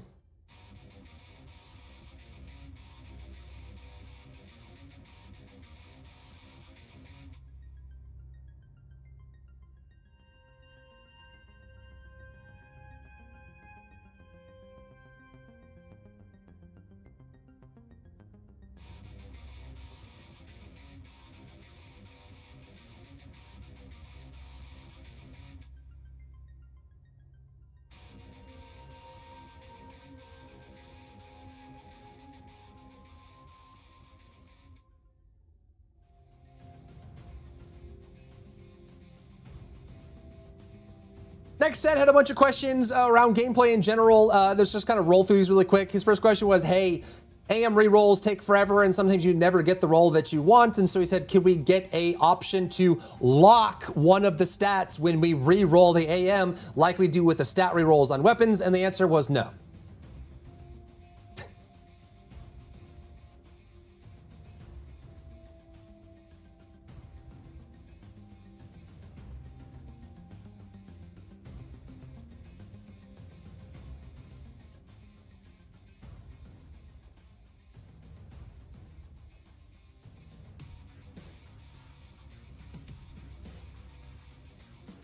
And this was a question that was brought up by both Seven and Sen through the process, but hey, since Ancestor mods are largely unfair and the gap is pretty crazy where someone who has a god-rolled AM is always going to be first place on the leaderboard, there's nothing you can do about it, can we have a separate leaderboard where there's a leaderboard where you can use an AM and a leaderboard where you can't use an AM? And they said, we have no plans of doing that. Sounds cool, we'll think about it. That was the only answer that they gave us. So at least it's in their minds now that maybe there could be two leaderboards, one for AMs and one for not, but nothing planned right now. Not a fan of the AM system? Yeah.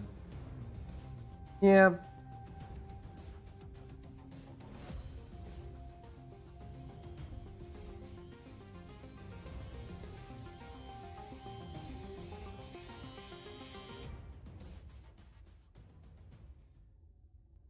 The director went on to reiterate, at least from their design perspective, that all content in the game is made to be completable without an Ancestor module. It's like, to the best of their ability, they're trying to make it so that you don't need the power of an Ancestor module in order to complete it. So at least in his opinion, it doesn't matter that the AMs give you a lot of power because you don't need them to complete it. And he was kind of in a roundabout way saying this is like a 1% problem, which I do think that there are going to be a lot of people in the comments down below that agree with that sentiment that, you know, being in the top 10 of a leaderboard is not something most players care about or even, you know, want to be on. And so there might be like a mismatch of community in that, or like some people just don't care about this issue, but at least it's on their mind and they're thinking about it.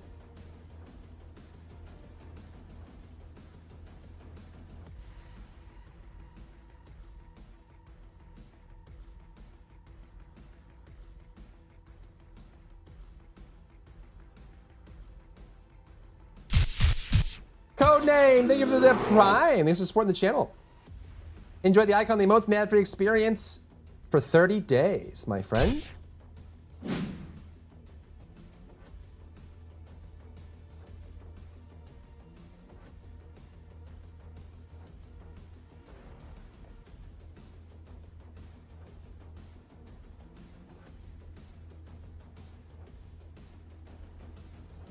Another great question is, can we increase or change the acquisition rate of Ancestor modules?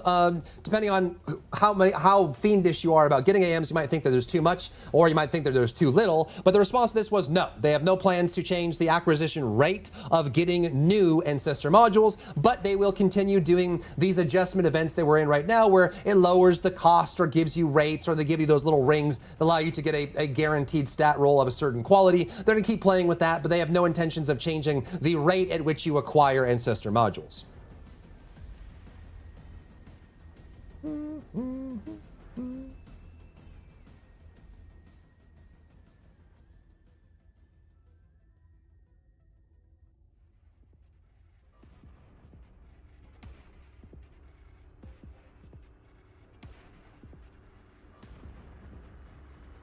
Next, Sen had some questions around the transcendent weapons in the game. Two of them were asked, one was ignored. I forgot to mention this earlier. There was a question that he asked of, how will the reroll fairness be for the transcendent weapons relative to the Ancestor modules? Well, I think a lot of people in the community would agree that Ancestor modules, largely, most of the time when you reroll them, you don't get a good result. Like, the vast majority of the rolls are not useful in any shape or form. And so his question was, will the transcendent weapons be the same unfairness or roll accuracy as the Ancestor modules, or different? And they dodged the question entirely, so it probably will be the same.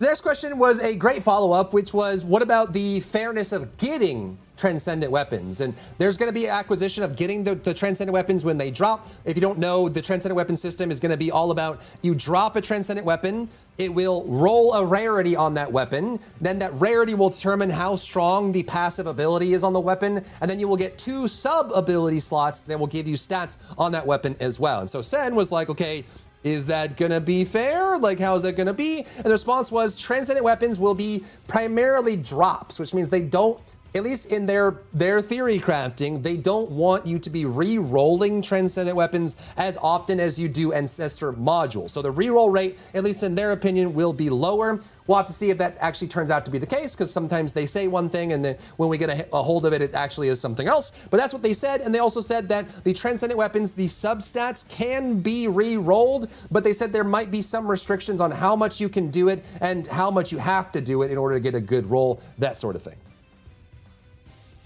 Valve gun builds are using widespread execution to give them cooldown with affecting the gap in time trigger mod. Interesting, I hadn't seen that.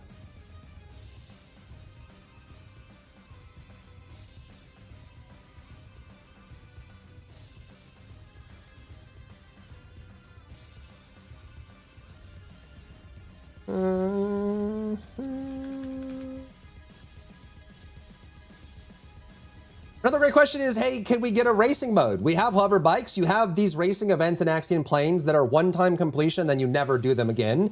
You include hover bikes in pretty much all of the modern content, Axiom Plains, Axiom Infiltration Operations, like all that stuff you can get on your hover bike, and it's a big core part of the game. Can we get a racing mode? I mean, there are plenty of games out there, like, you know, Gotcha RPG's Wuthering Waves just did a big racing mode. It wasn't the best because it's not like a Forza level game, but it was still functional and relatively fun, and you could race and get times on it. So the question was, can we get a racing mode that gives rewards? Or you can, at least in my opinion, having a racing mode would be great because it means that it would give you a reason to customize your bike. Other people can see your bike, and then you can display it as well. Like have like an onslaught intro animation where everyone's riding up on their bikes and getting ready and getting to the starting line, and you can show off your customization. It gives you a reason to buy hover bike skins. It gives you a reason to use hover bike paints and things like that. So they asked, hey, Sen was like, hey, can we get a racing mode? And the response was, no, we don't think that we're able to. So the general idea here was that they tried this internally, apparently. They proofed it out and blocked it out, and they felt that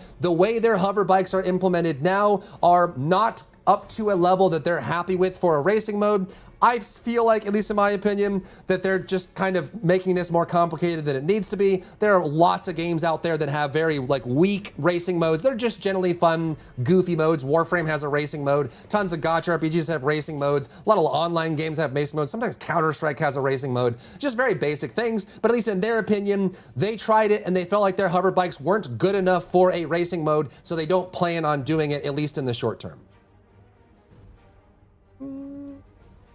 Still playing T or not, but they're adding their D&D mode. What is that? Like Dungeons and Dragons? Not focusing on racing mode MMO with the little resources they have. They need to focus on actual content. Yeah, I agree. But like, imagine if you had a quick little racing mode with a couple maps and some timer on it, and then you can get AM reroll materials and you can get all kinds of random stuff. It's just a very... I think it would be a very quick thing to do, but they don't agree, and it sounds like there's some people that just feel like they shouldn't get distracted with what they're working on now. You said Warframe. Listen, even in my brief stroll through the park, 200 hours, I went to the bathroom and I got caught up for a quick 200 hours in Warframe. Even I did the atomic cycle racing.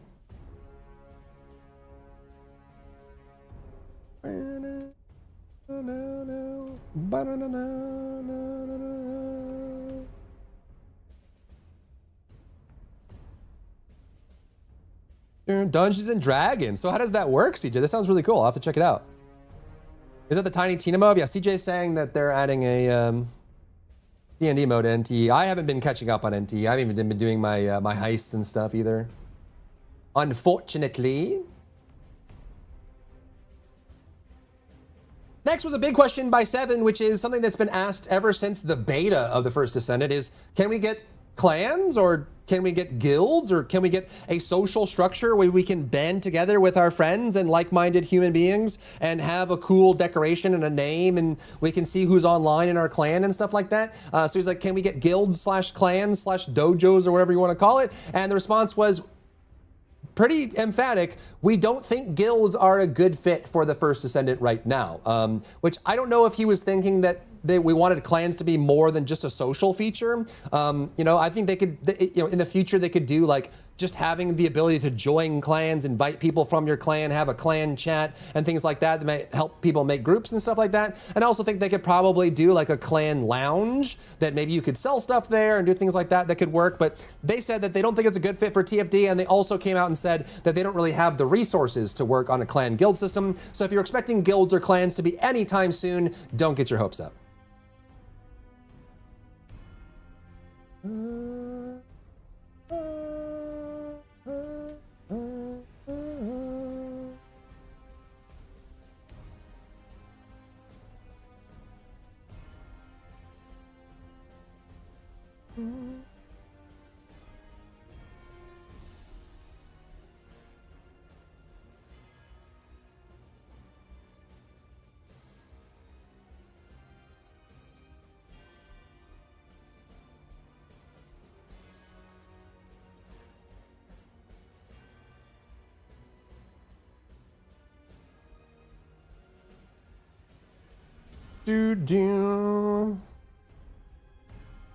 Warframe rewards you by giving you extra rewards for playing with clanmates.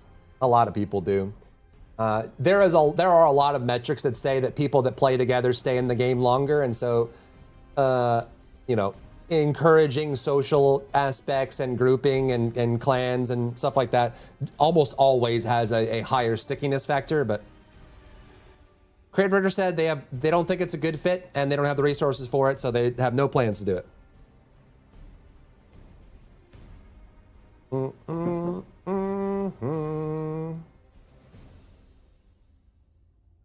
Next up, Elisa had a great question that has been burning the back of my mind. If I was there, I probably would have asked this as well. His question was, what's the balance strategy? Like, how do you determine that a new character, a new weapon, a new module, or a rework is balanced and good? What are your metrics for that? How do you determine that? How do you go about, figuring out whether you should ship it or not?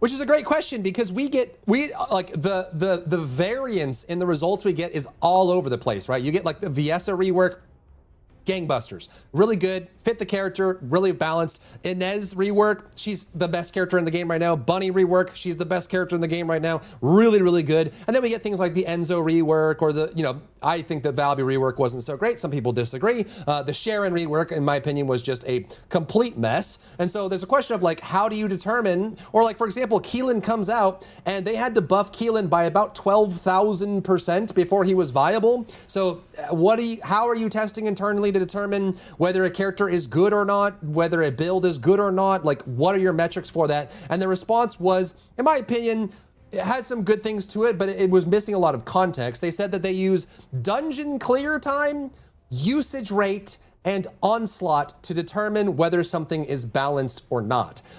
I think that this is a very broad answer that needs to be contextualized, because if you say usage rate, you have to control what cohort you're talking about, right? Like, if you give out a free bunny, the usage rate of bunny is going to be way higher, because every account owns bunny, which means that they're going to be using bunny. And in a game where acquisition of characters and items is a part of the progression, usage rate can be very misleading, right? So for example, people may not have Hypernova because they weren't around during the battle pass for that weapon. And if it's not in the shop with the guy in Albion, they're not going to be using it in the usage rate. So does that mean that Hypernova is too weak and needs to be buffed, right? There's a lot of questions that go into that.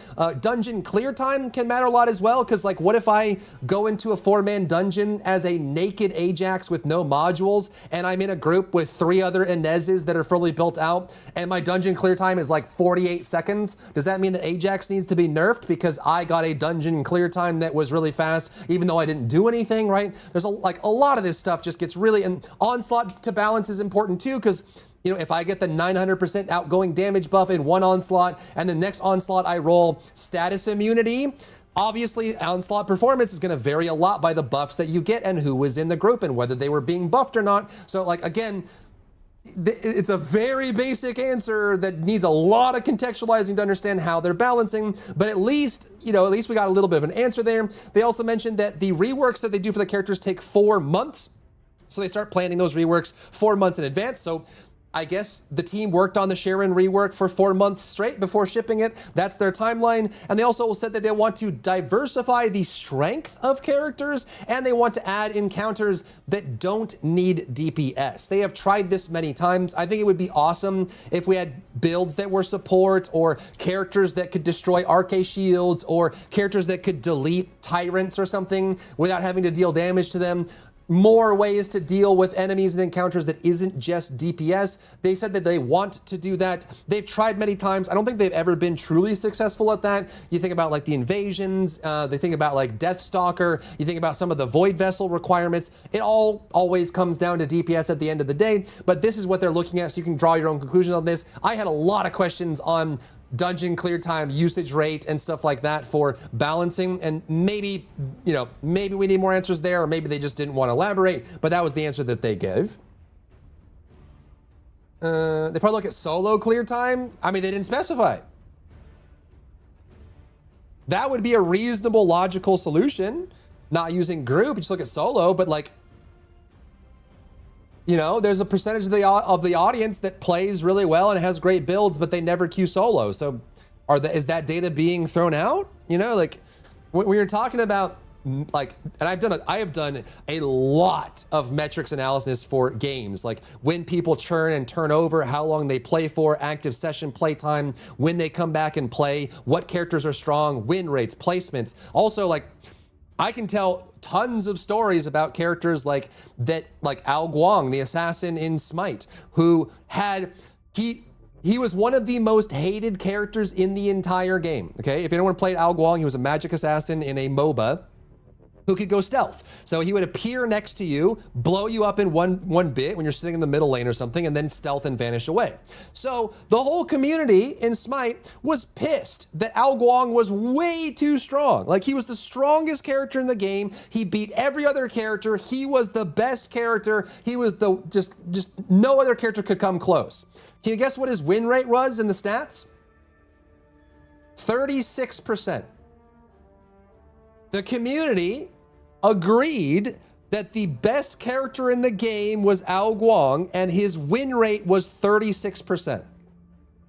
So again, when you're talking about individual metrics, it is a very lengthy conversation to understand why characters are performing well, why they're not performing well, figuring out how to solve that problem, and just saying usage rate is a very reductionist perspective. And so again, in those cases where a character may feel bad but is actually strong, or may feel good but is actually weak, there's a lot of technical aspects and know-how that goes into that process of understanding why things are good, why things are bad, and how to live balance a game. So these answers here, in my opinion, were very weak, very non-descriptive, and didn't really give me a lot of information as to how they're managing to balance. But maybe that's why we're getting such a wide range of things being either completely weak or completely busted, is they don't have the knowledge or know how to do that, right? If he failed the execute, he'd one tap you for the knock up anyways. Right, but his win rate of actually winning the game was well below 50%, right? In a game where it's one team versus another, you want characters to have an average of 50% win rate, because that means that on average, they win as much as they lose, and that's a very good metric to look at. So why is the character that has a 36% win rate, who loses more, way more than they win, why is that character being asked to be nerfed? Why would the community want to nerf the character that loses most of the time? And that's all I'm saying, is that it's a very complicated discussion that requires a lot of data and a lot of discussions to figure that out, that you can't simplify to just say, hey, people aren't using this weapon, we should buff it, right? Like, it goes way beyond that. With balancing skills, they should do this. Big AoE because less damage, small AoE was bigger damage. That comes to like opportunity cost and details and stuff like that. And that's a general, that's another thing that I think they struggle with a lot as well. Wordcraft is they generally don't have an understanding of if this thing is more usable, it should be weaker than the thing that is less usable. If this thing is slower, it should be more powerful than the thing that is faster, right? Opportunity cost. I don't have a good understanding of that generally, at least from what I've seen, and that's something that they can improve on a lot, right? The Inez room-wide ultimate shouldn't be doing more damage than the kick of Bunny, right? Like that sort of thing needs to matter into the calculation quite a bit. Sounds like the opposite of a Gen in streamer. He was at the bottom tier list until Pro 1 Evo with him, doing combos while switching stances that no one had seen before because no one had figured out how to use him yet. And that's another thing too. Sometimes there's a sleeper character that's hard to play and the difficulty of the character can lower the win rate. But does that mean the character needs to be buffed just because it has a low win rate? Right? It's not like a, you know, like the way they described it was very laissez-faire of like, oh, well, it's just win rate, whatever. But you know, it's so hard and time consuming to ask the players who know what works and what doesn't. It's so much easier to just look at numbers. So I didn't understand how to use beads. I was the same way when I was new this morning. I thought Al was the worst, most broken character in the world. Then I learned the game and I realized he was actually not very good. And that's the thing, Yandere, is it's not just about efficacy, but it's also about gameplay feel, right? The reason people were asking to have the low win rate character nerfed is because it felt bad to have a character pop out of stealth and blow you up. And they also weren't using the tools that they had, like beads or Aegis or something like that, to counter the character that felt bad to lose to. Even though when you picked Ao Guang, the stats showed that you were more likely to lose that entire match because Ao Guang was on your team, you can't just reduce the whole equation to, here's a stat that I have in my stat dashboard, therefore I'm going to buff Bunny or I'm going to nerf Inez, right? Like you can't, it's not that simple, you know? They don't know how to read data from what I got from this whole stream. A lot of pub stomper characters lead to many casuals being annoyed and very vocal easily. Yep. This loses meaning they're on the same losing team or they lose 1v1s. Like they lost the whole match. Like when the match ended, Ao Guang was on the losing team, right? In that example. Most people, especially in MOBAs, never learn the game and just want to play arena after work, right? And that's kind of what's happening here too, right? There are some people that just only play the latest Inez build and then they don't try out Keelan is actually pretty good in the game right now. It's just people think he sucks because they don't actually play him, they don't know how to build him, or they've never seen him, right? And so perception, efficacy, results, stats, those are all pillars that go into the live balancing process to get to the solution of the answer. It's not just, hey, what's this number I see on my dashboard? You know what I mean? Could be watching Rick Astley. We could be watching Rick Astley. Loki can win lane in very annoying ways very easily, but winning the game is where Loki fell off. Yep, exactly.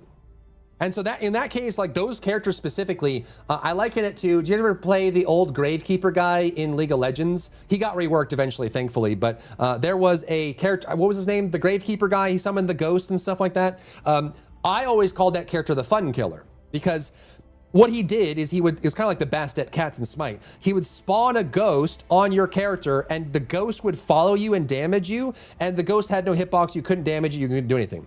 And so I called him the fun killer because he was really boring to play. All you did was walk up to a character, drop your ghost and walk away. Incredibly boring gameplay for the person playing that character, but it was also not fun to play against him. Because all you did was walk up and you had a ghost spawning on you that kept hitting you. Yorick, yeah. He kept hitting you. So you're taking damage from ghosts you can do nothing about, and he's boring to play. So he's not fun to go against. He's not fun to play as, so he's just the fun killer, right? And in those cases, it's very important to focus on the gameplay experience. There could be characters in the First Descendant that are not fun to play, and because they're not fun to play, they feel weak. Even though they're actually strong, it's a game design issue because the kit has problems with it, right? And so if you try to liken the experience of playing the character to the efficacy of the character, if you try to put those in one pot, it ruins the whole equation because it's not just about how strong the character is, it's about how the character feels to play and to play with. right? So characters like Blair, characters like Keelan, characters like Kyle have this problem. They could have a perception problem, an experience problem, and has very little to do with how much damage they're dealing. Maybe it's a kit problem. Like with Blair's case, Blair actually does good damage in the First Descendant. His damage is actually really good. It's just so impractical because all of his stuff spawns at melee range or at his feet, so he has to run his fat ass over there to drop the fire down. By the time he drops the fire down, someone else has already killed it, and even then he has to channel the flames and wait 8 seconds for the damage to tick out. So it's good damage, but it's impractical and it's slow. So do you buff Blair's damage because he has low usage rate? Right? The equation is more complicated than that. Maybe it's a gameplay issue that is not related to the amount of damage they're dealing or how effective they are, right? That whole thing gets very different. I hated fighting Yorick, Teemo, and Singed. Yeah, exactly. That goes back to the Al Guang issue, right? So like, Singed is also a fun killer, right? Because what does Singed do? He throws you backwards and runs while you slowly die and he's unkillable. Again, it's an experience problem. Singed could have a 20% win rate, but everyone's gonna hate Singed because he's not fun to go against. And I don't know if they ever reworked Singed or whatever. This was back in the day, but that's kind of the point, right? Like sometimes it is a perception issue, not an efficacy issue. And if you approach everything as an efficacy issue, you're gonna miss out on lots of solutions that's gonna make the game more fun, more engaging, more exciting. That isn't just how much damage am I doing, you know what I mean? The flamethrower takes up all your screen real estate too. Yeah, it's just, you're just doing this. Breathing fire out in a very short range and a slow trickle while you slow walk around the arena as Blair. So again, Blair does great damage. Do you like doing the damage that Blair does? No, that's why he needs a rework. But that's the thing, right? Like, it's a design problem. It's not necessarily an efficacy problem. So they can't treat everything as an efficacy problem. People saying Jason's overpowered in DBD, but he's only OP to average skill gamers, and high skill play is not hard to avoid. Yeah, and skill level takes a big difference too. And also, like, think about it this way. The difference between a character in TFD with a good Ancestor module and a character in TFD with a bad Ancestor module. So there are some characters in the game that are really good with a good AM and garbage without it. So does that character need a buff? Is it an AM problem? Is it a sync problem? You know what I mean? Yeah. My one gripe after 4K plus hours in Smite was Ama. She was badly designed, lost every lane matchup, but dominated competitive play because her passive was so strong for late game. Yep. She never got reworked because Ajax was too proud of her since he was his first character. Singed was hilarious, fun to play. Yeah, some people like trolling people with like Teemo mushrooms in a bush or running around with Singed, and it's fun. But I think in any game design perspective, you want to always aim for there to be fun on both sides in PvP. You can get away with this differently in PvE games, but in PvP games, I think both people should be having fun. I don't think there should be any PvP encounter or mechanic or character where only one of the two players is having fun. Ice Climbers in Smash rarely gets banned from tournaments. Yeah, Ice Climbers is pretty unfun to go against. Why do we have an ability with a short range in a game where you can get your butt knocked down every second? It's so true, unexpected. That's my problem with Harris and Blair, is the characters that are skill-based descendants that have to get in melee range, we need prime sure-footed or we need immunity to CC. The fact that they made Harris be a melee descendant that stays in melee range with no CC immunity built in, so you just keep getting knocked down over and over and over and over and over while you're playing the melee skill descendant is just, it's asinine. Makes zero sense. As high level goal, 90% of the characters should be accessible, with 10% or so being behind vertical progression like AMs. Ironically, do some characters feel very bad without a good AM? Well, that's just because they're not balanced properly or their kits are not made well enough. So the AMs are band-aiding and covering an issue that needs to be addressed individually, right? Some characters, if a character is not good without an AM, they need to be fixed. I changed one mod in Essimo, and from 8 minutes is the newest dungeon, I got 5. So Ancestor mod made big difference. Yeah, Ancestor mods are huge. They provide a lot. Hanley sniper build, before you can even aim and get a shot up, everything is already dead. Yep. Knockdown in this game is one of the most frustrating aspects. It really is. Like any elite level character or above, the only thing they have is they knock you back and knock you down. Like every single one of them. And they do it on like a 5-second cooldown. It's the most uninspired, boring encounter design ever. And some of them have like, sometimes they do like a 10-second silence. Can you imagine if you were playing like Devil May Cry? Like they say this is a hack and slash run and gun game. If you're playing like Devil May Cry, which is a hack and slash game, can you imagine if you got disarmed in Devil May Cry for 10 seconds? You know how bad that would feel? In a run and gun, hack and slash, high action game, getting locked out of doing anything for 10 seconds? That's just a terrible debuff. They also have, like in some of the Axion dungeons, there's persistent ground effects that silence you, right? Like in Laboratory. So if you're playing, like again, like a Blair with the channel or like a Harris with a punch build, you're a skill-based descendant that can't be silenced, but the boss is standing in a persistent silence field.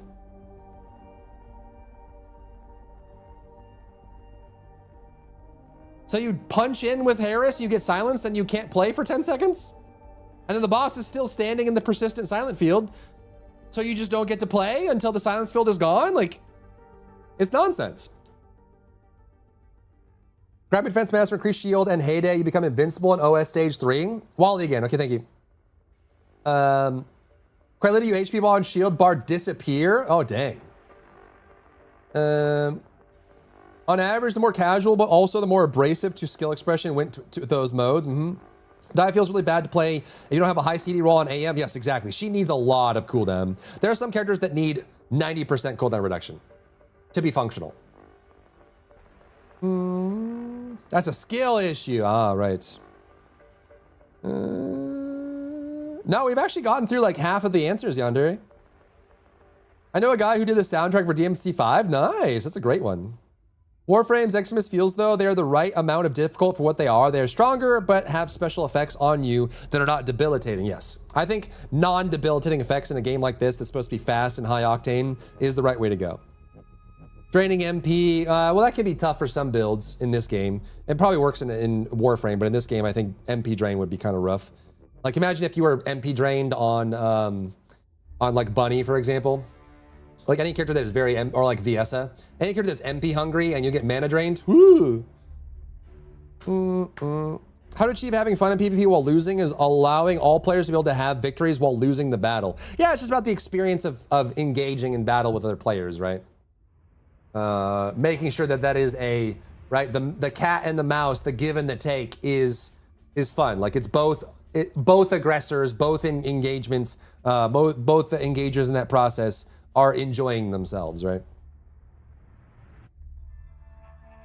Bobos will have a titular mode and everything else is seen as chopped liver. Summoner's Rift, Conquest. Well, I guess for Smite, it was probably more Arena than anything. Arena or Clash. The competitive side was Conquest. Every time you make a good build, they make a new content to counter this. Or they add a new tier of difficulty that invalidates it. Yep. True.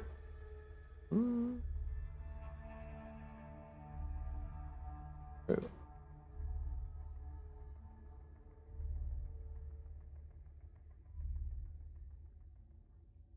Do do do do do do do do do do do do.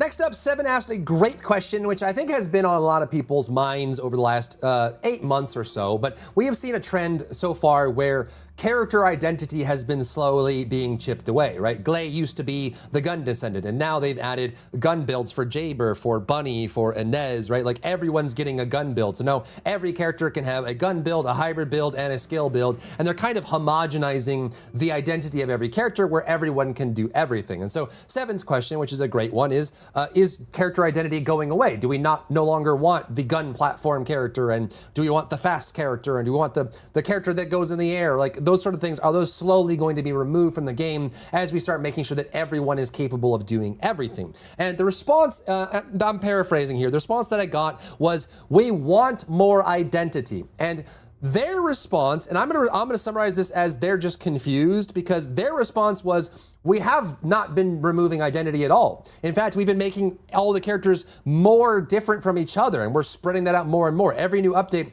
the characters are getting more and more unique from each other with every update, which, and I'm not trying to be facetious here or kind of be a doomer, but I don't feel that in the updates we've been receiving over the last year. It feels like very intentionally that they are bringing all the characters in line with each other and making them more and more similar, right? We no longer have, like, Inez used to be the skill descendant. She was, in their own words, you know, about a year and a half ago, they said that they want all skill descendants to be like Inez. And there were skill descendants and gun descendants, right? And then we had that separation. And over the last year, they've been giving the skill descendants, like Inez has a great gun build. In fact, the gun build for Inez in a lot of cases is better than some of the gun descendants that exist in the game, and vice versa, right? Glay has the skill build, and you know, there's like they keep adding these things that keep making the capabilities and the identity of every character kind of mushing together and being very similar. So Seven asked, hey, is this the plan? Like, are you planning to make sure that, you know, make it an even playing field where every character can do everything and there isn't like a unique identity where a character can do a thing that no one else can do, or they're really good at something better than anyone else? And their response was, no, we've been doing that. Every character we release, every rework we do is in line with that. And so that answer, in my opinion, was very confused, because I haven't experienced that at all. They have been, you know, like Harris is kind of like a melee skill descendant, and they want, you know, Serena to be the flying character. So they do still have those concepts for characters, but with every rework, with every new update, with every new character, with the addition of modules, especially red modules, that has kind of been going away. Haley used to be the sniper descendant that plays from a distance. And then they added Cold Heart, the red module for Haley, that took away her sniper rifle, took away her lock-in, took away her chill, and then gave her a spherical AoE that's just like an Ajax or a Bunny or whatever else, right? And so they kind of, which solved a lot of Haley's problems when it comes to mobbing, but also kind of removed her identity of what she does and how she plays. And so again, they mentioned specifically, like, no, we're doing identity, we love identity, it's all we're focused on, but I personally have not been experiencing that in the trend that's going. But let me know what you think. Do you feel like they have been trying to make each character unique in what they do, different from every other character, different from every other build? Or have you also been feeling like the character identity has been getting more and more constrained with the reworks and updates, and based on their response of they disagree and identity has not been going away, do you feel like that was, you know, accurate to the experience that you're having in the game? They've been removing identity. That's how I see it as well. What's up, Kuya? Make a lot of guns and realize no one used them if they don't play Serena. Yep. Yeah, that's the big thing, Emperor. I think you have the right of it. I think that they are basically giving up on being able to balance the game for characters that do very different things. Because realistically, if everyone can do everything, it's way easier to balance, right? There was a problem where Serena and Glay would break the game when a gun came out. They would be better than everybody else. But what happens if everyone's a gun descendant? No one's overpowered if everyone's overpowered, right? So they don't have to try and balance guns and gun descendants separately if everybody's a gun descendant. And I feel like that's the reason why they're doing that. But again, their response on the dev live was, no, we're not doing that. And I also feel like they're doing this because, like, for example, there was an issue before where, like, Serena and Glay, when a new weapon came out, would be really, really strong. Since then, they've added like 6 or 7, don't say it, different gun descendant builds for characters that used to be skill descendants. So again, if all the characters in the game can be gun descendants, it's a lot easier to balance when a new gun comes out. And maybe that's what they've been secretly going for, but you let me know what you think. If everyone's special, then no one will be. Exactly.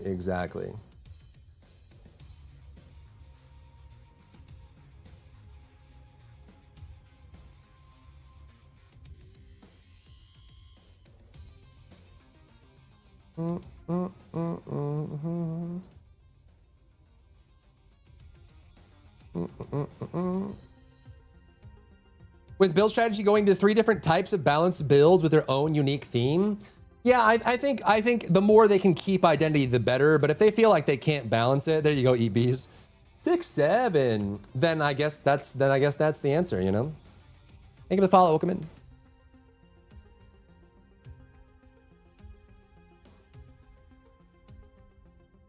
Next up, Ariana, which Ariane, I'm probably butchering that. Sorry, I'm uncultured.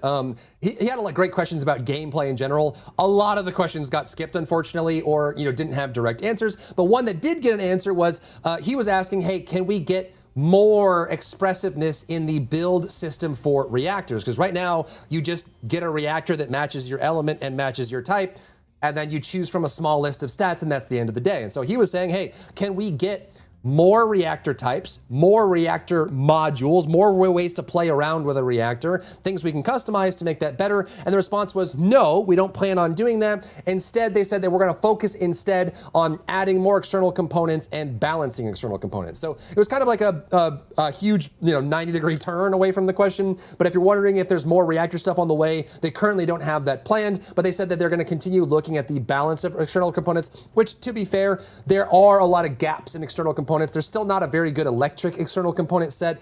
There's a couple sets that need to have stats. Like we now have stats for like MP and skill power, but there needs to be more that work for every element and every type and every bonus. Maybe, keep adding more and keep balancing the ones that are out of date so we can improve that. So I'm glad at least they're looking at that. Yeah, most of them are really, really bad. You could run Slayer on basically everyone and be fine.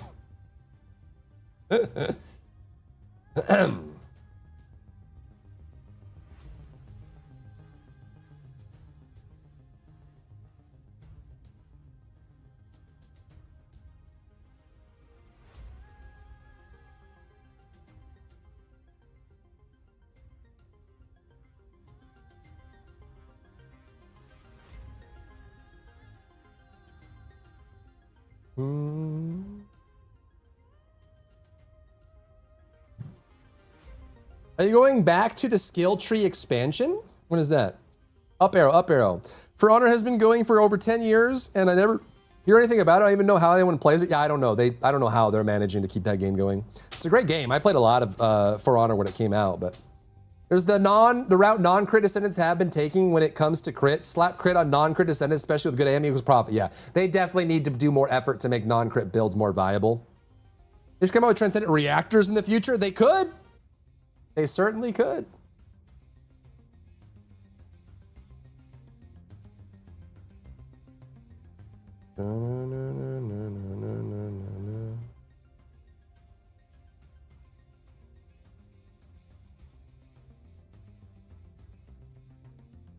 Next up, we know that Serena is getting 2 new red mods with the upcoming Season 4 launch. And of course, the Serena guy, Sen, asked, can you tell us what those Serena mods are like? And so they gave us a brief description. So here are the 2 red mods coming for Serena. The first one is a skill build for Serena. She definitely needs that. And it is built around a mid-air strike. Now, the way this reads to me, at least, is Serena has that air dash where she can dash around in the air. It's possible that turns into like the shoulder tackle that Kyle has, where you can shoulder tackle, but you're in the air. So that's what they described it. It's like a mid-air strike that you can do repeatedly that does skill damage. It makes sense to me that that would just be her air dash turned into an offensive ability. And then the second one is a single target build. And they didn't really specify if this was skill or gun, because obviously you can run gun Serena with a good single target weapon, and there's your single target build. For the longest time until Glay got buffed, everyone used Serena on Wall Crasher, which is a single target encounter. They'll still be able to use Serena to kill bosses, but I guess the second mod is going to be a single target build focus. They didn't give more details than that. Is that going to be like the hypothermia with building dot stacks? Is that going to be a skill-based single target? Is it going to be a hybrid build with guns? Is it going to be a gun-based build that's focused more on single target? We'll have to see, but those are the 2 Serena mods that are on the way. For Honor's a very low maintenance game. They had like 1 character for 45 months while heavily monetizing skins, XP boosts, and gear score and call it a day. Hey, if it's working, it's working. Did they remove imprint tray? Oh. Sounds like Slayer is the best newbie build to catch up to everyone. Yep, it is. It just gives you skill damage. It's very easy. Are they going back to skill tree expansion? They said they will rework it. That was one of the questions I think we're about to land on. They said they're going to rework it, and they don't have anything to share right now.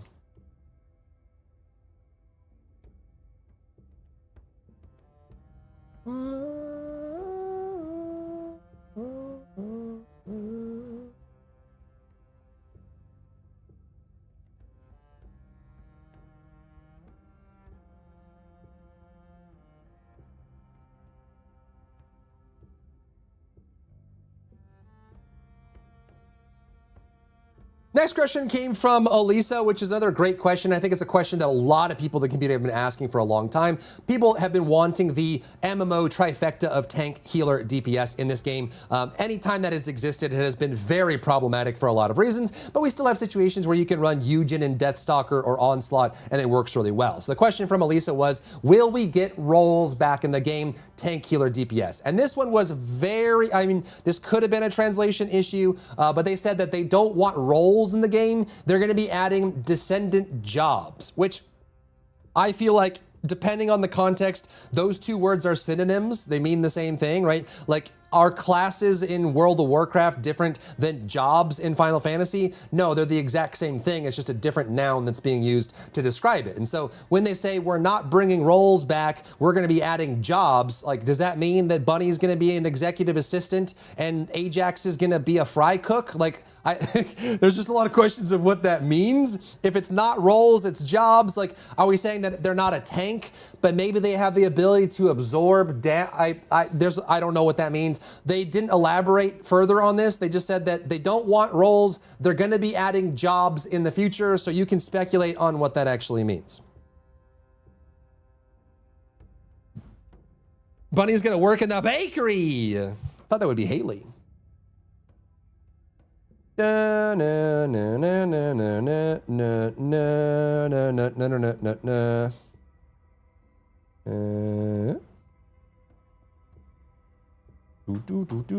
Okay.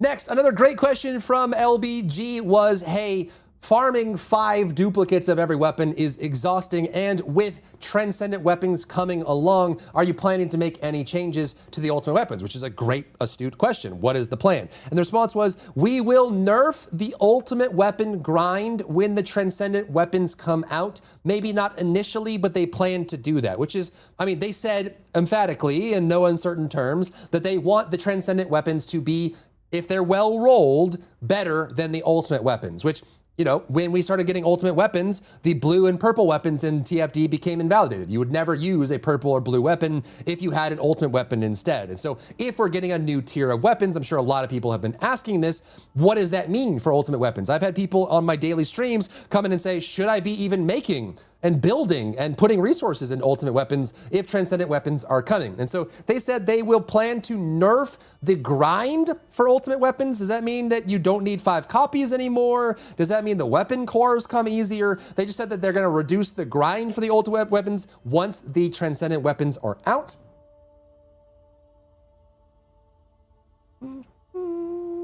Blair's canonically the fry cook. True. Yeah, that's true. Valby washes clothes. True.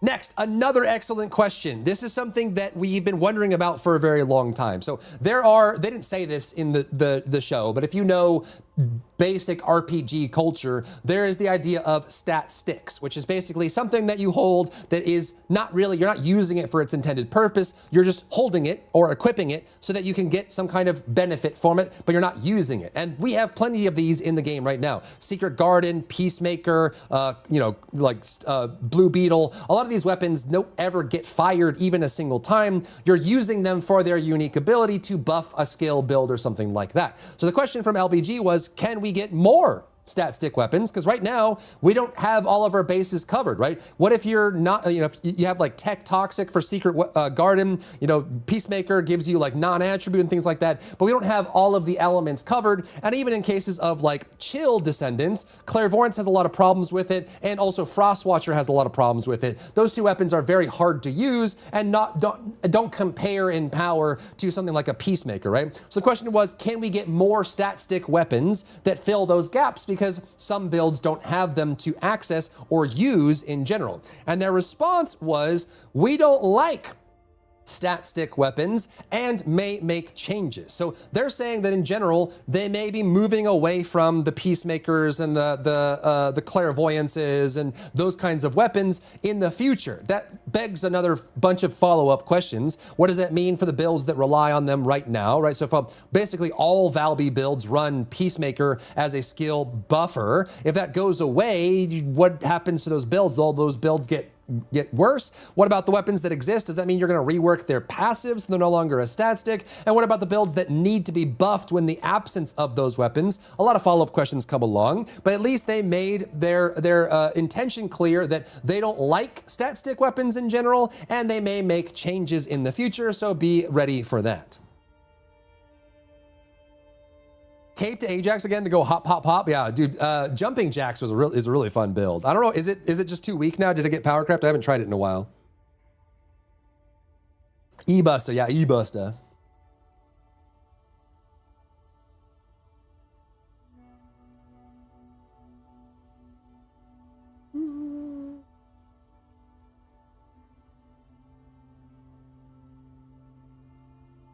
Jumping jacks build is my favorite Ajax build. It's so fun.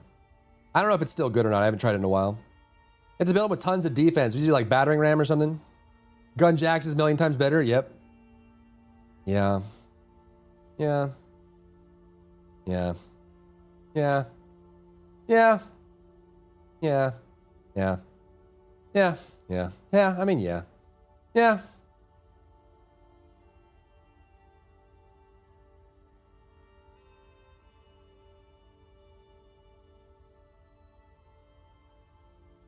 It's Songs of Raze, right? R-A-Z-E. Am I saying that wrong? Raze? Would you like TFT content to be last of a speed run? Speed runs are fun, as long as they're well made and balanced. Next, a question from Raze, which is one of my burning questions as well, is weapon cores. I mean, he didn't say this specifically, but he's saying that weapon cores are not made equal. And this is one of the problems that I have with two systems in the game, the weapon core system and the arcade tuning system.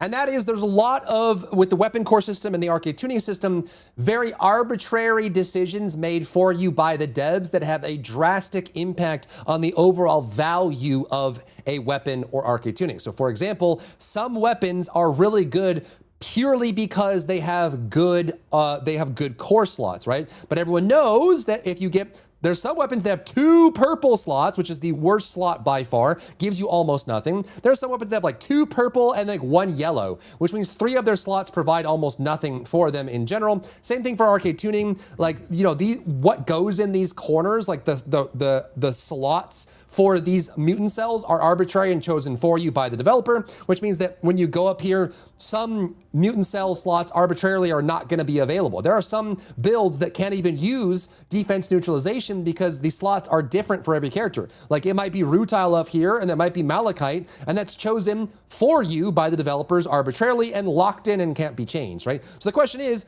are we going to make changes to the ultimate weapons that have bad weapon core distribution, or make changes to the weapons that are the best in the game because they have good weapon core colors?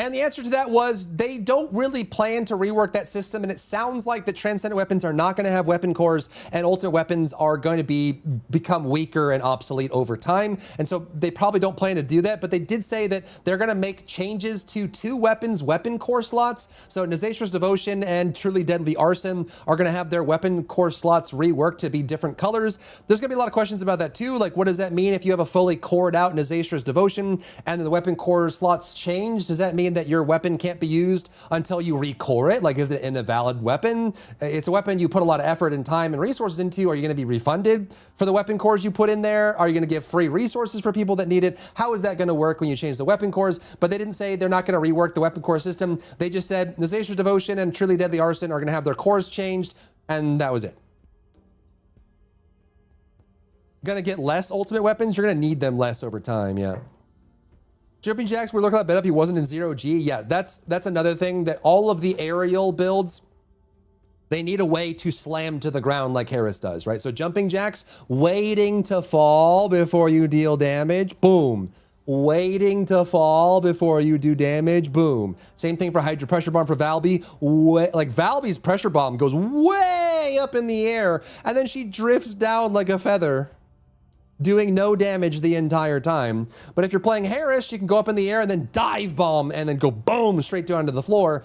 All of the jumping builds need to have that for them to be reasonable. Otherwise, they're way too slow. So that's what I would like to see. Takes 2 business days for Valby. It's because she gets so much air. Like her jump is like boom, like she goes like a rocket ship up into the air, and then she's just falling. And while she's falling, and she's in a skill, so she can't even like sub attack down, I don't think. But while she's falling, she's watching Inez kill everything. And then when she lands, she explodes and there's nothing there because everything's already dead. And it's like, okay. All right. I wanted to play too, but I guess not. I guess I'm not part of this. What's up, Atomic? When was Harris's slam where I get stuck in the floor? Yeah, there's bugs for sure. Skill issue on Valby? Yeah. Skill issue? Valby's great, okay? Valby's great. How dare you? How dare you?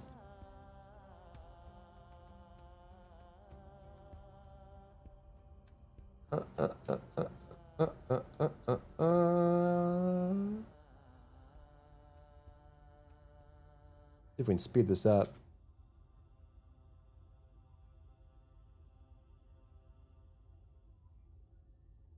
Are transcendent weapons limited to 1? No, you can hold 3. You can have 1 in every slot, if you'd like.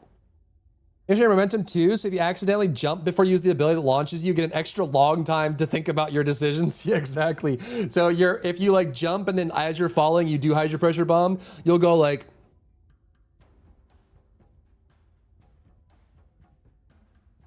and then you'll crash and the room's cleared by the time you land. And it's like, okay, all right, sounds good. She's fun, not Inez strong. Oh, I enjoy being weak too. You know? One of my favorite things is just being weaker than everybody else. Are the trans weapons gonna have new unique abilities? There will be, I think there's gonna be some trans only weapons that will be new. But the ones that are upgraded to trans will have the same unique ability, it just will scale their passive higher. Next was a great question by Elisa who said, hey, re-rolling weapon cores takes forever. Could we get a UI menu where I say, you know, target 20% fire rate and roll and use as many resources as you need to until you hit 20% fire rate? And the response from the director was, nope, we like it. We like the time that you take right now in the menu, rolling every core 1 by 1. We're happy with that. We're not going to be making any changes.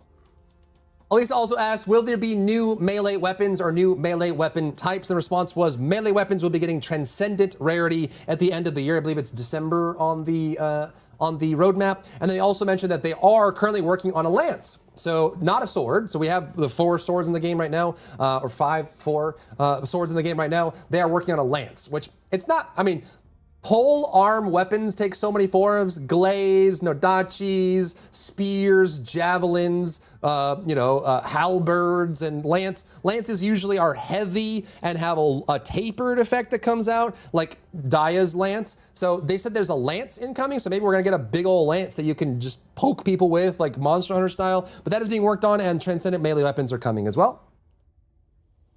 Rerolling 1 by 1 is kind of a PETA? A PETA? We like wasting your time. It sounded like he was asking, or he thought he was asking that he could guarantee 20%. Yeah, I think they were kind of confused on that. So I just used the answer that, the question that Elisa asked, but it could be that they were confused on that as well. Valby is good no matter how bad she is. Yeah.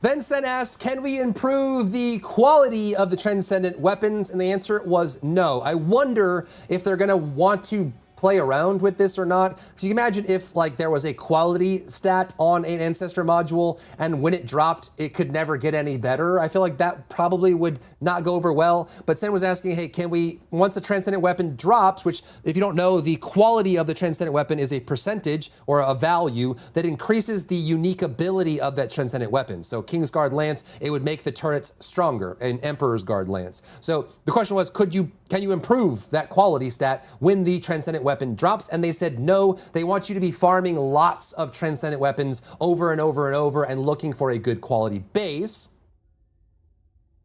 Thank you, thank you.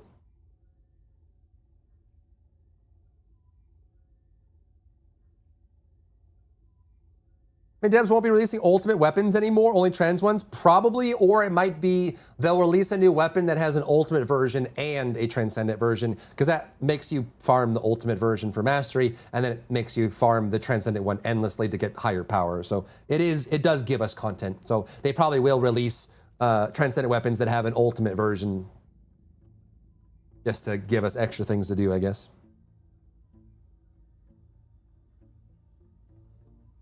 Now keep in mind, they did mention that the sub-stats, which are kind of like weapon cores for the transcendent weapon, those will be modifiable and re-rollable. It's kind of like weapon cores. And so while the quality, at least they said in this, won't be changeable, you will still be able to improve the power of a transcendent weapon by getting these sub-stats that you can roll, socket in, and re-roll.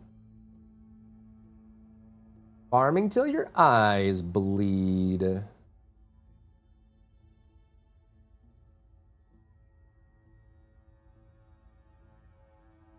Then Sen followed up and said, hey, can we have multiple transcendent weapons equipped at once? Right now you can hold 3 ultimate weapons. Can I hold 3 transcendent weapons? And they said yes. So basically that's going to be the new tier, the new power creep of you need to have, you know, for every weapon that you're holding, it needs to be transcendent quality with good rolls, good quality, that sort of thing, so that you can get the most power out of those weapons, because they will ultimately, with good rolls, be stronger than ultimate weapons, or at least that's the plan, but at least you aren't limited to 1. You can have 3 and max out all your slots. Sigma Gel.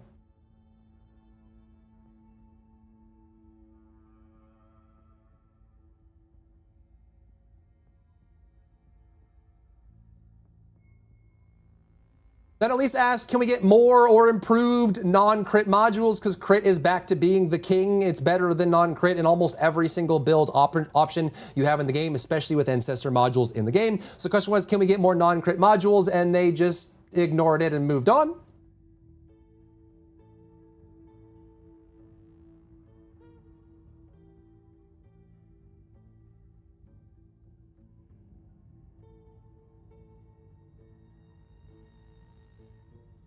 Alyssa also asked, can we get an improvement to grappling hooks and that sub slot? And the answer was yes. So this is really good. Right now, pretty much everyone uses midair grappling and that's it. There's a whole bunch of melee mods for the sub slot that no one ever used because they're useless. And they said they do have sub slot for that specific module slot improvements coming. So that's pretty exciting. That translator was working hard. She was.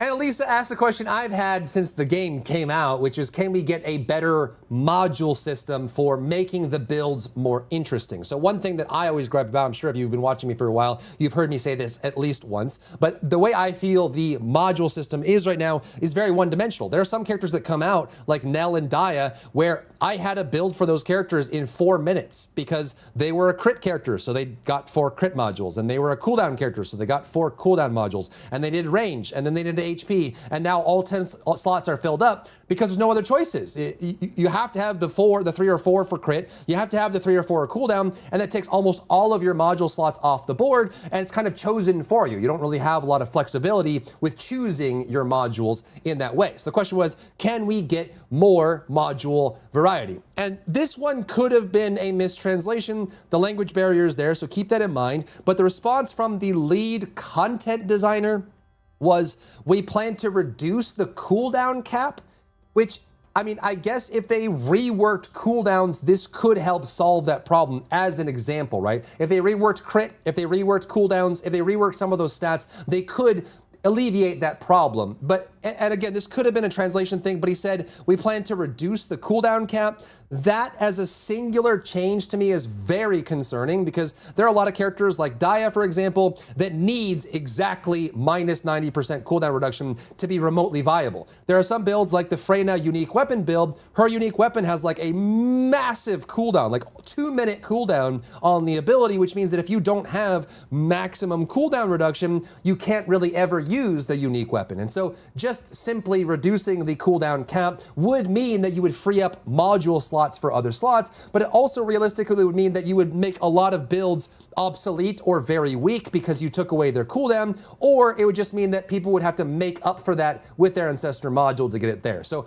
I'm hoping that was just a mistranslation, that they meant that they wanted to rework stats like cooldown, like maybe they could lower the cooldown cap and then reduce everyone's cooldowns across the game so you don't need to have so much in your build, and that would help alleviate that, and that's probably the more charitable translation for that as well. They also mentioned that they want to improve gold modules, so the yellow tier modules. Realistically, right now, they're heavily restricted by their category, since you can only have one RK, one RK support yellow module, and a lot of times the power that the yellow modules give is very variable or really small. And there's some that like multi-talented or like hyper-focus that give you a buff, but you have to pay attention to what buff it's giving you, and you have to watch a timer and stuff like that. And you can only have one yellow module, really, maybe 2, depending on which ones you do, but they're heavily restricted and the power they provide is limited. And so they said they want to improve gold mods. Now, you can imagine, going back to the cooldown example, that imagine there was a yellow module that gave you 90% cooldown reduction.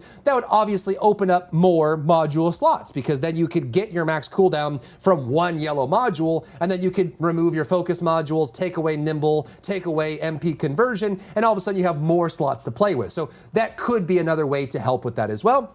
And they also mentioned that the second major patch for Season 4, which he called 4.1, but a .1 just means they're going into Season 4 and not the first Season 4 patch. So maybe September, like September time would be like September, maybe, September probably, September or October. They would look to do some changes for yellow modules and maybe play around the stats to improve the module thing. So comment below what you think the changes should be to the module system to improve it, but that was at least the take that they gave.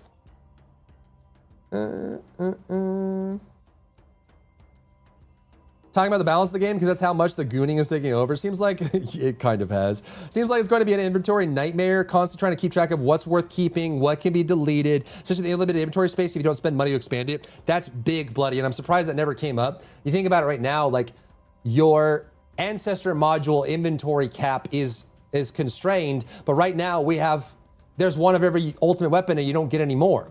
So what happens if now you're going to have 500 randomly rolled transcendent weapons filling up your equipment slots? That's a great point.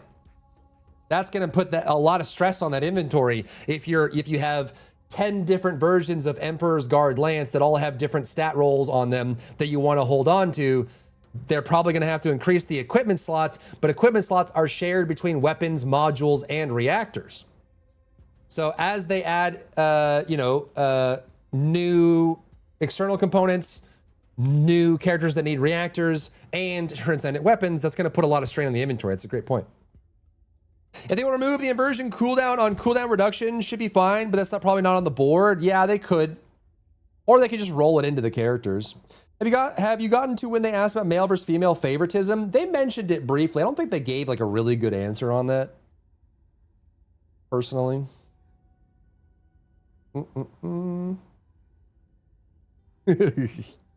Probably, Tommy. Probably. They have a very vocal and dedicated hardcore audience in TFD. that points out all of the flaws as soon as it ships, and then they can make a patch afterwards that solves it. So they kind of do have that, I guess, huh? Just ship the patch, wait for the content creators to yell about it, and then patch it again. Why think about it when we have unpaid QA? They brushed it off completely and were like, no, there's no such thing. Yeah, I mean, they do have like ultimate Blair and stuff. Like, they do stuff. You know, they do stuff. That sounds toxic. I am kind of toxic, huh? Toxic content creator. Toxic streamer at it again. At it again. Ariana also had some comments, more gameplay specific things. He asked, can we raise the maximum enhancement level of modules so they can get stronger? And the answer was, nope, they have no plans for that.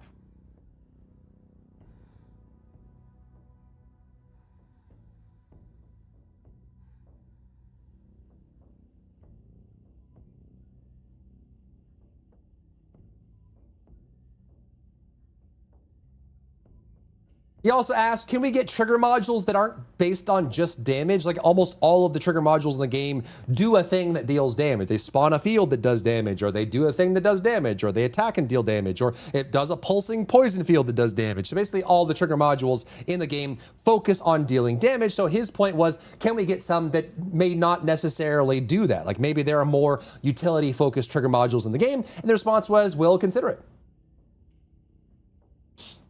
Average Smite player? What? Trigger mods would not be tied to 1-2 descendants. And yeah, they love doing that now. They do. They love doing that. Here is the new Sharon trigger module. Here is the new SMO trigger module.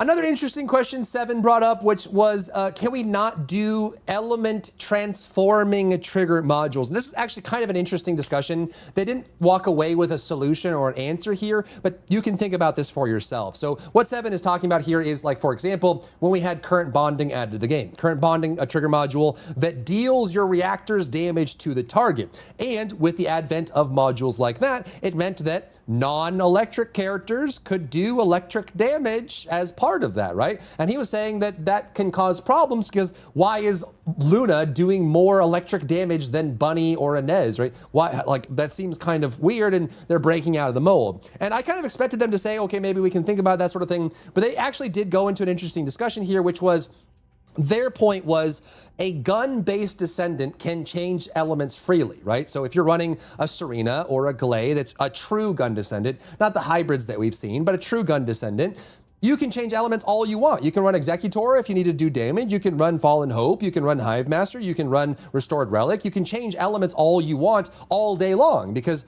you have access to all the weapons in the game, and some weapons have elements tied to them that do specific elements. So when they added those trigger modules, they were kind of thinking maybe we could offer or extend that opportunity to skill-based builds as well to give them more freedom to change elements. And it's kind of an interesting discussion. You could definitely make an argument that maybe this makes skill descendants too flexible so that when you see that, you know, a new toxic-based boss, Abyss boss launches, you don't rush to go play an electric descendant. Maybe you play a non-attribute descendant that deals electric damage, right? And maybe that gives too much flexibility. But I'm curious what you think. Drop that down below. Do you think skill descendants should be able to change their element through modules if they want to? Or do you feel like that should be a hard line that helps keep the character identity in one place?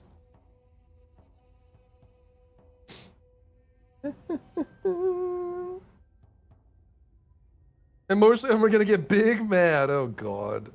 Oh geez. This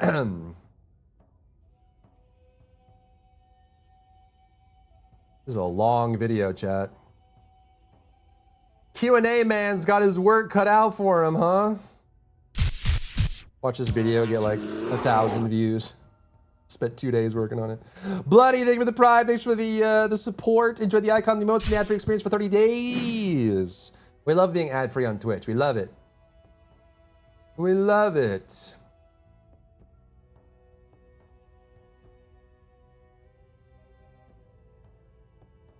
Sen asked another great question, which was, can we rework arcade tuning? I talked a little bit earlier about how I don't like the mutant cell restriction and the slots on it. There's also a bunch of problems with the arcade tuning board that I think could be addressed as well. I already mentioned the slot restrictions, but I also think that there needs to be more flexibility. I mean, this is basically a trimmed down version of the Paragon board that we have in Diablo 4, and then some of the skill trees you see in like very big RPGs or ARPGs, that sort of thing, but it's got a lot of stuff missing from it. And one thing, a couple things I'd like to see them do, make it so we can change the slot on these arbitrary cell slots so that some builds get screwed over because they can't run the cell that they need in the build that they want. But I also think that, for the longest time, we had characters that didn't even have MP, like Luna or something like that, or like Kyle. Like Kyle could pick up MP in his arcade tuning board even though he doesn't have any, right? Or Glay, like Glay doesn't have any, so why does Glay get MP in this as well? I think what they need to do with this is they need to give us more flexibility in choosing where things go, and ARPGs and RPGs solve this problem by giving you choice nodes, which means you click on this, and maybe you can come down here and then you can click on this button, and when you select it, it pops up to a choice. And maybe instead of this being forced to be shield in the bottom left, maybe this is just a defensive node when you click on it and you can choose shield, defense, or HP. Right? Things like that would give you more flexibility. It doesn't force you and pigeonhole you into one corner where you may not even get the slot that you want. That would be a cool way to change. And I also think they could probably even add like minor mutant cell slots closer to the center, or just give us new ways to play around with it. So the answer they gave with that was, we will add new play styles to the arcade tuning board. That was the words they chose, or at least the translator chose those. And they said they had nothing to share right now. The only ad I saw yesterday, it tasted awful. Well, you already got it, or you just figured out where it was and went to go buy it? That's crazy. 5, 6K SPM to skills is something like minus or less than 1% difference.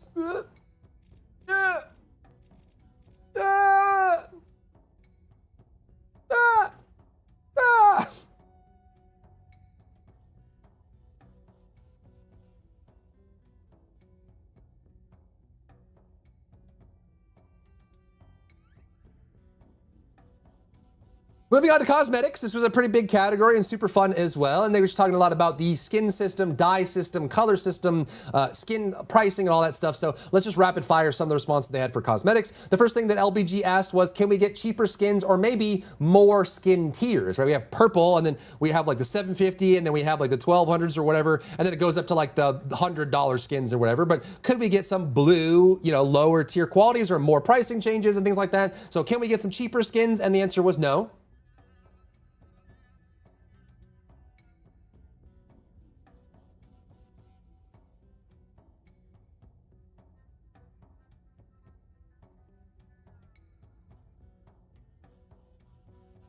Then he asked, can we get more universal skins? And the community has been back and forth on this, like, since the game came out. Some people like universal skins because they don't want to know what character they're going to play ahead of time, right? You buy a skin for Freyna, and then Freyna gets reworked and you don't like it. Now you don't play Freyna anymore, you can't use that skin. And some people like the specific skins because they feel like if everyone can wear it, it loses its specialness and its value. So his question was, can we get more universal skins? And they said they're working on some.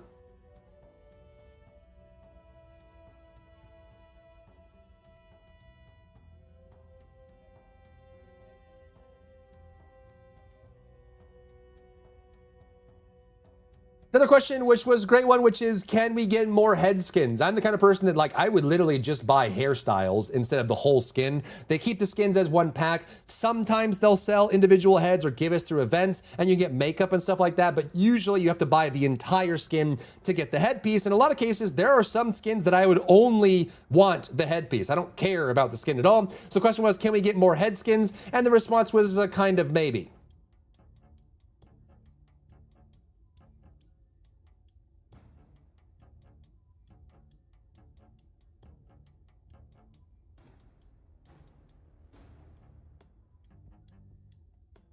There was also a question on, can we, remember when they did the Ultimate Freyna and they gave us an option of Ultimate Freyna to not have the mask on? So he was saying, can we get more face masks removed so we can have more flexibility there? And they didn't answer, so I'm guessing the answer is no.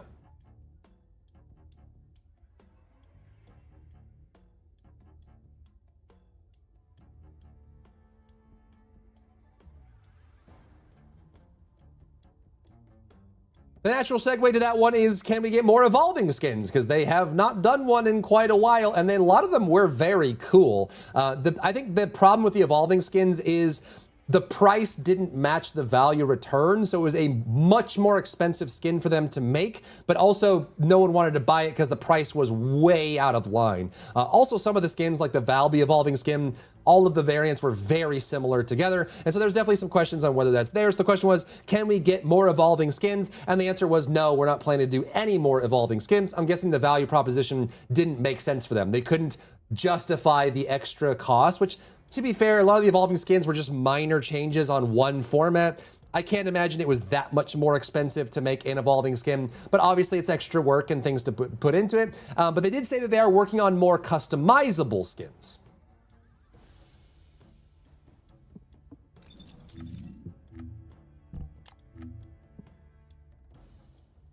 Which is, they mentioned this specifically, but on some of the Descendants, like Harris and Serena, you can toggle parts of their kit that might be distracting or in the way. I imagine they're going to extend this system to also apply to specific skins. So what would be really cool that you can do in other games is put the visor up and down, put the hair up and down, put the hood up and down. Like maybe you could actually have that. There are some skins that, like the Adventurer skin, like this one has a hood on it. So like maybe you could have one where you could put the hood up or down, up or down.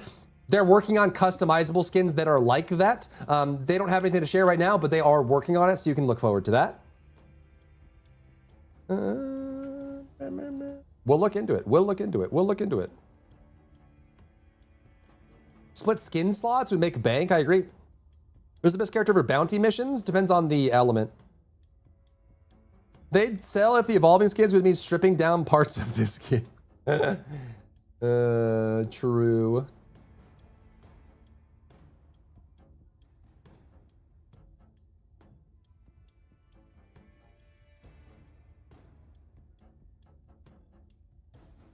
Change all elements? I would say Harris. Harris can delete single target if you have the build right into good AM. So Harris would probably be my choice for all element. I got to ask a question, which was, can we use group emotes in photo mode? And they said they don't have short-term plan for that.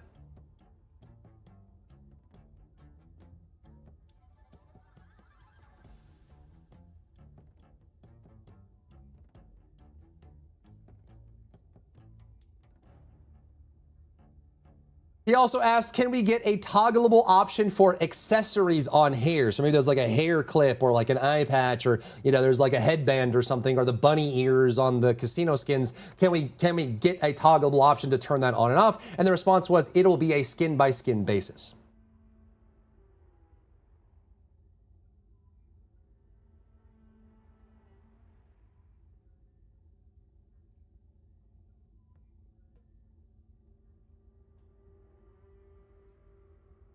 He also asked, can we have and display our ancestor mods in the lounge, like a stack of Pokemon cards or displayed on a giant wall or something like that? They said that we'll consider it. And they also did mention that they will be returning some skins, including last year's bikini skins at some point as well, which might be coming up in a couple days here as well. So keep that in mind.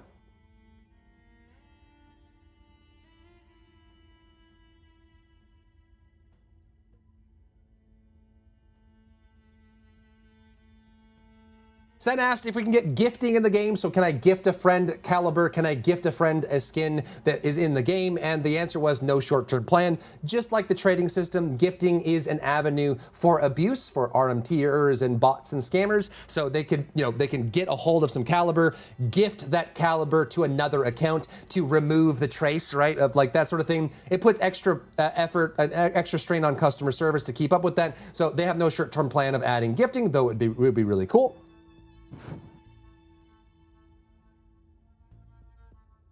I agree, Parallel. Yeah, there's a lot of skins. If you could toggle that stuff off, it'd be really nice. Oh, we're almost done, chat. We're at the end.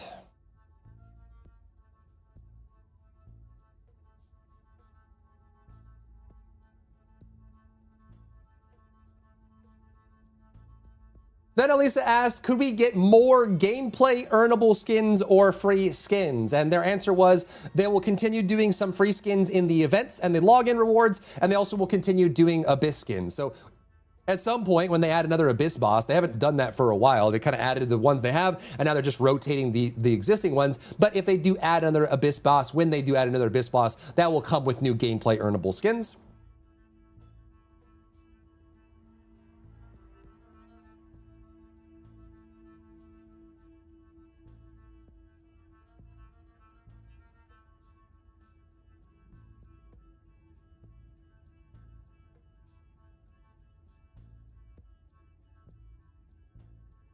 His own skin away. He also asked, could we do an improvement to the paint/dyeing system? I think this is something a lot of people have gripes with, especially when you have other games out there in the universe that might be able to buy an entire paint palette that you can use in perpetuity if there were a game out there that did that, right? And there's plenty of other games that allow you to, like in Lost Ark, you can literally bring up a hexadecimal slider like you can in Photoshop and choose your color on the fly with a skin that you've already paid for. Like you bought the skin, they let you change the color however you want. There's a lot of other fair and simple systems that work way better than the dye system in the game right now. And the response to this was they are actually doing R&D internally to vet out ideas. They have no short-term plans. And they did mention that the dye system changing, at least in the way they've set this up, has optimization issues. And anyone that works in software knows, even if it may not make sense, like you might be thinking, why would changing the dye system have optimization issues? The cool part about software is software can do anything. The bad part about software is software can do anything. So it can do anything you want, but it also can have crazy bugs and problems with it. So they mentioned that changing the dye system is on their long-term plan. They're thinking about it. They're testing stuff, but they have nothing to share. Yeah, and they do make money off the dyes as well. I don't know, how much are color palettes in Warframe? They're like $5 to $10, right? And then like in this game, they're like 50 cents for a single paint. So buying a, they let Elisa talk? Yeah, what's wrong with that? Buying a paint palette would be like buying 20 paints in this game, right? But then you just don't have to do it anymore.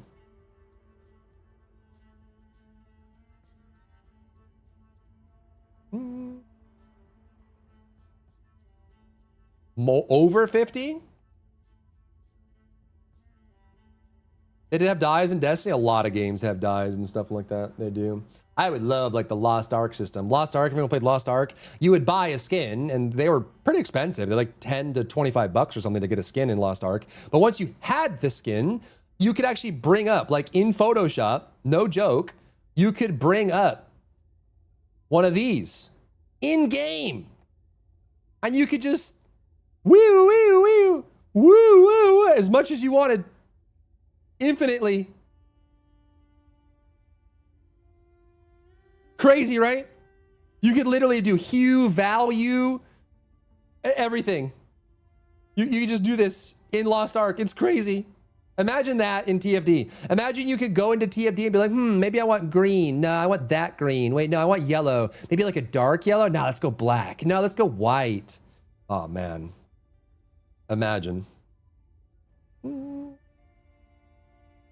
Shaders have preset colors on them. They do. Yep. Usually with those fixed systems, artists like doing that because they can make sure it looks good. The problem with free systems like this one, where you're doing like hexadecimal, whatever else, is that's where you get the cursed combinations, which a lot of people like the cursed combinations. Artists that spend a lot of time making a pretty game don't like the cursed combinations, right? Where they make banana yellow and fuchsia pink in tie-dye.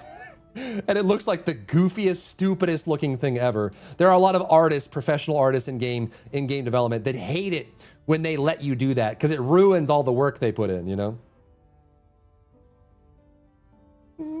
But also, for the people that aren't making goofy, cursed combinations, it gives you more freedom to make something that looks really good, you know? Are you excited for the community skins and how you feel about it? Yeah, I'm on board. Sounds good to me. 75 plat down to 1 credit for colors in Warframe. Wait, it's 75 plat for, oh my lord. And 4 palettes for free. Oh, geez. Imagine. Imagine.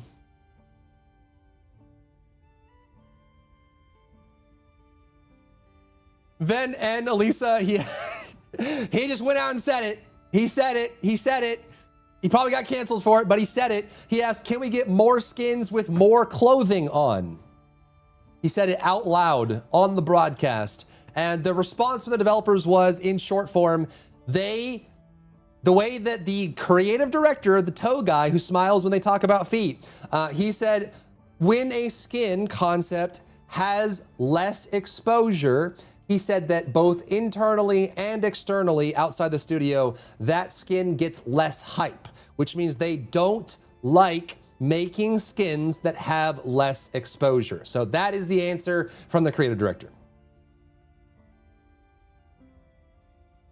Which I know there's going to be a mix of things. I think the majority of the people that gravitate towards TFD like the risque aspect of it, especially since a lot of other games are very tame or very kind of like prim and proper. And so having a game that breaks those molds is refreshing to a lot of people. But I also do feel, at least personally, I know this is not a popular opinion, but I think that they lean a little bit too much on just exposing as much skin as possible. And I feel like that they could play around, like, you know, anyone that likes fashion knows, especially if you're, you know, sometimes the things you don't show are just as sexy as the things that you do show. So having more skins that have pants, especially if they have like some asymmetry or choice showing of skin and exposure, things like that, that can be just as alluring and sexy as just having a bikini, right? We have tons of bikinis. It would be nice, I agree, to play around with shapes and colors and silhouettes in ways that can be just as sexy, that aren't just, you know, as much skin showing as possible. But again, I know that's not the popular opinion. I know some people disagree with me on that one, but I'm glad that this question was at least asked so we can see what the developer thinks. Gooner's gonna goon capitalism. Also, Wally, thank you. Bam, bam, bam, bam, bam, bam, bam.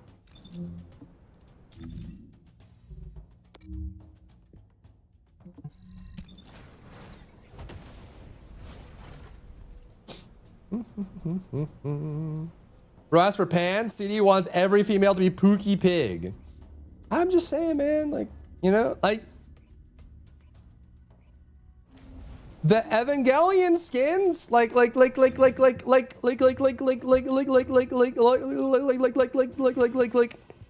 are you gonna sit there and tell me that like this skin isn't sexy because there's not enough skin showing? Is that what you're trying to tell me?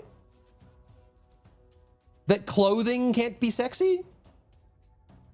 She's mostly covered. Almost all of her skin is covered. Are you saying this isn't attractive? Like, not everything needs to be fully naked. You know what I mean? Like, we can play with other shapes and silhouettes and colors and all that stuff. You know what I mean? That you can play with that. It's okay. You're allowed to.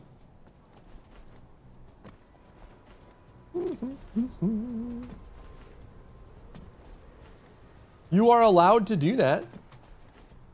That skin needs more skin. The 2B clothing skin was sexy to me. Yeah, but it's also, I mean, that's kind of just where 2B is, right? Like, that's just 2B and A2 are both very, you know, like, this is exactly how they look in the game, right? And they are canonically, you know, historically, one of the more sexualized characters in gaming. That's supposed to change colors, what, the racing? Like, even this, right? This is covered, technically. Play around with other things, you know what I mean? You know, we don't need, you know, we don't, you know?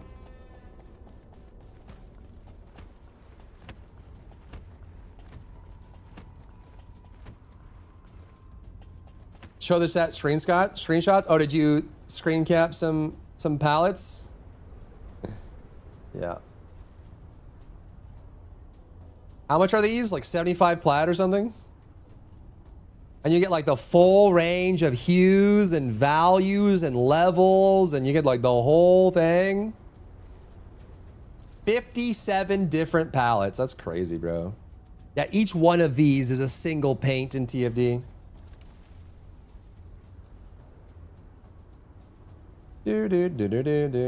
Oh, you mean, oh, you're talking about my butt? No, my butt is not supposed to change colors. This is a bug. But I spent one of my paints to dye this skin. It's normally pink, okay? It is normally pink.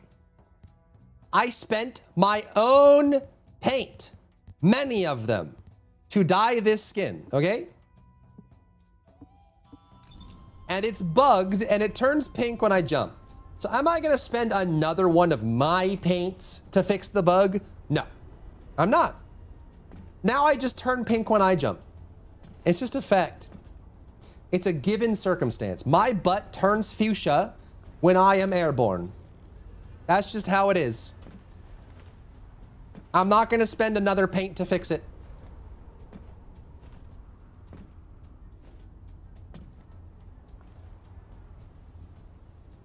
That's on them. It happens when using abilities too, does it?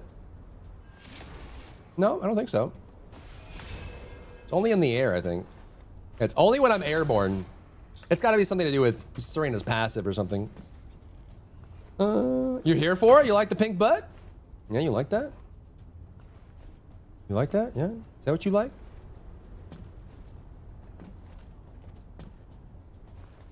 It's only well, I guess it is like the interior, huh?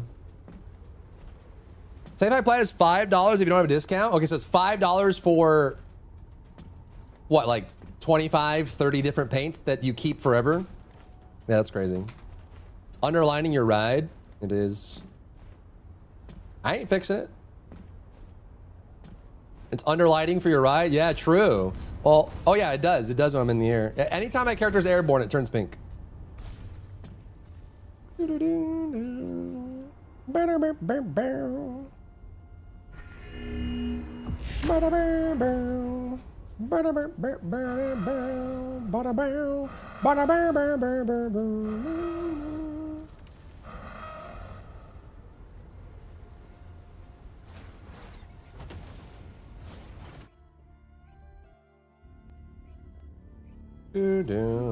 You know what, pals are selling for 1 credit? That's crazy. They do give us a lot of paint. It's just not to the same scale, you know?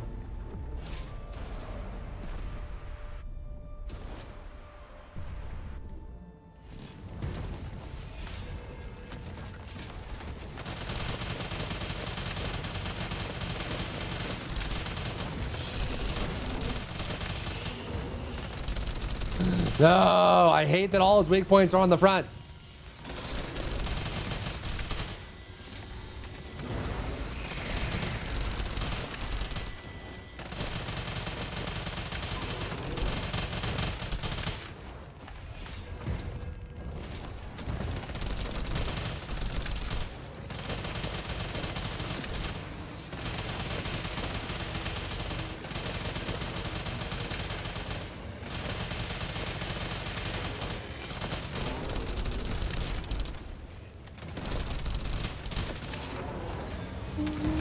Happy 4th, user.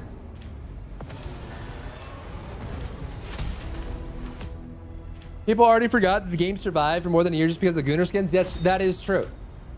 TFD has survived by cosmetics. Absolutely. Yes, Yandere. We made it in the same group. Same Wally, same Wally. So I bet they changed the loot drop mechs for this boss. Yeah.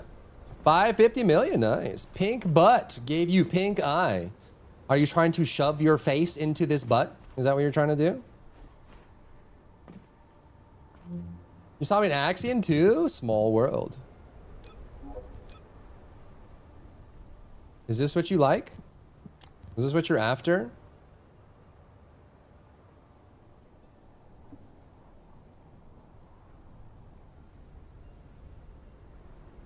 How much HP walls have? I think just over 3 billion. It used to be like 3.8 billion, but I think it got nerfed. No. Liar. Liar. The booty and fashion frame is what it lives on for Warframe? I believe it. I mean, they are cosmetic-driven games. The money is where it comes from. What it tastes like. All right, let's finish this. We have like a couple more. And then we're donezo.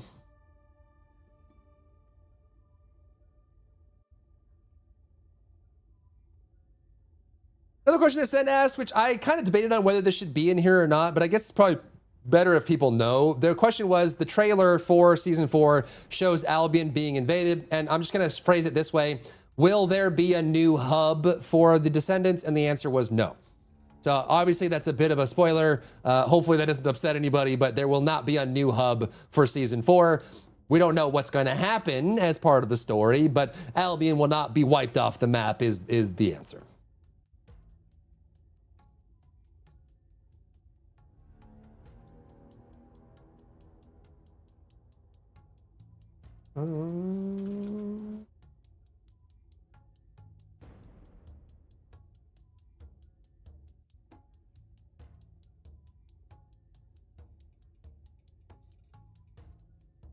Next was like our Luna toe paint level meme question that was asked, but Ariana asked, is Valby going to get a boyfriend? So we know that Enzo and Nell are like, you know, kind of thinking about getting engaged, romantically entangled. And he asked like, you know, is Valby and Eugen gonna hook up? Like they kind of have that vibe going on? Like what's going on there? And the answer was no. And they said, not yet. And they talked a lot about how they want the characters to have drama between them and interconnectivity and stuff like that. But they said that it won't always be romantic, and that's all that they mentioned.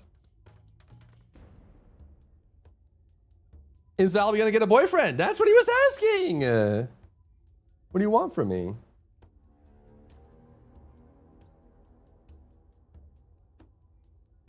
That's what he said. He said, is anyone taking my waifu? And the answer was no.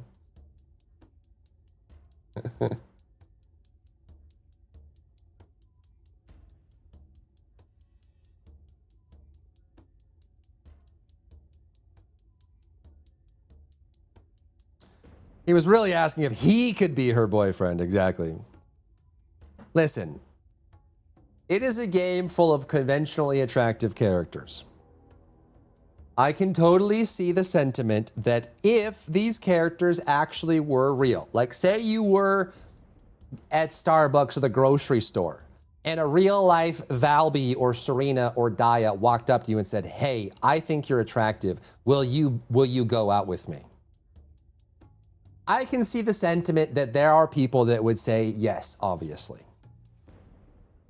Okay, so I'm not trying to yuck anyone's yum. If that's, you know, if that's the headcanon you want to take, I can totally understand that. We could consider a relationship for Viesa. Ooh, we could. Wish the characters, male characters, had different bodies. Yes. Well, technically, I think Esimo does, but nothing is real here. Yeah, and that's kind of where the discussion dives into for sure.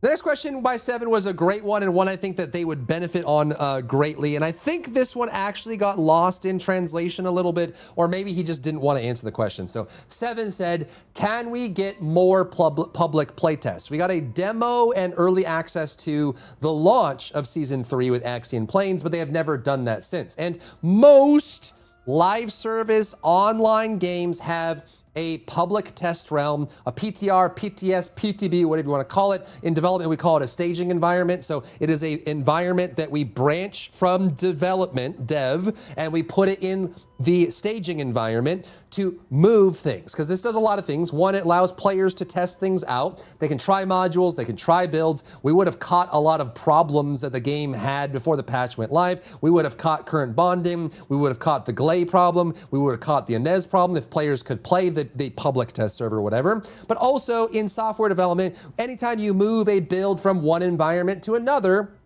there's always unpredictable bugs that come out. And there are large amounts of bugs over the last 2 years that have only presented themselves in TFD when the build got moved to a new environment. So when they took a dev build and they shipped it to live inside of TFD, a brand new bug that I'm certain didn't exist in dev spawned out of that. And that's why developers use staging environments. And so you could go through the process of taking a build from one environment to another and see what bugs come out. So usually bigger studios, or most game studios that are live service, will get their dev branch, move it to a staging environment like a PTS, and then they'll re-QA it to see, okay, so what broke? When we moved environments, what broke? And so we got the ones where current bonding was broken, the one where the explosive aesthetics current module was broken. There's tons of bugs that show up when you do that. So Seven's saying, can we get more public playtests? I think in his mind, he's saying, can we actually test some of the changes you're putting out before you ship them? Because there's a lot of balancing problems that comes from this, and we'd be happy to do it for free and give feedback. But also from a software perspective, it would be good for them to have a staging environment. So he was saying,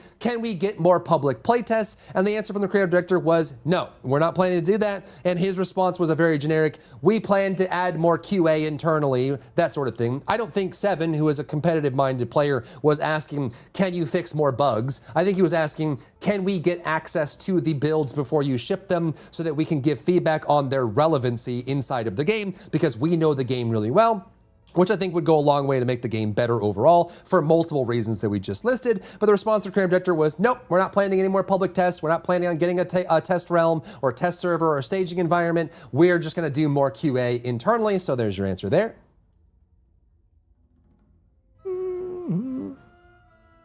The Snowbreak allegations, Tesla Lab was 1.5 billion shield and 2 billion, so 3.5. Okay, so I guess it used to be 3.8 or 4 billion and they lowered it to 3.5. That's when they tried to nerf Serena indirectly. Thank you, Kestrat. The story co-op game will spoil the story. You could, but you could also just not ship the story in that as well.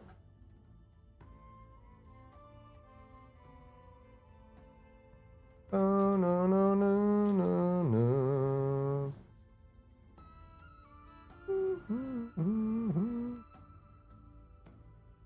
And the final question that we have here is, can we get an increase to the friends list? And the answer was, don't know, need to test. This may sound strange to some people, but friends list can actually be non-performant. In a game that I played before, Smite, my friends list, I did a thing where I would accept every friend request. I got my friends list up over, I think it was like 100,000 friends or something like that. And anytime I opened my friends list in Smite, my game would crash. So there are performance impacts for having a friends list. The 100-player friends list is small by most game terms, but they said, don't know, they're gonna test and see if they can increase it. So that's that answer there. Have a good, have a good sleep, Bell. See you tomorrow. How do you feel about rotating modifiers on like weekly 400% or 80%? That'd be cool. That'd be cool. More excitement, more intrigue. I'm down for that. Bum, bum, bum, bum, bum, bum, bum, bum, bum, bum, bum, bum. That's a true story, by the way. I actually had, when I got hired at Hi-Rez, I had to have one of the programmers go in and manually delete my entire playlist or my entire friends list, because quite literally, I could never open my friends list in Smite because it got so big that as soon as I clicked the button on the menu, my entire game would crash, hard crash, every time. So I could never open, people would be like, hey, I sent you a friend request, will you respond? I'm like, no, literally I can't. I literally can't respond to your friends request because if I open my friends list, I will crash. Bow, bow. You people think that Serena's OP and Extra and my Inez, Bunny, and VS are all stronger than her? Serena hasn't been the best character in the game for a long time. A very long time. Okay, so there's that.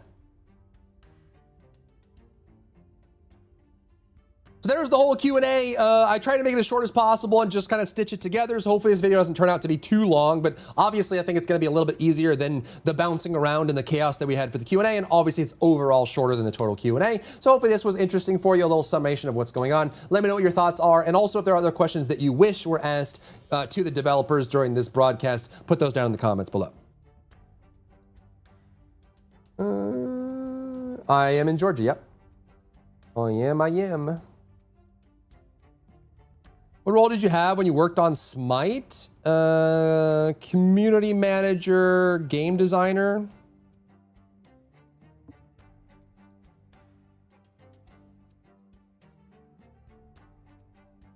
I think. No. Yeah, remember when Serena was the point of balance? Pepperidge Farm remembers. Pepperidge Farm remembers. Ding dong.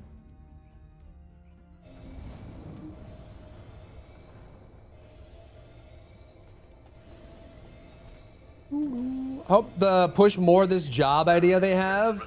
Yeah, I'm very curious what that's going to turn into. To me, it didn't mean a lot. Because again, job and role can mean the same thing depending on context. You know? It's like, I don't drive a car, I drive an automobile.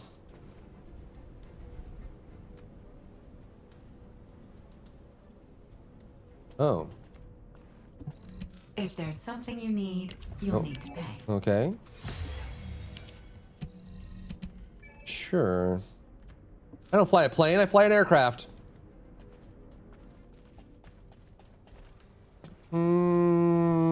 Okay. Right. MMORPG progression system by adding new level caps and matching armor sets with each update. This we have players clear goals and encourage them to keep playing. That would be cool. Yeah, man. Yeah, man.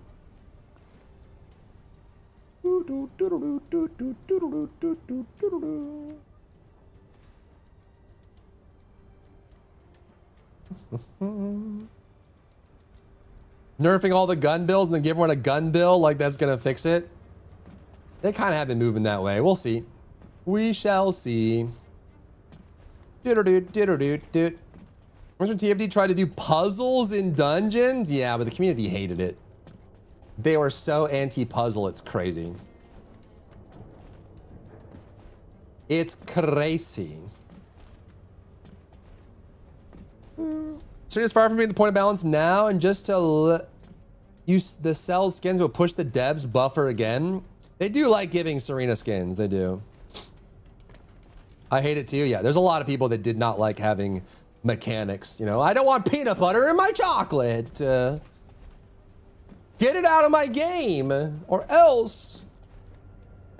I have a bag of Santa Cruz oatmeal raisin cookies. Those are good, man. Soft bake oatmeal raisin is the best cookie in the world, and anyone else that says anything different is wrong. And it's okay to be wrong, you're just wrong.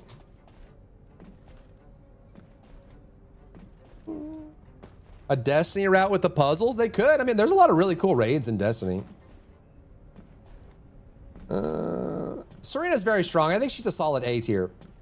She's no longer an S tier. She was the pinnacle, and then like the whole tier list has been sliding up while Serena has been staying the same. And so she used to be like top of SS, and then the whole tier list, they just took the whole game board and pushed it up. And Serena watched the tier list around her move, and she's like, what's going on? I would say she's probably a solid A tier, probably top of A. But she's definitely outclassed by Inez, Bunny, Viesa. What percent of players completed a raid in Destiny? Great question. I don't know. I don't know. I don't know nothing about nothing. Biscoff ice cream. Ooh.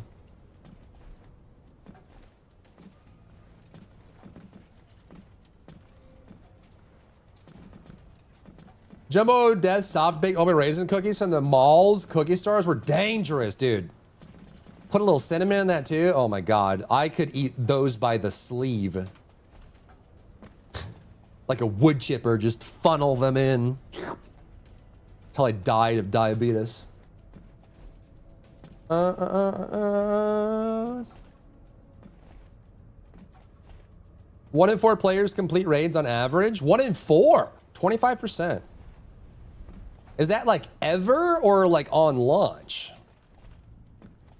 20%. Most people didn't want to engage with them, which is fair. It's still a fun experience, to be honest. Yeah. I mean, most of my friends that played Destiny did the raids. And I have a couple friends that would like try to do world first in the Destiny raids when they came out.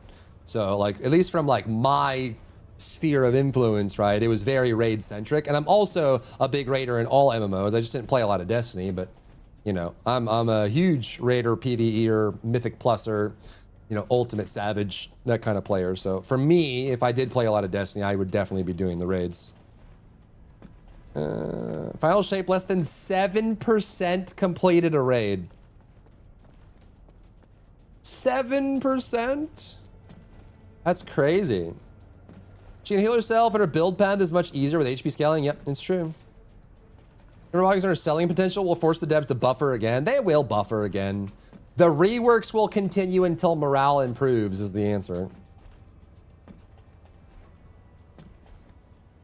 Bozo Pants Club Raider, that's me. They banned Linux for Destiny, really? Hop on, play a story for the DLC, get some weapons they want, come back for the next one kind of players, and that's fine. I mean, there's a lot of players like that in TFD as well. 1 in 4 is pretty high for pinnacle content. Yeah, I kind of took that as any raid at all. Can you still get those succubus skins? They are nice.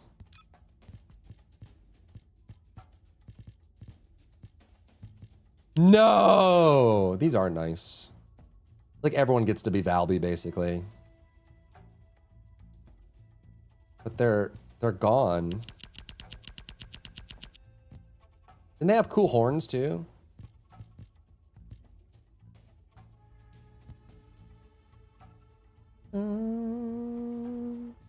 Sharon's still in a bad spot. You can do her cutting force build and it's decent. It's not as practical as other builds, but it's decent. Area suppression is kind of deprecated. Ambushed is okay. You know, it's if Serena, if Sharon is the only descendant in the room and you're playing solo, you can do okay with Sharon and can even excel in some cases. But she's not. What's up, Zolno? What's Boa? What is that? What language is that? Is that a different language? Oh, good. Does that mean good night? Good night, Zolno. Good night.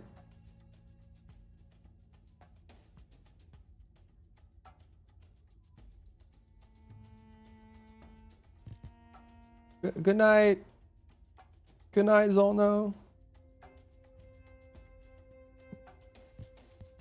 Do-do-do-do. 1% for Warframe raids? Next Succubus game will look like the last outfit the music character from Kill la Kill could be. Driver support and multiplayer is what is really holding back Linux. I bet that Microsoft has done everything in its power to keep driver support suppressed. Yeah, because it's a competitor. It's a competitor, right?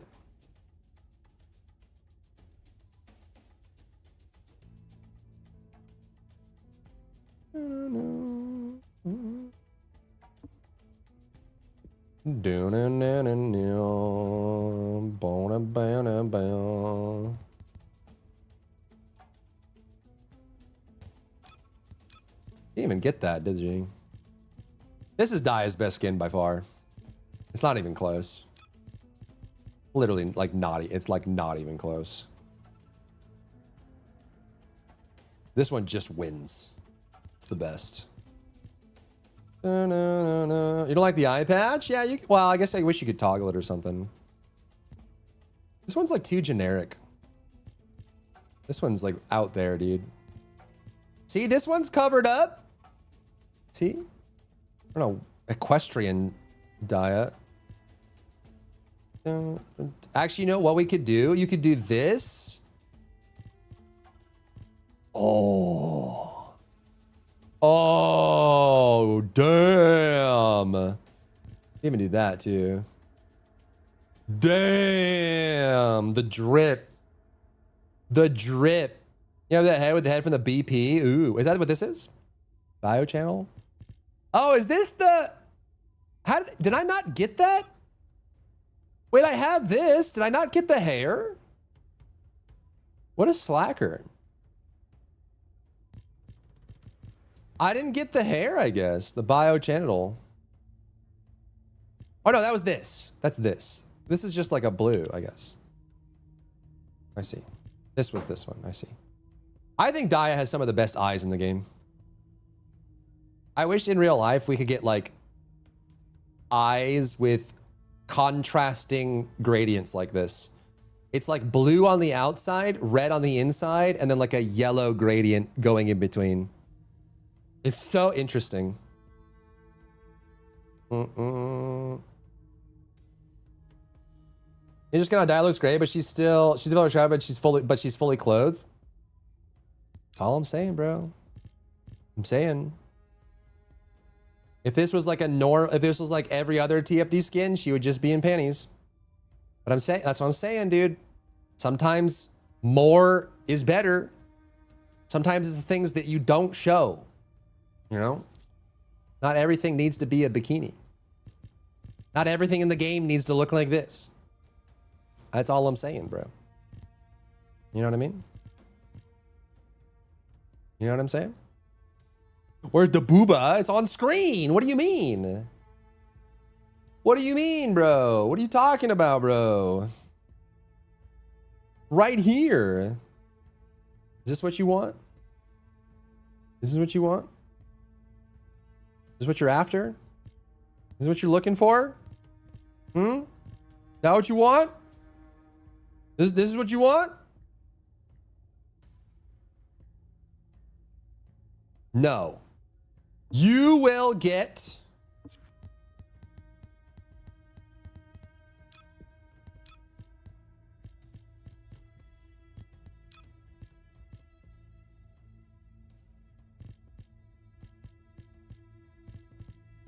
this. This is what you get, okay? And you'll like it.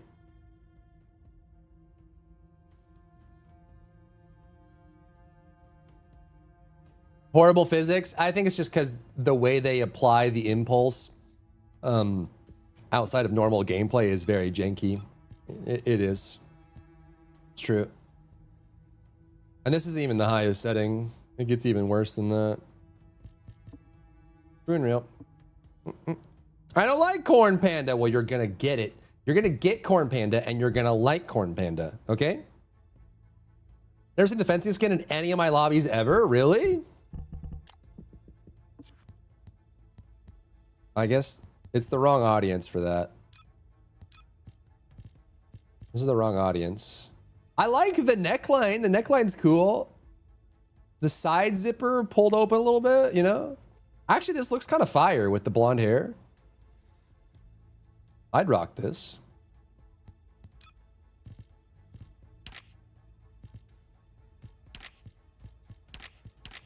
Holy moly.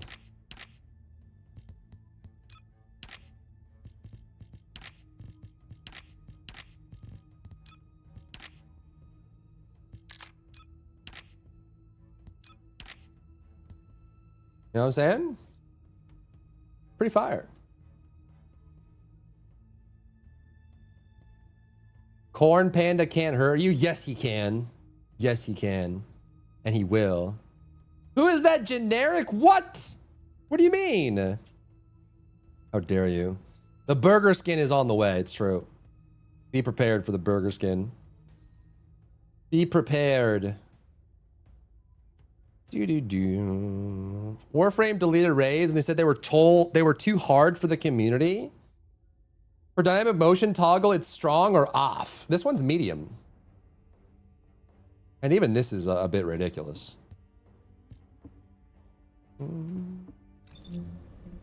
All clear. Is it under gameplay?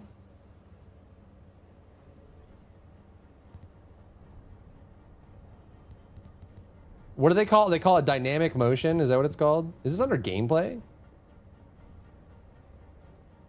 Why is this under gameplay?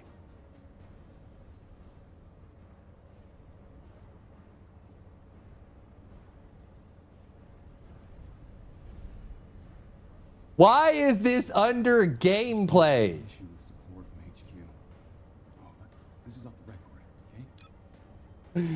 This is strong.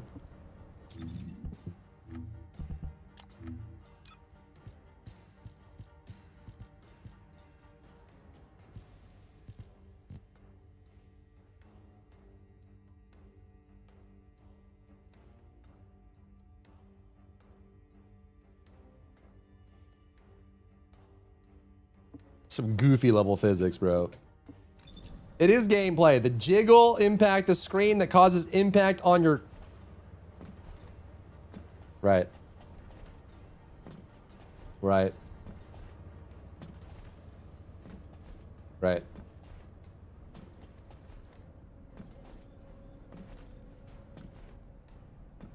How does Haley's butt jiggle with that? I don't... Oh, I will not be afraid. Or you're just asking for science?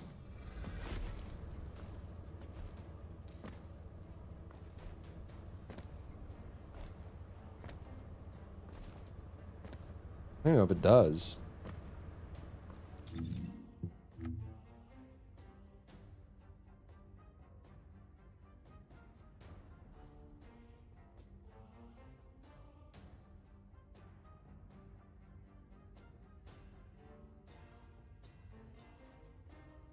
Asking for a friend? Of course.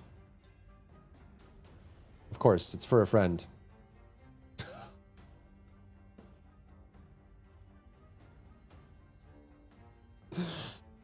Oh my god.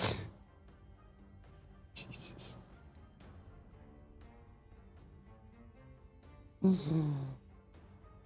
Jesus. Yep.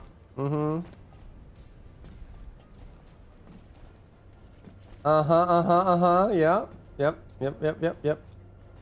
What are you even doing? I have no idea. I have no idea, bro.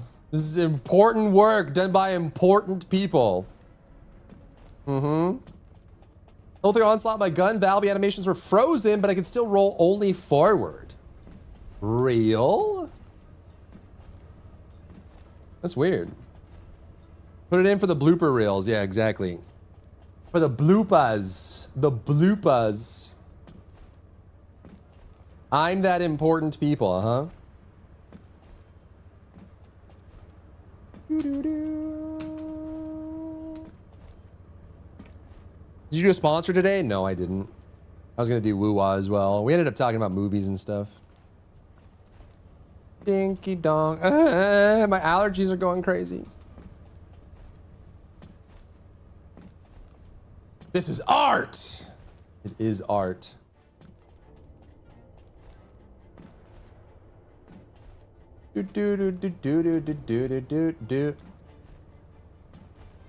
Movie review now. This is Prometheus. We're gonna watch it together. Have you heard about Dungeon Crawler Carl? I've heard about it, but it must have been like a show or something, right?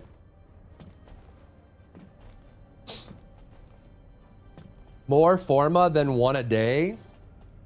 What is the timer on the Forma?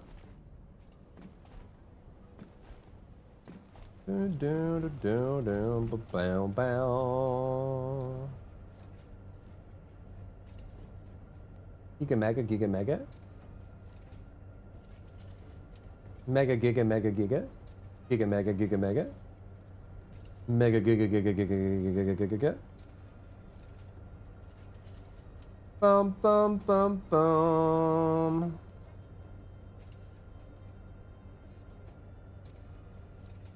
Dun, dun, dun, dun. 23 hours for Forma. That's crazy.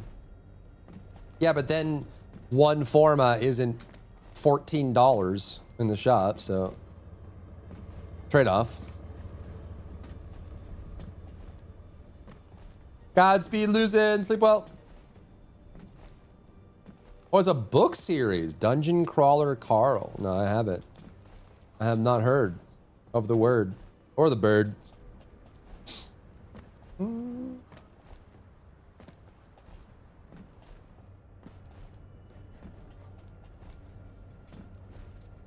Why should we men be embarrassed by jiggle physics or overly attractive women in games that women get actual surgery done like breast implant, yet we're the shameful ones? I don't think anyone should be inherently embarrassed by their interests. You know what I mean? I think most of the stigma comes from the people that are overly obsessed with it and project those interests onto living people. And I think that's where the resistance comes from. I mean, there's nothing wrong with you wanting to sit here in your own free time and do it. It's just I think there's definitely some social pressure in some cultures, not all, but some, that would prevent you from wanting to be the kind of person that would, you know, doing this in game is one thing, right? Like if this is what you want to do, but you can't go up to a real living woman at Starbucks and do this. But there are people that do, and separating those two groups of people in sometimes is kind of hard, right? Do. Dungeon Crawler Carl is very funny satire book series about isekai. Ooh. Is it, if it's isekai, is it like a manga or manhwa, or is it pure text? On audiobook, they have Jeff Hayes doing the narration. Ooh, I might get that for running. I guess they've never seen the female body though, because what are those bathing suits? A lip would, yeah, well, that's the power of technology, I guess.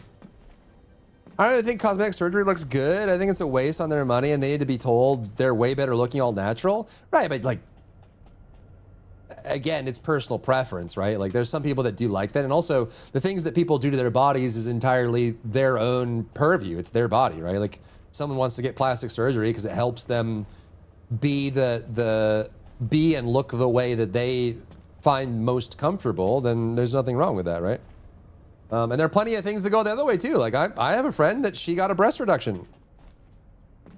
Her natural size was uncomfortable and unruly. And so she got a breast reduction, and there are plenty of people that got on her case about it. How dare you? That's ridiculous. What a waste. Stupid. It's her body. Who cares? If that's how she wants her body to be and wants to pay for it and she has the means, then who cares? You know? It goes both ways. If they're too big, it causes back problems. I mean, there's you can imagine the challenges that come with having honkers, having ballistics of a certain size, right? Just existing, moving around, getting up, standing down, laying, living your life. Those definitely have challenges. And I think there's also some medical things too when it comes to like breast cancer and other things like that.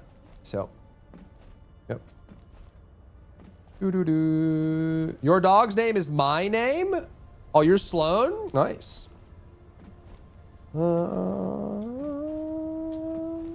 We shouldn't, just don't be weird. Exactly. Don't be weird. Don't hurt anybody. Chase your interest that you want. Just don't be weird and don't hurt anybody. You know? Is the Harris bill and shit up to date? Yeah, mostly. There's some new modules. You could try like one of the new trigger modules, or you could try like the new eraser. I heard the new eraser is really good with Harris, Gun Harris, but everything else I would say is pretty much up to date. In a flannel shirt, hair undone, no makeup. Damn, man knows what he wants. If they're gonna have physics like that for female, they should have for the male. Yeah, I agree, man. Listen, okay? Listen.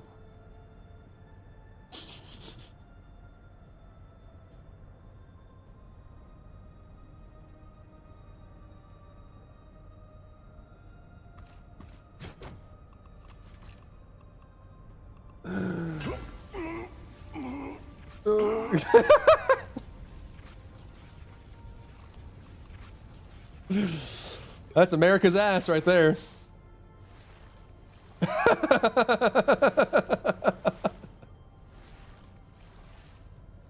I'm just saying, if Captain America fell backwards, he would bounce right back up.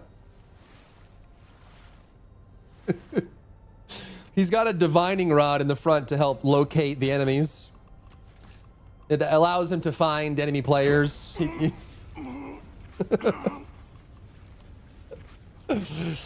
They fixed it? What did they nerf it?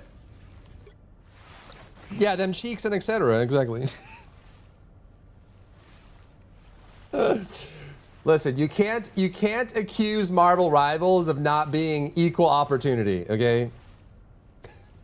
They are 100% equal opportunity. They don't discriminate. They made it more tame? Wait, did they nerf it?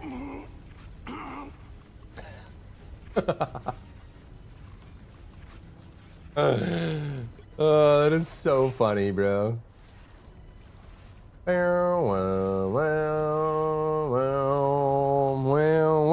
scored my Valve Gunner build with 2 PC circulation and 2-piece Shell Crusher. Works very well for me in Onslaught. Does see Rogers? Yeah, that's Captain America.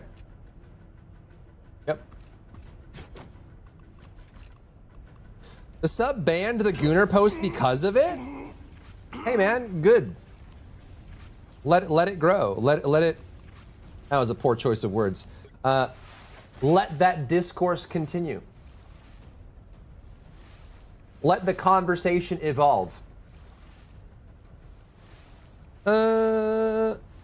It clipped through the chair emote?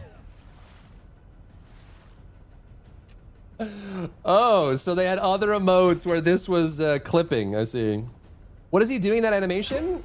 He caught the Thanos gauntlet and he's like rowing a boat?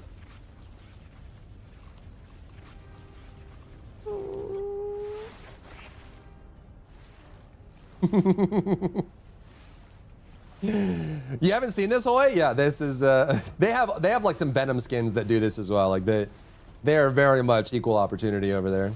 They don't care. Welcome back, Demi.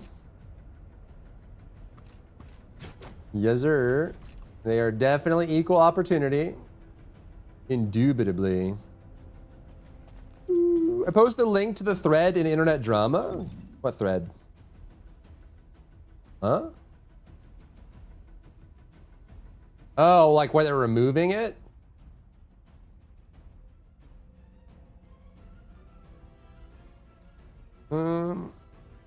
Any gameplay videos here or any other types of content? All posts are about the summer skins. It's the reason why I left the first Descendant subreddit.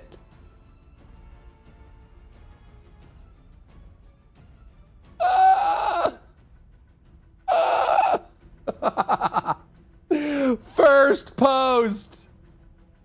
First post.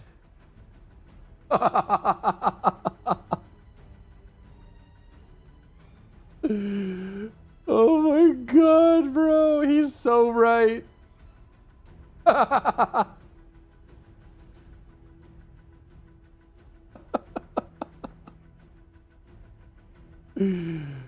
Oh, great googly moogly, bro. Great googly moogly. La la la. Bow, bow, bow. Holy angles. Gotta hit them angles. Angles. Angles. A lot of countries that don't support Gooner over men, my country included, and most waifu games are from Asia. Yep.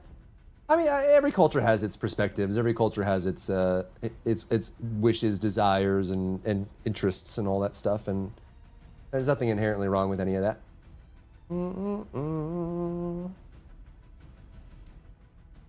Bear, bear, bear, bear, bear. The scene from Infinity War right before Thanos punched him to the floor. Rivals made Steve a little too wide in the shoulders and back. Yeah, they're more comic-like. Obviously, the comic proportions is not possible for living actors when it comes to that. Like some of the comic males for a lot of different comics are outrageously wide, like built like a freaking dump, like just a Mack truck. Can't even fit through a doorway. So I think for Marvel Rivals, they wanted to be more true to the comic rather than to the cinematic universe. TFT in Europe was age rated 12 plus. Batman proportions, yep. Well, it's like that,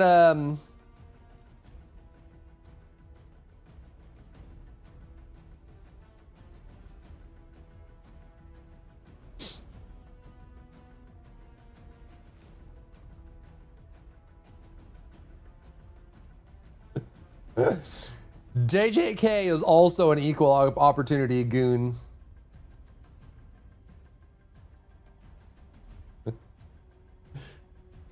Oh my god.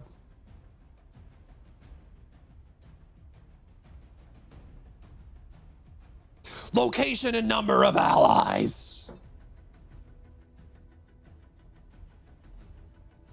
It's like this scene right here.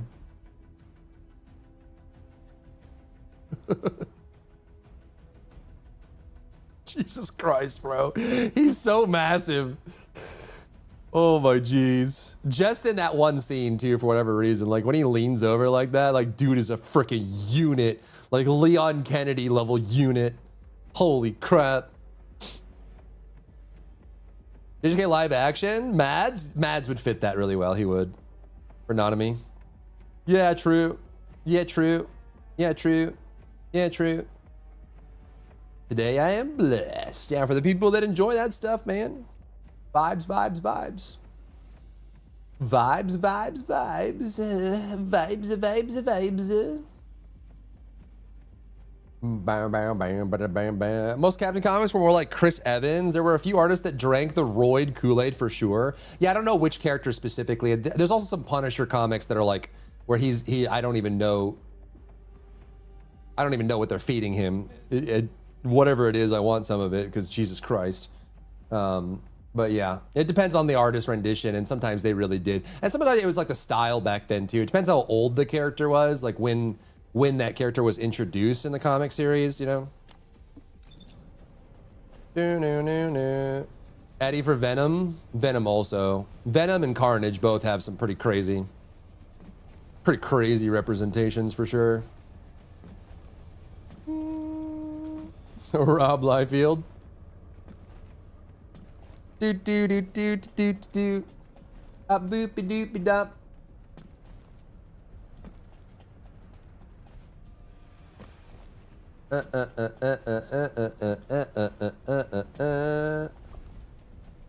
Was that Street Fighter? No, it was Marvel Rivals. It does kind of have a similar rendering style as Street Fighter 6 specifically. Frank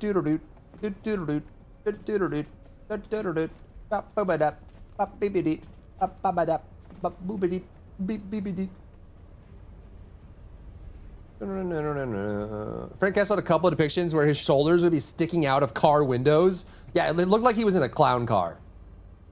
Like, I don't even know how he got into the vehicle, but some of the renditions were like, what am I seeing? What is on my screen right now? What the frick is this? Yeah, he's got boulders for shoulders, dude. He puts Chris Redfield to shame. Those boulders for shoulders are out of control. Out of control, man. Let me be saying revealing skins and physics are degrading, then turn around and say if they're doing it for women, they should do it for the guys too. So is it really degrading, or are you just upset it isn't for the people you're attracted to? It's a bit of both. Any complicated topic usually has so many layers to it that you can't describe it simply, right? There are a lot of people that are imparting their perspective or their cultural expectations onto it. There are a lot of people that are trying to compensate for something in so many different manifestations, and there are also people that, you know, like it's just because they're not attracted to it, or, you know, and just it is what it is, man. Like that's the thing, is like some things are very cut and dry, but a lot of things when it comes to humanity are not, and they have so many complexities and layers that, you know, you can't take one person's opinion. Like someone says, hey, you can't have this in games, and someone else says you can. It's not black and white. There's a lot of layers and perspectives and ideals that go along with it as well, you know. And realistically, you know, variety is the spice of life. I think having all kinds of things is good, and it's, you know, it's the nature of development that we get games that show all kinds of things, you know. Is there a good amount of buyer volume for sister mods at the moment? For the top characters, yeah. If you pick the female descendants, there are a lot of people that don't like males in this game. The male ancestor mods sell worse in general. And then if you pick the top descendants like Inez, Viesa, Harris, even Valby, Bunny, those characters, they will sell like hotcakes if you have a good roll. I desire plot with my plot, but sometimes it's fun to wild out and not take it so seriously. Yeah, I mean, it's just, as long as you're not hurting anyone, you know, you do what you gotta do. You do your thing, you know. If you want to be freaky, be freaky. Just be freaky in a way that's respectful of others. If you don't want to be freaky, then don't be freaky. You know, there are some people that are very prim and proper, and they don't want to see that stuff, and that's also their prerogative to live their life that way. You know? I put mail at 50 per 6 and no sale. Yeah, people don't really buy. It's rare that they will buy the mail ones for whatever reason. What do you about the Extreme Colossus? Think it might be possible for some Descendants to beat it? It depends on how Transcendent weapons turn out. And yeah.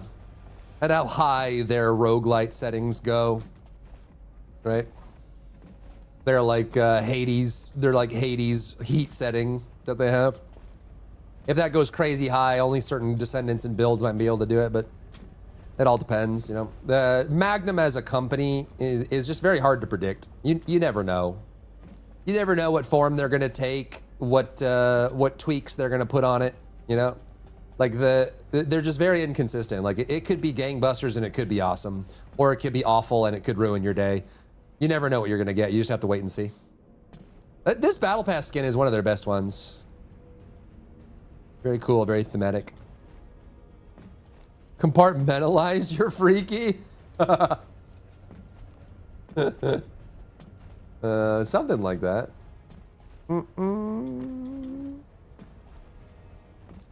It's like seriously someone comparing asking a picture of a cosplayer at a con is similar to going out naked and getting assaulted. Oh, that's just that's an L ratio bozo take right there. Yeah, there's also, you know, you like I said, that whole conversation spiders out into so many other topics that are very tough to navigate, right? Like, you know, there are some very erroneous perspectives that, you know, what a person wears is what they invite upon themselves, which is obviously very wrong, you know? The number one cause of SA is assaulters. It's not it's not how that, it's not any other answer there, you know? So far, only cards I've seen for Extreme were for weapon buffs. Yeah, we'll have to see. I mean, they just showed us a mock-up, right? That screen that they showed us was just a mock-up, but it may even look different once we finally get the final system. Lobbied for Peel to not have heels because it was lore accurate, but then later admitted in the same post he just had a foot fetish. Sometimes people are just projecting, man. You know what I mean? Sometimes people are just projecting. It takes a lot of effort and personal growth to recognize when you're projecting. Best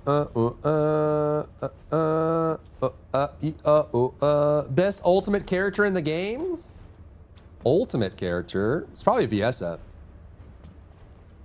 Viessa or Bunny? Since Inez has no ultimate, Harris has no ultimate, Daya has no ultimate, Serena has no ultimate.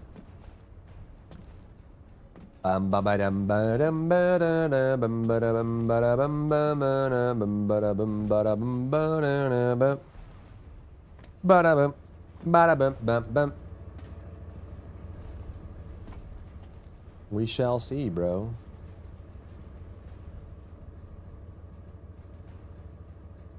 Do. Haley getting old before most day one characters? Yep. Yep. Well, who else was like really recent, but still got an ultimate? Target confirmed. Ready to fire. I guess nobody, huh? These are all, actually these are all day one characters. Every single one of them. Then Eugen and Esimo, and then Luna was the first character that got released. And then Haley, so they are kind of doing it in order. And they're doing Jaber. Ultimate Keelan's gonna go so hard, dude. The void is filled with the unexpected. I'm ready for that. That's gonna be so sick. Ultimate Kyle is probably gonna look dope as well. After they did Ult Esimo looks so good. I'm now excited for like Ult Kyle. Build a reputation. Ult Kyle, dude. Insane. You exploded. Ult Nell as well. Wasn't Jaber a beta character? Yeah, he was really old. All the cards on the battlefield. Oh, here's my free ultimate descendant on Ultimate Lepic. Let's go. Will they fix to make him better? Yeah, I hope so too. Ultimate Jaber's gonna be cool. Oh my god. Oh, Jesus Christ. I gotta turn that back down. Frick was that? What kind of nonsense was that? Get that off my screen. Look at this, dude. What the frick was that? Target confirmed. Come All on. the cards on the battlefield Ultimate Amelia.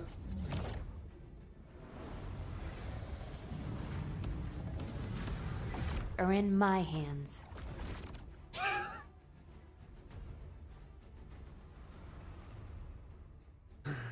No.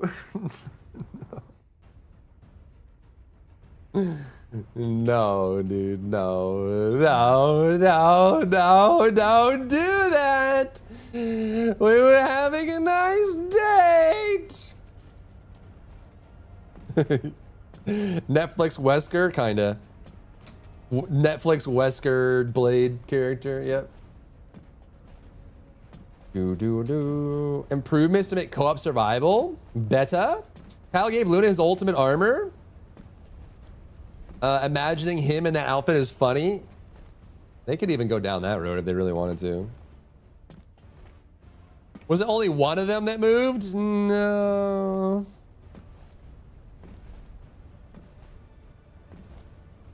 Debuff, yeah, debuff. Yeah, debuff, debuffadies. Down, a bow, bow, bow, a bow, a bow, a bow, bow, bow, down, bow, That's why I ignore. All right, I'm gonna wrap up there for the day, chat. Finish the video, post it tomorrow, and then we'll get going on the other stuff. Yeah, I'm gonna send you over to Sen. See if we can pump those numbers up. Go say hi to Sen for me. I'm gonna go finish the video and do that stuff, and I'll see you guys back tomorrow. Thanks for hanging out today, guys. Thanks for chilling. Thanks for chatting. Thanks for spending your time with me here today. I appreciate it. Have a great rest of your day wherever you're on the world, and I will see you tomorrow. Bye-bye. I'm gonna send you over to Sen. Go say hi to Sen. Looks like he's doing some Don Juans. Some Don Juans. Doing the vibes. Peace out, friends. Bye-bye. Have a good rest of your day. Bye-bye. Bye-bye. Bye-bye. Bye. Bye. See you tomorrow. Come back tomorrow or else. Bye. Bye. Bye.